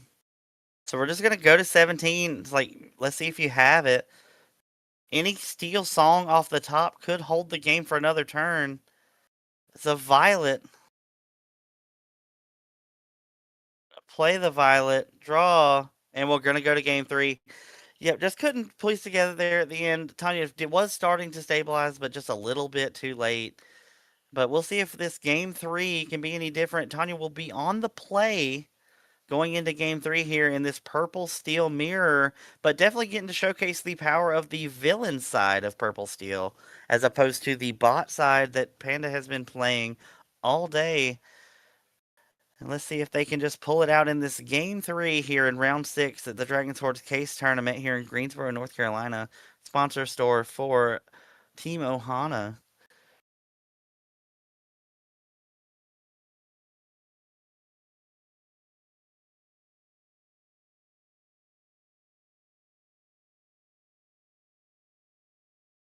Looks like we're going to get this game going here. This is a must win for Chris to keep her top 8 spot. Tanya is also in a win and in situation here. So this game has all the stakes here for this game 3. And I think it's just going to come down to who can establish the board first, uncontested. It just seems like game 1, Tanya had the Demonas. Game 2, Chris had the Tinks. And that they just rode those characters to the end of the game.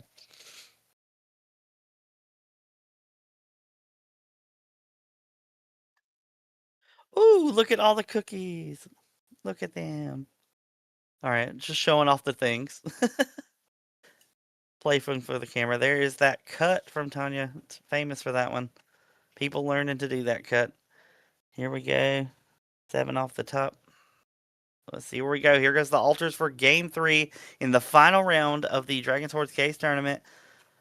Who is going to come out on top here? Will it be bots or villains?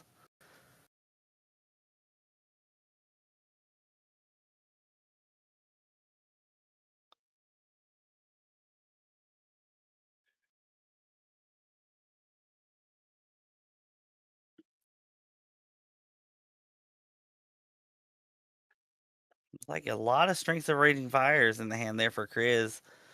Looking at Tanya, she's just deciding what to keep here. Got 3 cards laying down, 4 in the hand. I'm wondering which pile is the send pile. And also see Colors of the Wind on Chris's side. Looks like it's going to be 4 from Panda there.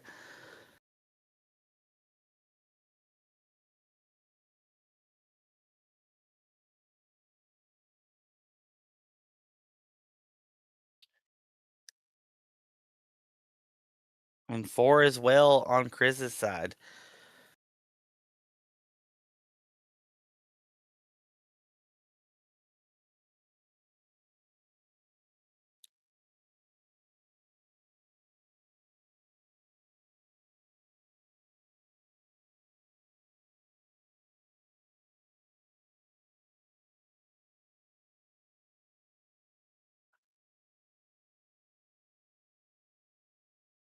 Getting that good shuffle in. Panda should be taking us away any second here.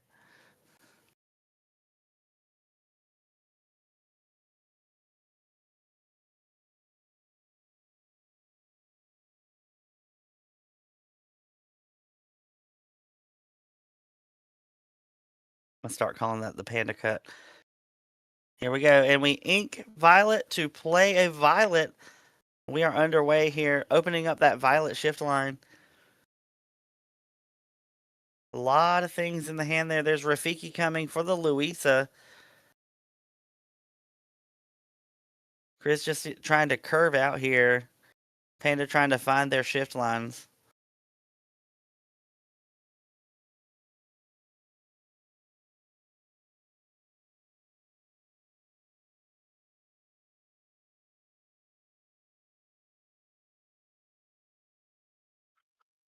Get that cat into the inkwell, play a morph, open up more shift lines. Just trying to play these games the best we can here. Giving yourself the most options. I feel like all 3 games, the first 3 turns have been this same kind of deal. Just trying to make a board and see if it can stick. There is a Diablo coming down for Chris. Panda draws.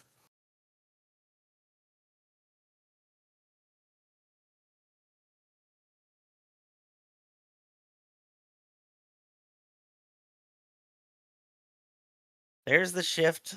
Gets to draw and discard a card. That early Violet is very good for Panda here. To be able to filter through the deck and find the droids. Also to get droids in the discard for the Syndrome, which we haven't seen since game 1. See where we just had to discard here.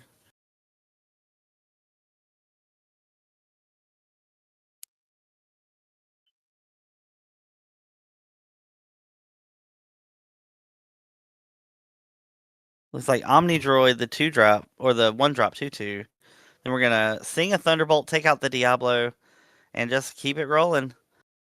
Louisa cannot really deal with this Violet very effectively unless to draw the shift line here. Will take it out, but also take itself out in return if that's the play, and I don't feel like that's where we want to play. There is a Maleficent Diablo going into the Inkwell for a Hamsterville, that 3-4 alert. And then just passing it back to Panda here, who draws the 8 Omni Droid for turn. It looks like we're going to shift another Violet, going to have 2 Violet triggers here. They get to draw and discard, and then also draw and discard again because of the second Violet trigger. There goes the 8-drop into the discard, getting ready to be picked up by Syndrome. And then we got another discard here off these Violets. These Violets really strong into this. They get to quest for 4 and can't really be dealt with effectively. And then discard. So then we're here looking at these Violets. Haven't inked for turn yet. You get to quest for 4 here. Going up to 4. And then deciding what to ink to keep this tempo going. Very good start on this Panda side here. Going to get that Omni Droid down and pass. 1 card left in hand, though. Do need to find some more draw pieces if they can. Demona off the top for Kriz. Very early. Still got 3 more turns till a Demona turn is possible. Even both characters can't take out the Violets here due to that resist. Would only have 3 damage, and it would take out both characters. Got to find some way to break through them.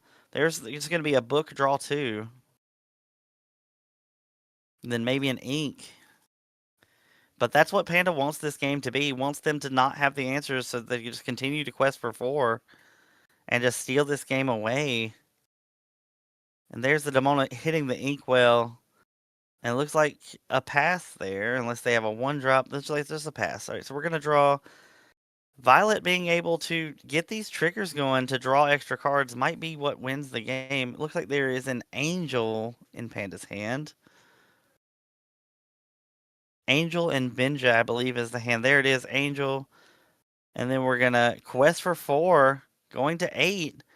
Angel also has resist 2 there because of the no cards in Panda's hand. Really need to find an answer for these 2 questing characters. That's a Hamsterville off the top. Going to get to 5 ink. Then there's you're going to get to draw 2 cards off the Hades. And that's all the ink. Really no good attacks here. And just pass it along. Gets to draw. Play Hades. Target probably the other Hades, honestly. And then just going to get to draw 2. Oh, it's going to tuck it. Okay. Going to get to tuck it. Just deny the cards. Angel will have resist 2 because of no cards in hand. And then that's just going to be a quest for 5 to go to 13. Definitely an uphill battle here for Kriz. Definitely an uphill battle. I'm not seeing a whole lot of ways for this game to come back. Maybe Tinkerbell, but with so much resist, it's just unfeasible for Tinkerbell to even really help here. 13, 14, 15, 16, 17, 18, 19. 19 showing on Panda's side. We are just, looks like turns away from this round 6 being over. After such a long game 2, this game 3 is going super quickly. Let's see if Kriz can do anything to pull it back. There is Tinkerbell. Only thing that takes damage is that Hades. Let's see if we can do anything about it. We can take out the... No, we can't. They really can't take out anything. There is Benja, also a 2-questing character. And we could just quest for 4 and just hold. Don't see a lot of options here. There's game a lot of ways. I think that's just going to be the handshake here.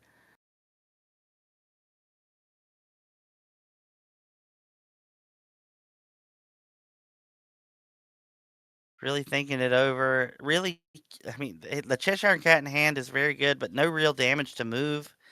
It's just an unfortunate draw on Chris's side. against the double violet, just showing the power of that violet shift line being able to not only filter but quest for two. And then Violet's going to let him draw two cards there. And I feel like that is all she wrote there. I don't even think a book can help here. Gonna Inca Morph, play a Diablo. She's gonna take one and then get taken out there. 2 damage is gonna get shot at probably Hades.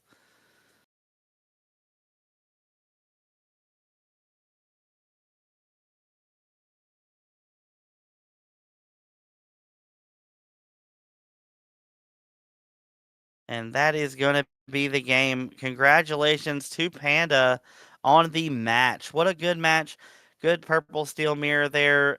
Bot's able to take it down in the end, but a great game by Chris and a great tournament. Ending at 4-2 is nothing to be upset about, but just a rough couple draws there. And Panda just able to eke it out on the droids. All right, I am Colton here with Team Ohana. I'm a guest here with Team Ohana at Dragon's Hoard here in Greensboro at the Dragon's Hoard Case tournament. That is round 6. That is all of Swiss, and I will be back with you guys for the top 8. Thank you guys for being here with us, and we will be back with you shortly.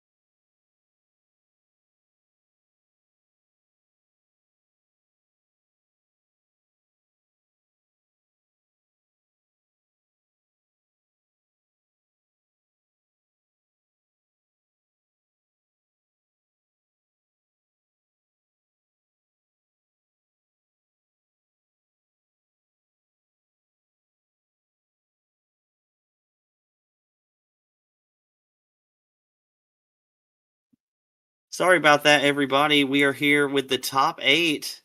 Getting started a little late. So we have Zeus's Team Olympia. Well, Zeus from Team Olympus, hmm and we have Big Russ Big from Russ. Ohana. Yep. Looks like it's a Steel Song against the Yerple deck, which is a term I'm learning 10 seconds ago. Looks like Russ was the higher seed, so he got to go first this game because he had more points. You're the Amber Steel expert. What are you thinking so far seeing this board? Well, you definitely want to get rid of Cat as soon as possible. There it is. It's gone. There it goes. And he got a nice angel setup, so it's possible that he could just, keep nuking the small guys. But I do see that 2 of the 3 6s are in his hand, and that's going to be very hard for him to deal with. Yeah, Gustin's a house. Looks like one's going into the Inkwell, though, for the Hades. Is he going to let him draw? Ooh, no, he put that doesn't. down. Okay. How many cards are in his hand? That seems like I don't know. I always let Hades draw. I feel like that's something I just probably do wrong. And I think I see the Whisper Vanessa in Russ's hand. I have not seen that been played since set 10 when it first came out. I think people are opting for it because it doesn't immediately get 8 by a lot of the removal in the format. But there is a Gustin. Well, if you boost it, it becomes evasive, so it does get Horseman Strike. But against this deck, we don't typically run Horseman Strike on Steel Song, and it looks like Zeus is not actually running as well. Alright, so you got a Violet out there. Russ does get to Criminal Mind something. It probably, I would imagine it's a Stitch for the draw engine. Yeah, because you can assume that Zeus is going to just play... going for the Violet. I guess Stitch needs 2 characters. Violet just needs a hero. And that does make a little more sense. And there's that Whisper Vanessa you were talking about. Going ahead and getting that boost. So with the boost, she becomes evasive, and she quests for 3? 3, yeah. I think the other option is you play Mrs. Incredible. Mrs. Incredible automatically dies to all the World Criminal Mind effects. Absolutely. And you have to remember your trigger at the beginning of every turn. Right. Vanessa just does her thing forever. She a big girl? She a big house? She do her thing. Russ is at 1, so still, even though we're so late into the ink, both these decks slow going on the lore. Just trying to find who can come out on top first. It does look like Russ has built quite a wide board for one little Stitch. If Zeus can maybe pop out some one little tiny guys, maybe, which we know Amber Steel right now is playing a lot of. I saw a Thunderbolt in his hand.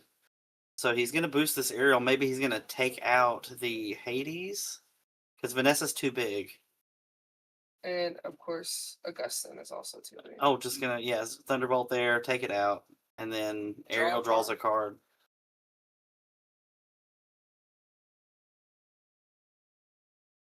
They can play the Sven there and take out. Sven just takes it. Well, you give him an option.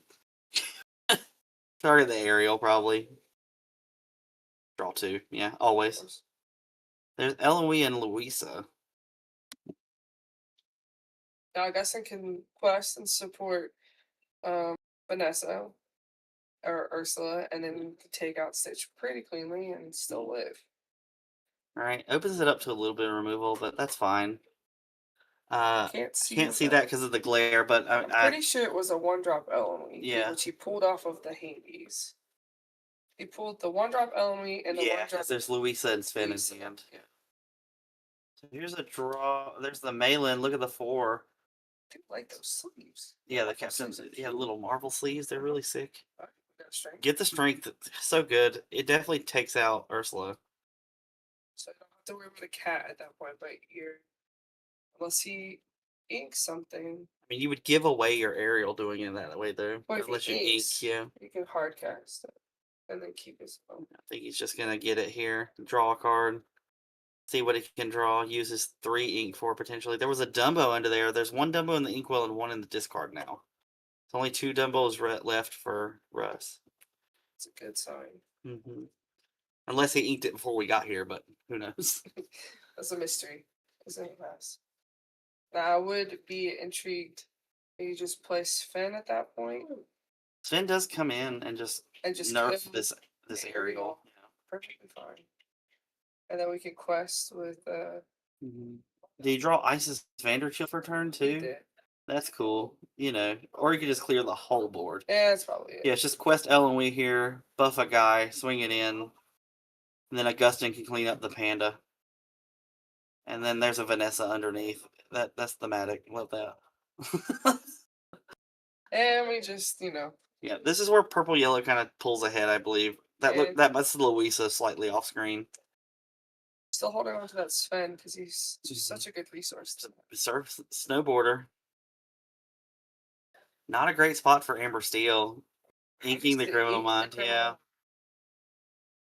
Now there's probably going to be a Demona on the top. Never mind. Okay. It's true. Tree is good. Here's a tree. And then I think we just cleanly play the Sven here and just have it. So when he quests for this stage, we just go ahead and answer. You can take it out. Just nuke it. There's no way he can draw a card here. So it's just cresting for 4, which should put us up to 7. Oh, 5, because we have the Louisa off screen. Yep. Puts us up to 8. And we're gonna search for a song. I mean, what song are we looking for here? Thunderbolt? I think. I think so. Yeah. There's a Cood. It's another draw. Don't think it's what we're looking for. Unless you're ready to do something, I don't think. A Cood, just hard cast the Cood. That just seems, yeah. I don't know how we're drawing a card. He's got double Angel in hand, the yellow one. Oh, you can play one for free. Yeah, can. He's gonna take out the Augustin. I think that's fine. Turn off some of the criminal minds. Play one of the angels for free and just pass. Just know that he's gonna get eaten. He's probably good enough to just take the Ellen and finish the stage off for 2. Yeah, he does have that Louisa off screen to just challenge Oh, into if it he as does do well. that. If he gets the shift Louisa, which I think this might be. No, he paid 1 for it. Shift Louisa, move 3 would be insane also. So 1 is either another.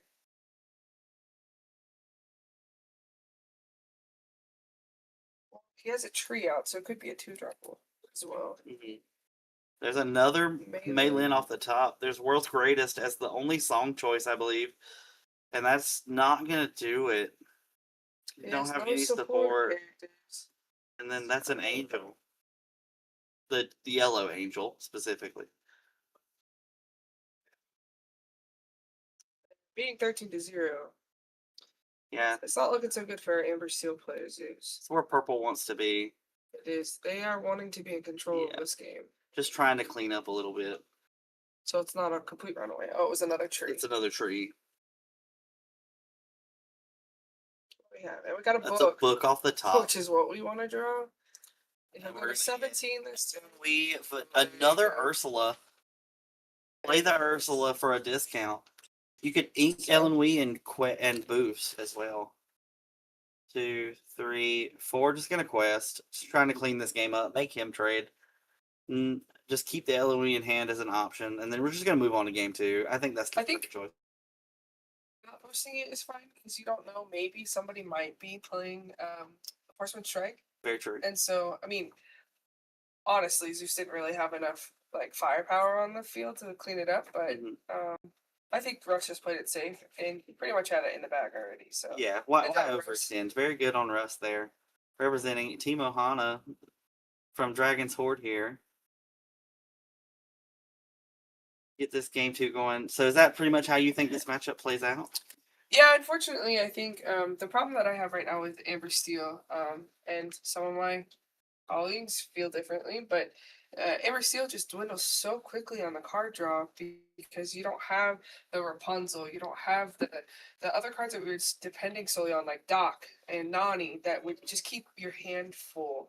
We do have Smolder. Nobody's really playing that. We did get to see that with the bot deck, though. It is. I've been playing around with it, but I've been told that I don't know why, but we don't play that in Amber Steel. Okay.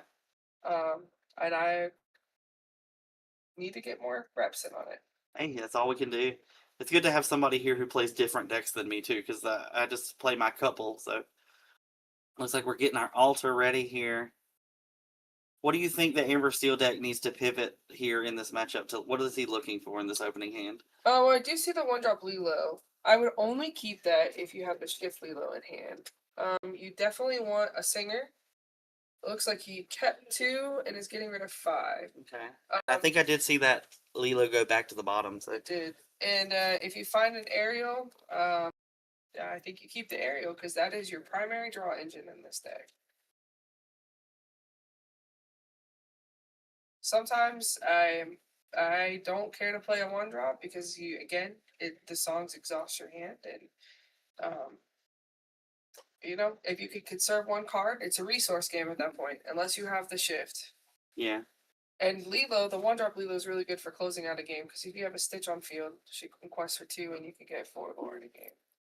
So Inky Criminal Mind off the gate here, going with the Stitch Protector of Frogs. I didn't see what Russ Mulligan, did you? I did not. It looks like it looks like he's got curve though. I saw an Eloia, I saw a Sven. Looks like there's Cat, Cheshire Cat. Vanessa, another book. And another Sven. Yeah, the hand is gas. There's an Angel going into the Inkwell. A lot of the power cards going into the ink early. Another Eloia on the top.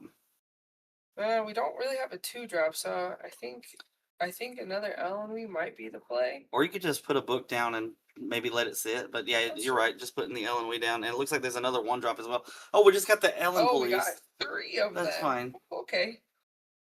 We could have a 6-1 Ellen Wee swing. Now, it's kind of crazy. Russ pulled the 2 Svens that he's playing currently. Ooh, there's only 2 in the deck? There's only 2 in the deck. Wow. And evasives are pretty hard for this Amber Steel deck to deal with. How's his uninkable count? Because he's got the 2 uninkables and then 3 inkables that are really good. Like he's got Book and the Ursula. And he just drew Tigger. Tigger's not bad for 4-drop. And then there is a Cheshire Cat as well. Cheshire Cat's a 3-drop. I think you go ahead and establish a Cheshire Cat. Yeah, it seems really good with all the resist running around to have something to move. Also, Zeus has no.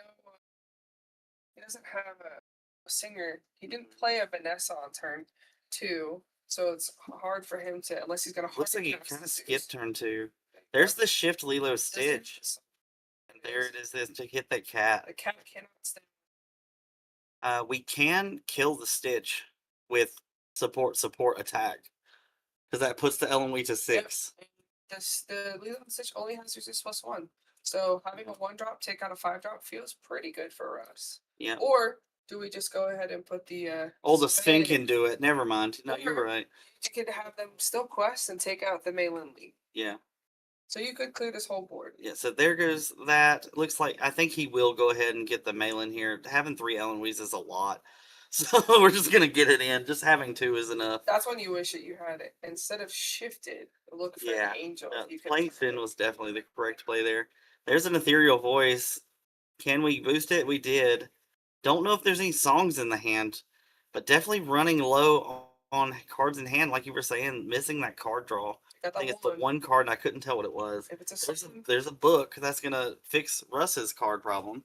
And Russ is sitting in a good spot right now. He can play that ham, which will give him ramp next turn. Yep. And then if Zeus turns that aerial sideways, Sven's gonna take it. Sven's gone. Yeah. There's a Malin Lee again, looking for a song to get the draw off the aerial. I think I would target the ham if I find a song. Yep. Looks like there's Thunderbolt. Not a song you want to see right now. It does kill the ham, but you do That's have to true. turn the girl sideways. sideways. We'll draw a card. So is it worth it? I mean, we know he has the second Sven. Zeus does not know that. So right here, just the board itself, it looks like he has to quest and run an Ellenwee in, which still I think is okay. But we know that Sven's just going to come down here and eat this aerial. Unless Russ wants to play Gaston. Very true. Does he have Gaston in hand? He does. I did not see the Gaston. That's insane. Quest, boost there we go. Boost it up, and then there it is. Wow. Yeah, this is not looking good. There's another angel going into the bin.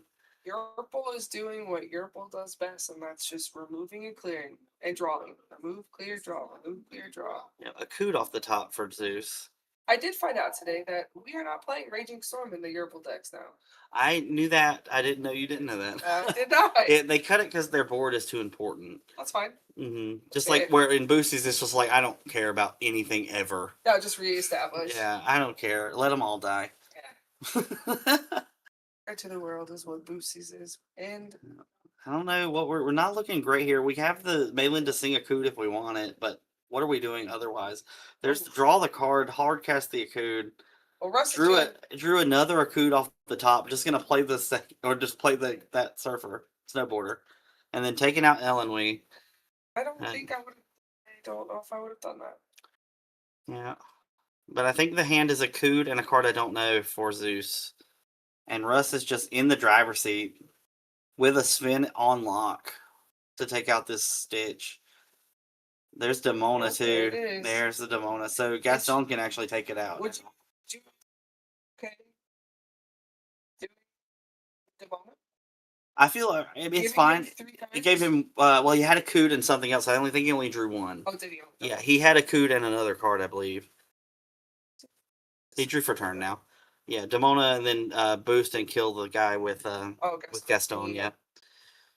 So looks like we're gonna boost the Ethereal Voice. We have the Akud to draw two. Yeah. Okay, well, Akud draw two cards here. That looks like the shift Violet. Yeah. Well, if we ink, we can go ahead. That was two shift violets. Not what you want to see with two ink left. That's a Stitch, Protector of Frogs. Love him. You played a coup. Like that. I don't know either. That's a good question. But we'll see here. Looks like Let's see what we got. Yeah, Elenwe can just go in, but I think the support's too valuable to take that trade. Looks like Tigger might come down and just get the Stitch out here. It's a Stitch out. Yeah, buy Stitch. He can't protect frogs from there. Tigger bounced. That's Louisa. Take it out. So Russ has dwindled his hand down to 2 cards, and so he'll be able to ready the Demona up on his turn. Yep. And his hand is Dumbo Sven. What a combo. I know. There's the fourth Akud of the game, if I'm not mistaken.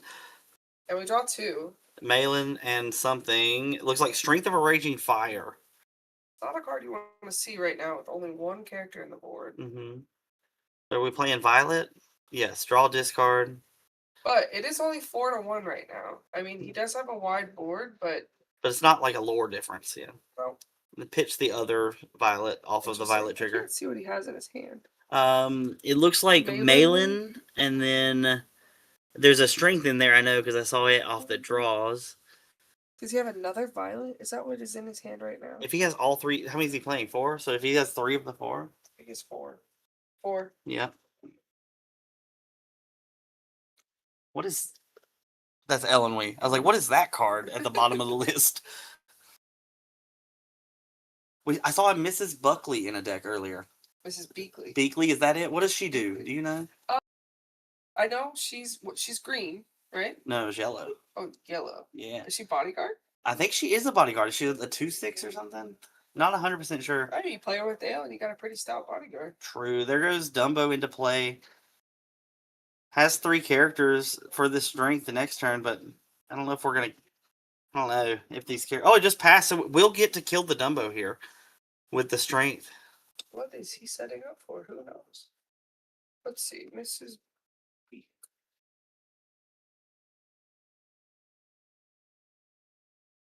That one. Yeah, 2/6 bodyguard. That was it. Interesting tech. Yeah, very cool. Okay, so we're playing Strength. We got Strength. Yeah, we got Strength. So there's our 2 Strengths in the hand now. With 4 characters. There's discard Mowgli. Because Malin's a hero, I learned. So you did get a Violet trigger.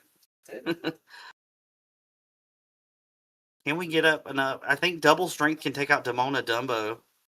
But that leaves Tigger, Elenwe, and I think this is Louisa up here under the glare, if I'm not mistaken. I think it's just a 1-drop. I don't think we've shifted yet. No, I don't think we've shifted. Strength. I keep thinking he's inking these cards. It draws 1 for Ariel. For Ariel.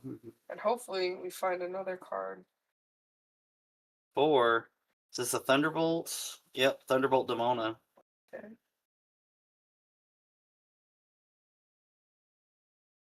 Can we go ahead and just get rid of that Tigger? Could. I think there's a second strength in there, and there's Vanessa going into the Inkwell. Just passing. That's okay, because you Yeah. want to draw a card. Yeah. However, Rush just doing Isis, which is going to Yeah. exert. So it's in his Dumbo Isis spin. Yep, and you better believe I'm exerting that Ariel all day. And then Tigger can just eat it. Yep. Or the Louisa, if that's what that is under there, can just Ellen we support and take it out. It is. And then your Tigger can trade with Violet. Violet has resist 1, so it would live through a Tigger. Oh, right? Yeah. Yeah, because resist 1, it would only take 3. But Sven Oh, is a different Sven story, goes- yeah. Sven can take it out. Resist 1, that card's come up so much today. It's in, like, Violet, I think, in my opinion, is the most played card on stream today. Violet. Yeah. Well, I think the Green Steel list and Amber Steel. If you're playing Steel, you're playing Violet. The bot deck was on Oh, stream yeah. twice. Yep. Yeah, bots was on stream twice today in round 2 and 6. So we held off on strengthening because Playing Stitch. we wanted to draw a card this turn, which is fine. I feel like Zeus might be turning the corner. He has stalled him. Typically, purple will take over, but it looks like right now we've drawn a lot of removal and we've drawn a lot of cards. It looks like we have another Violet in hand. We're getting ready to ink. We're thinking about inking Angel. Interesting choice. I think at this point, with 1, 2, 3, 4, 5, 6, 7, 8, 9 ink, I think it's safe to say that you can just play. That's fair. Maybe, I mean, he might not know about the Raging Storm, but he's not even close to that turn. Yeah, but- maybe he's like me, Yeah, I mean, oblivious. don't say that. That's me. That's mean. No, that's me. That's fair. That's fair. Trying to. So she's gonna quest. Malin's gonna quest. We're gonna go to 3. Looking at a lone Ellen, we know that it's Isis and a Dumbo, I believe, in hand. There's a book off the top. But to be fair, if he plays the Isis, you can only take out one character. Hmm And if it's Stitch, it's Stitch. If it's Ariel, then it's Ariel. In the draw off book, there's a Willow, and that looked like Hades, Hades. looking for a deal. Also, kind of poetic justice. We're playing Hades looking for a deal with this. Oh, love that. Yeah. That is awesome. So we're gonna support the Louisa. The Yeah, Luisa's Luis gonna is going to take out the Ariel. Get rid of that draw. There's another Stitch hitting the bin there. I think. Well, no, Louisa could have taken out Stitch. I think I probably would have targeted Louisa or Stitch. She's Challenger 2, so I don't think she had enough. Oh, she's a right? three Yeah, body. 3 body, but Yeah, yeah. okay. Rafiki would be able to. All these cards are so similar that it's insane. Keeping track of which one has challenge or what. There's another World's Greatest going into the Inkwell. That's 2 so far. There's a Violet to draw discard. Has a strength in hand. Does, I guess, elects to not do it, just to not, because you want to keep the strength no matter what. And then there's Ellen Wee going down to the Stitch. And now we're clear. So next turn we're gonna draw for turn. We're gonna quest with Stitch. I have 2 cards in hand. This seems like the Amber Steel dream that we needed. We're all living on a prayer. Yeah, there's Tree. Staple and any yellow deck. And we're gonna play Looking for a Deal. We're gonna get to draw 2 cards. I draw. I don't blame it. Demona Mowgli. And is that another Tigger? Looks like a Tigger. Okay. Well, Amber Steel driving the card now. Quest draw. We got 2 cards in hand. Yeah. Up to 7. Play a hero. Draw this card. What is that in his hand? It looks like Lilo's Space. It's a good card to get. Especially with these ready characters. And it looks like the Shift Leela. So what is Lilo's ability to be able to attack ready characters? Is she on play? When you play her, she gives a challenger +2 to all of your characters. And then play the Lilo outright. That's probably fair because you have board control. And then when you quest with Lilo Space Explorer, you Quest, okay. you can give 1 alien of your choice, challenger +2, and can attack ready Oh, it characters. gives Challenger again? Oh, Yes. okay, I didn't know that. So, but he likes to play both Stitches this turn and just go to 11. I think that's correct. He's Honestly, trying to end against the game. purple, And you it does want do to- it. you want It does to end the do game. Yep. So Russ taking the loss in game 2, going to a game 3 where he'll get to go first again. That I is a don't know. game that Raging Storm would have felt pretty good at that point. Right. So what do you think about now seeing that game? What is how does Russ pivot at this point? Coming down, getting forced into a game 3. Was it just the draw? Because I felt like his draw was good that game. I don't know. I think having the 3 Eloise at the beginning, like while it was good, they're only 2 and they only have 1 health. And they kind of fizzled out there at the They end. did fizzle. Mm-hmm. That one LOE lived the whole game though. It did. He played it well. What he had, he played well, very well actually. It's just it's a little sad that he just drew a lot of 1-drops because he had the 1-drop Louisa as well. I think if he had pulled the shift Louisa, it would have been a different story. Oh, yeah, you can move that damage around and kind of snipe some stuff. I definitely see that. Zeus put all of his angels that we saw this game into the because they were boosted, and so they ended up in the discard. There was one in the inkwell too, because that was like turn 2. He inked one. Inked at the beginning. Yeah, so Angel not able to do a lot in that matchup, but it worked out with the draw stitch and then with the aerial. Well, you have to be careful because they run Ohana means family. Do they? I don't think so. Oh no, you're right. Yeah, that's Boosties took that one and decided it was theirs. Oh, I thought they put somebody else was playing it earlier today. Maybe. I mean, I'm sure it's a good card. I don't know. I just didn't think Russ was playing it.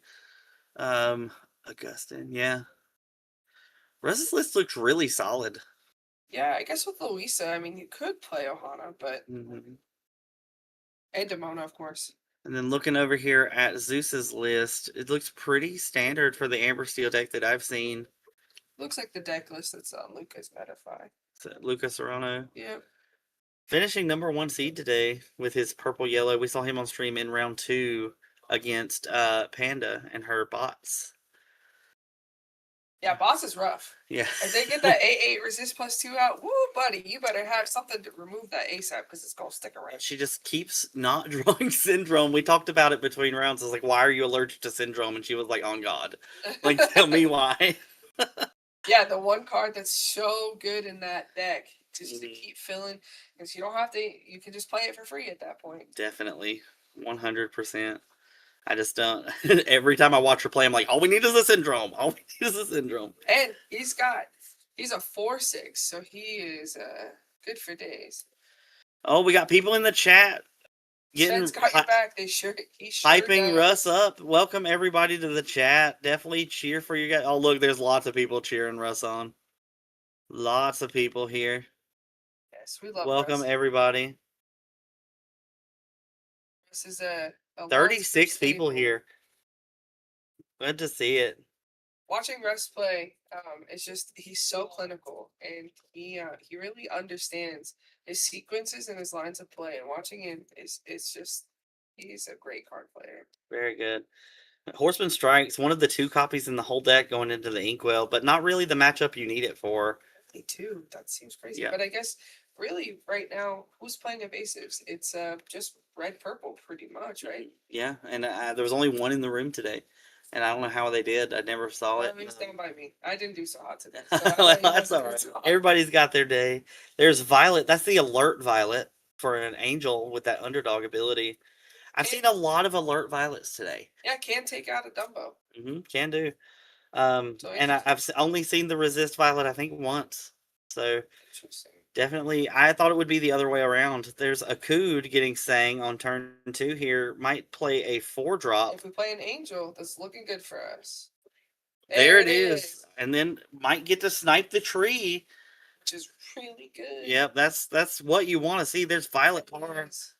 And we just got the Angel Party in play on turn 2.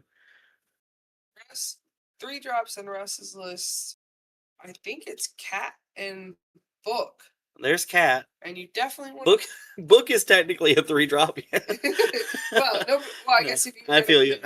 Ham is a 2, correct? 2, yeah. Yep, there's the underdog Angel going into. There's just angels everywhere. He's probably Thunderbolt to take care of that cat. There looks like there's a Criminal Mind as the choice here. Right. Yeah, the Criminal Mind is, I think, was the only choice. That's okay. Birds. cards that we don't want to ink. You definitely don't want an angel Don't here. want an angel. Yeah. Don't want to give the cat ammunition. Because you'll just use 2 ink and move it. Yeah. Might You'll want to take out your hold that criminal mind for. demonic. Yeah, I Possibly. mean, it might be too early for it. How many criminal minds are in the list? World's Greatest Criminal Minds. 3. Three. 3 copies in the deck. Sorry, I was looking at Russ's. No, list. you're fine.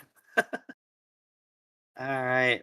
So what are we doing here? Strength coming down, doing 3 damage. Now we will pitch a card and take out the cat. That's what we wanted to see. Then we're free to quest for 2. 100%. Or Just the one. Just the The one. Malin just got played, but Oh, I and guess you people also are don't doing want to get Russ's Sven. game. Yeah, we're a little worried about the There's Sven. Isis. Isis pass. Okay, so no way to capitalize on the Isis, but does put the 4/4 body into play. So it forces him to have another Thunderbolt, or we play a character and play Strength. Mm-hmm. But I can only imagine that his hand is There's Snowboarder for Ethereal Voice. And then Strength is going to take out the Isis. Just Amber Steel doing Amber Steel stuff. Is he out of cards so that I believe now the Angel has Resist too? which is going to make it really hard for Sven can still take it out though. Yeah, but I don't Playing think we the have it. the Ursula. Yeah, he doesn't have it this time. Let's check on our chatters since Russ had such a thing. You can do it, Russ. That's right. Yeah, doesn't look like there's anything new, but do have the people here watching. Russ drew Demona for turn. And Demona's a really big body for Zeus to deal with. All right, so here's looks like Quest did ink the Protector Stitch. Is Ursula 4? She's a 4/5. Quest for 2. Now, would you Demona your opponent at this turn when you don't have board state? It would and- take away the resist and allow you to kill the angel. That's fair. So that is one Do you reason go I for would do it. Angel or- It's just I don't know. Angel's not really doing anything anymore now that there's no little guys, and Ariel's a draw engine. So I think for me, but at that point you're trading the Ursula for the Angel or the Ariel because you could just pitch and Angel kills it, right? So Yeah, but then you have Demona on board. yeah, let's see. But you're Elected to constantly boost. only taking one. Boosting makes me think he's not planning on running things in this turn. Oh, well, he is just going to hit the Malin. Okay. Taking 2. Can we get the Dumbo into play? And then Ink Demona. Okay. Okay, so we're not electing to give our opponent cards, which is I mean, fair. yeah, I mean, you were right with the question was fair. Like, both plays are kind of there, but I think this one gives it where unless he could get really punished by a Thunderbolt here. But besides that, I'm not really sure. Russ's definitely needs to find a foothold soon, or it's just going to get spun into the And Amber Vanessa's Steel. in an awkward spot because it's a 4/5, so we only have 3 points of life left in our willpower. Mhm. So pitching a card with Angel. Oh, the top deck Thunderbolt for the Dumbo. That'll do it. Oh, and then Ariel draw a card. Is it going to another song? That would be crazy. I mean, he could just pitch it and give the resist anyway. Or do we just keep it because we're low on resources? Yeah, I mean, it's just going to pitch it, give the 4, and then you can freely quest with the Angels. I I mean, would even quest with your. because like it takes 4. He's just going to be safe with it. I respect that. No, with Russ top decking, he has like a Book and a Louisa, so Book's going to come down and try to draw something. Was that another Louisa in a Criminal Mind? Oh, that's not what you want to see. You're going to quest for 3, and we're just going to play both Louisas and pass. He's just going to pitch. Oh my gosh. Take out a Louisa, draw a card. Gets to pitch to kill the other Louisa, and gosh. That's what I meant. That's what I meant. And then questing. I mean, yeah. It's not looking so good for us right now. Nah, that's 4, taking us to 10. It's okay. This has got to be what, Demona on the top here? Demona on the top. A Book. Okay. We're going to draw cards. You got to play to our outs. There's a Demona and a Tigger. Yeah, we could Tigger. Ink the greatest criminal. Yeah. And then bounce the Angel? I'd bounce the Angel. Yeah. Perhaps. And then Louisa really can't do anything here. Just pass. I agree with that. Just what is in hand here for Zeus? If it's a song, we might be GG's chat. This might be going to the books here, and Zeus might pull the upset on Russ here. There's a coup or to draw, two. and you get to play a character for 2 less. That was Snowboard Stitch. Two. Ooh, look at ink there, and And just play a play it. snowboard. We still have cards in hand, so Angel can't quest. Ariel shouldn't, because Tigger just comes down on it. I think it's just a pass. Serve for Stitch. Right? Like, Mhm. make sure that Stitch has characters. Scared me a little bit. What the hell? I think this Demona's going to turn, because like what's going to happen is Russ is going to draw, I draw and 3 cards. he's going to draw and play Demona, because that turns everything sideways. Tigger can take out Ariel.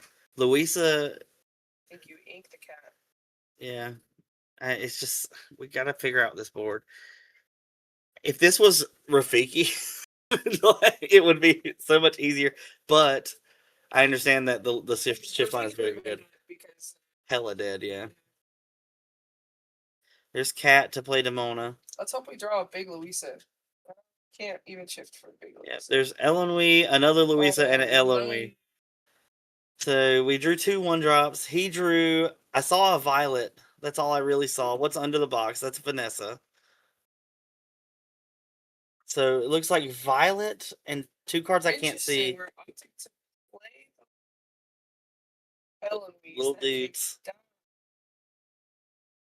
Make him pitch them though. You got to make him pitch, because if he's using those cards to pitch it, that he's not developing more board. And I think that's where Russ wants him to get, to where he has no board. That's true. Because if the Stitch quest is getting eaten by, that's a problem. That's bad. That's a problem. It's okay. So, do we quest? Quest draw 2. Draw 1. Oh yeah, that's what I meant. I'm sorry. It's because there's 3. I don't play steel. That was a Thunderbolt. I think it was. So we can then wrap up and kill Louisa. It was a Thunderbolt. We kill Louisa. Oh. Deal 4 there, pitch, and kill that. Yeah. Crazy. Effect, pitch. That's another angel. 3 angels. Pitch. There's a Stitch going in, taking out the Elenwee. Then we're going to just pay 2 to play Violet. Now the angels have resist too. There's no clean way to clear anything off the board.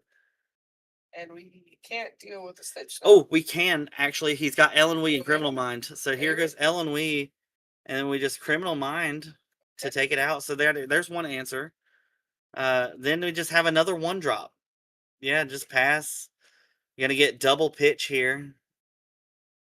But he only has 1 card. Yeah, that's it is what it is at this point. I think you eat the Elenwee.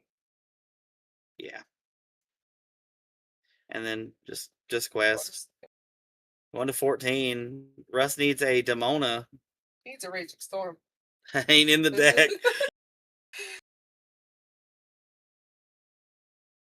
Now, if we get a shift, That's okay, Dumbo. I think that's. Shift Stitch is just the nail in the coffin at this point. Well, I was thinking shift Louisa, but. Oh, he flipped it, hoping it was the Stitch. There's just pitch here and take out. I mean, well, you can't take anything out. Yeah, they're 0 3s. I keep thinking they're 2s. They're not. Just gonna quest in. Just in the game. I don't think even Demona will do it now. And it looks like we're gonna get Zeus into the top 4. The book. He's gonna try. There's another book and a Tigger. That's not gonna do it either. It does look like this is a wrap, unfortunately, because he can bounce. Sure, he can bounce the Violet or the Angel or the Stitch, but you can't. He can't do anything. Still got about more than 2 in play. Yeah, and he can't do anything about the Angels with the resist +2. So we're gonna draw 2 more cards. There's a Augustin and another Dumbo, and that's the game. Congratulations to Zeus. Good job. Congratulations to Zeus. Russ, definitely good games today. Great top 8 finish here at the Dragons Hordes Case Tournament, sponsor of Team Ohana here in Greensboro, North Carolina. They put on a great tournament today. I'm Colton. And I'm Hillary. I'm on the street team for Ohana. And we're here just hanging out and watching some more play. So stay tuned, and we'll have the semifinals and the finals here live. All right. Thank you guys.